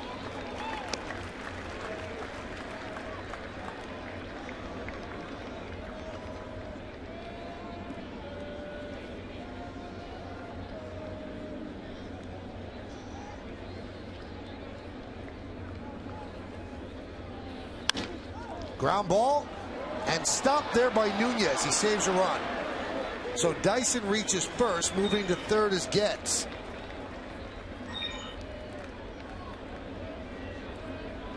Nice play by Nunez, going to his left, just trying to knock this ball down. You're not going to have a play on Dyson, who runs too well. But you're right, Michael. Saves a run, gets all the way over to third base. A nice play by Nunez just to knock it down and keep it in front. Check out Getz coming around the bag or going to third base. Might not have made it. Did not get a real good jump off the bat there for a guy who runs pretty well. Well, he's a threat to go now. Yankees pinch up the middle with the shortstop and second baseman. Here's Melky Cabrera. The old fake to third, fake to first. Jeff Nelson play.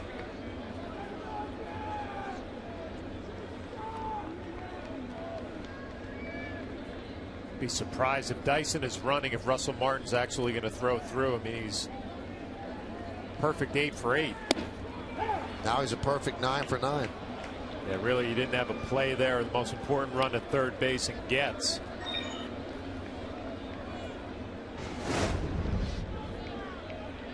Good jump, just runs too well. By the time Russell Martin looks at the runner at third base, there's going to be no play. Now they're going to intentionally walk Melky to set up the double play.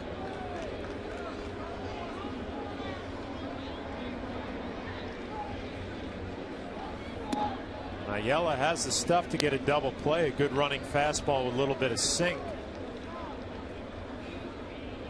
So they're going to try to use the aggressiveness of Hosmer, a young hitter excited to be in the big leagues, see if he can roll over a sinker down and away. Get yourself a double play ball and get out of here with a tie game.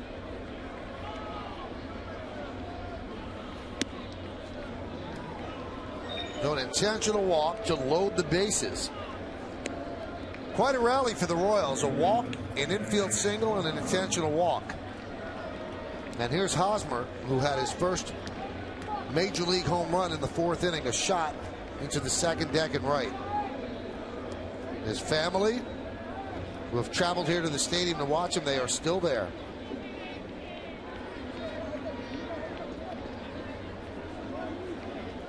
A lot of Yankee fans in his family, but I don't think in this situation they're Yankee fans.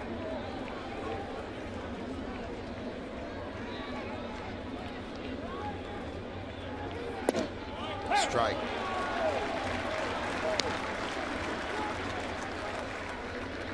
If you're Ayala, just stay down there with a little bit of movement and take your chances.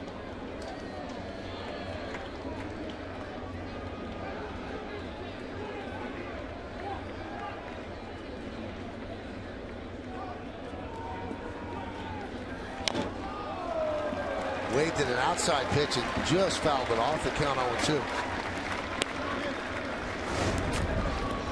Nice action away from Hosmer.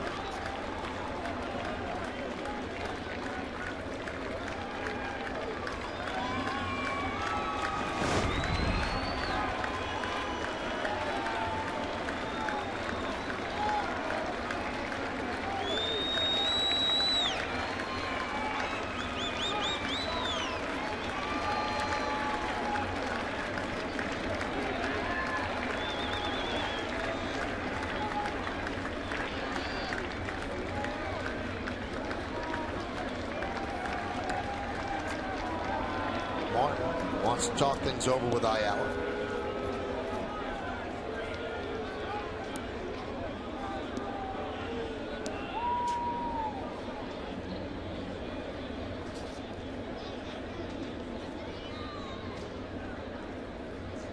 Ed Rapuano is getting chapped.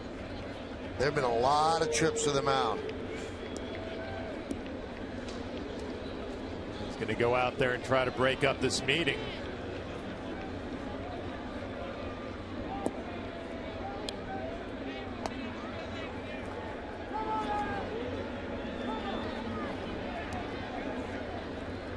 Not an easy job. Still working hard too.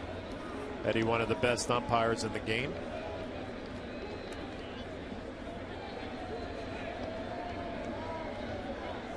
That's high praise from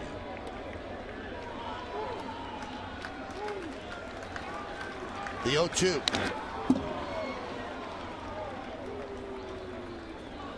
Alwa's got some zip on his fastball, 93 miles an hour. Yeah, I was just thinking the same thing. A little more velocity than we saw early on.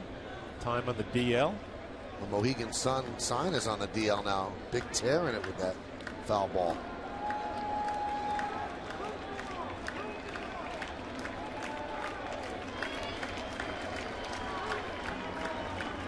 The 0-2. Fly ball, shallow center. Coming on is Granderson. Here comes Getz. Here's the throw. Getz is in there. A sac fly by Hosmer, and the Royals retake the lead 4-3. A good job by Hosmer going down and getting a low sinking fastball. Granderson comes up on the run, a strong throw just up the line a little bit, and Getz, who has plenty of speed, will score easily. See if he left a little early. It does not look that way. Strong throw just up the line. Russell Martin doesn't have a play. Give Hosmer some credit, though. He went down there and got that ball, got it in the air.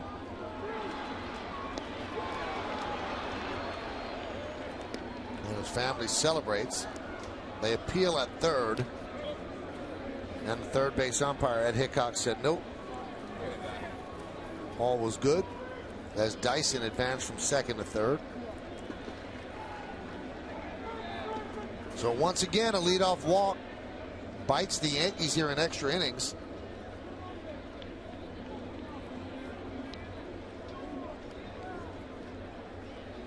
Here's Mitch Meyer as Hosmer will take second. The Yankees were not holding him on.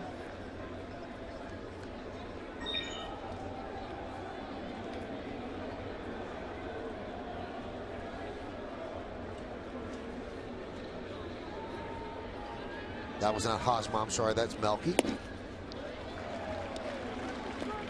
Meyer swings and misses, 1-1.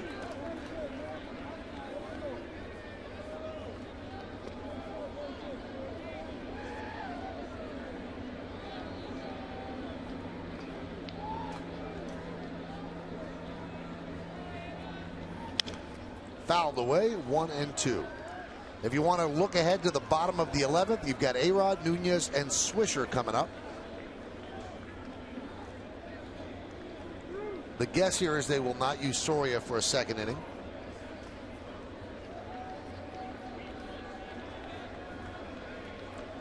Lewis Coleman will probably come in.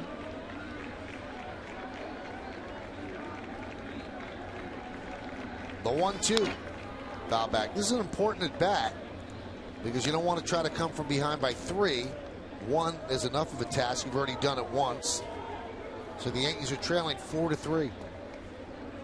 Runners on second and third and 2 outs.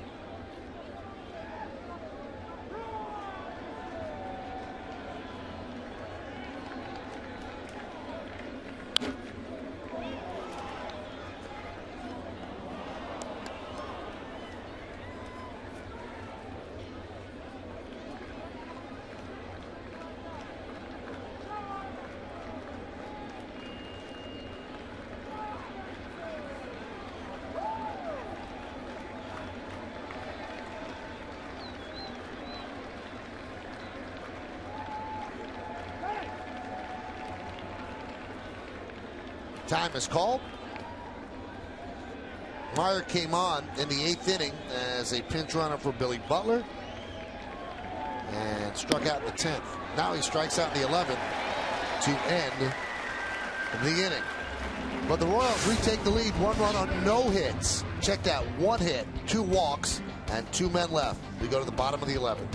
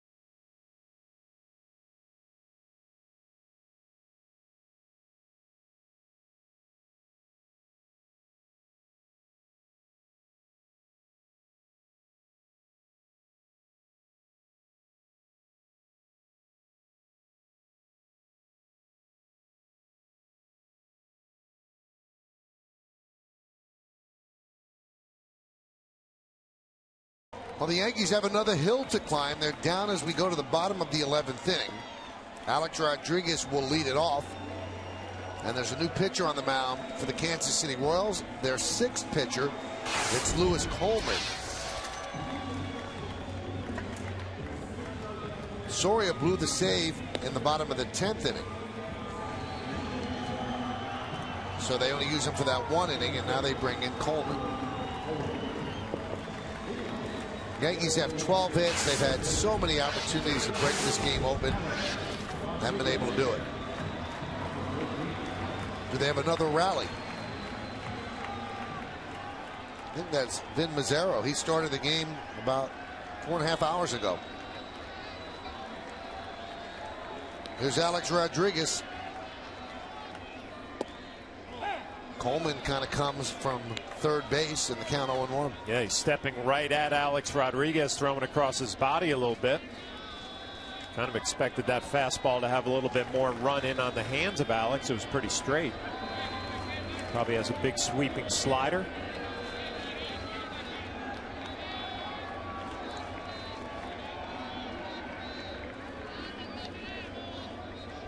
The 0-1. Waves at that pitch outside.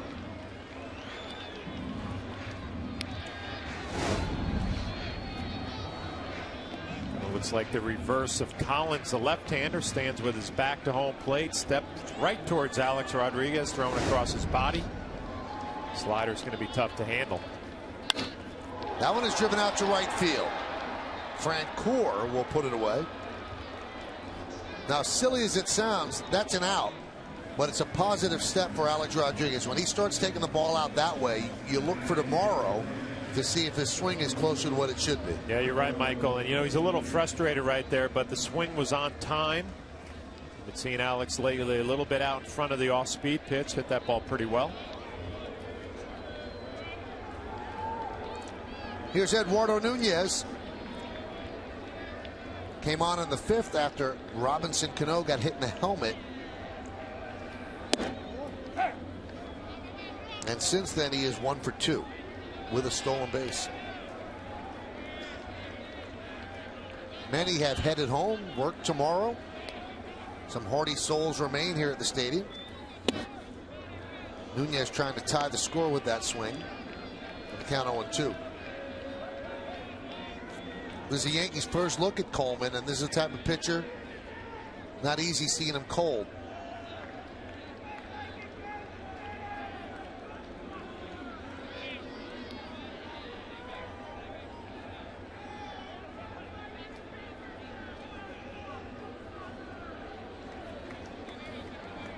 Nick Swisher is on deck.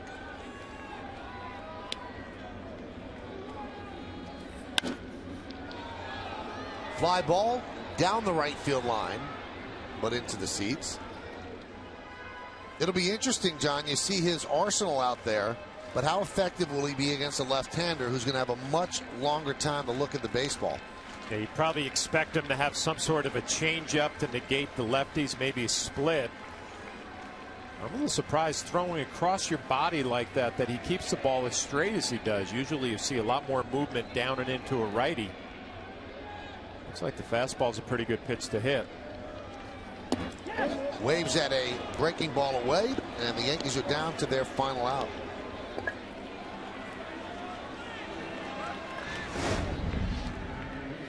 Dan across his body, the sweeping breaking ball, and Nunez had a couple of fastballs he probably should have put in play, because that's a tough pitch for a right-hander to hit. Well, we told you yesterday that the Royals bullpen is a strength for them. And it's not lights out, but they run some impressive arms out there. And one of the reasons that they've remained over 500 almost in the middle of May, fooling a lot of people. Here's Swisher. There's a strike.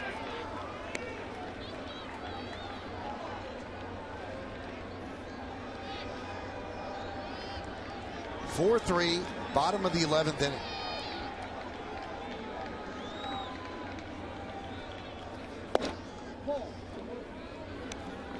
And the count 1-1. Coleman's had his problems against left-handed batters, hitting .400 with a home run, as opposed to .077 against the righties coming into this inning. That number has just gotten better with Alex Rodriguez and Nunez.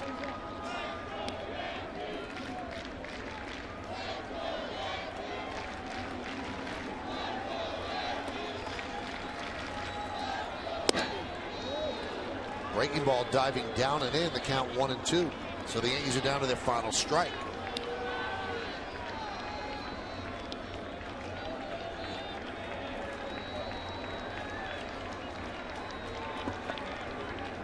Buddy Carlisle would get the loss.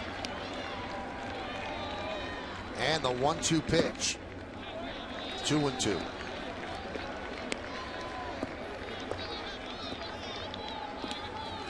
Swisher tonight 1 for 4 and was intentionally walked in the 9th inning so they could pitch to Posada, who ended up striking out with a chance to win the game right there.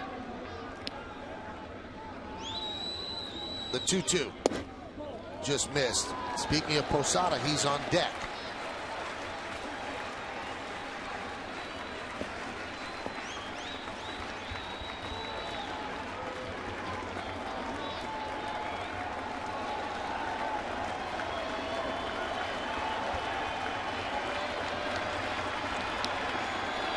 3 balls, 2 strikes. The pitch. Swung on and missed, and that will do it as the Royals beat the Yankees 4-3 in 11 innings. Eric Hosmer, the rookie, with a big game, driving in 2 of the 4 runs, including his first big league home run. Stick around for the postgame show to find out who's tonight's Chevy player of the game. 4-4-0, beating 3-12-1. Yankees waste a lot of opportunities, and they lose the game.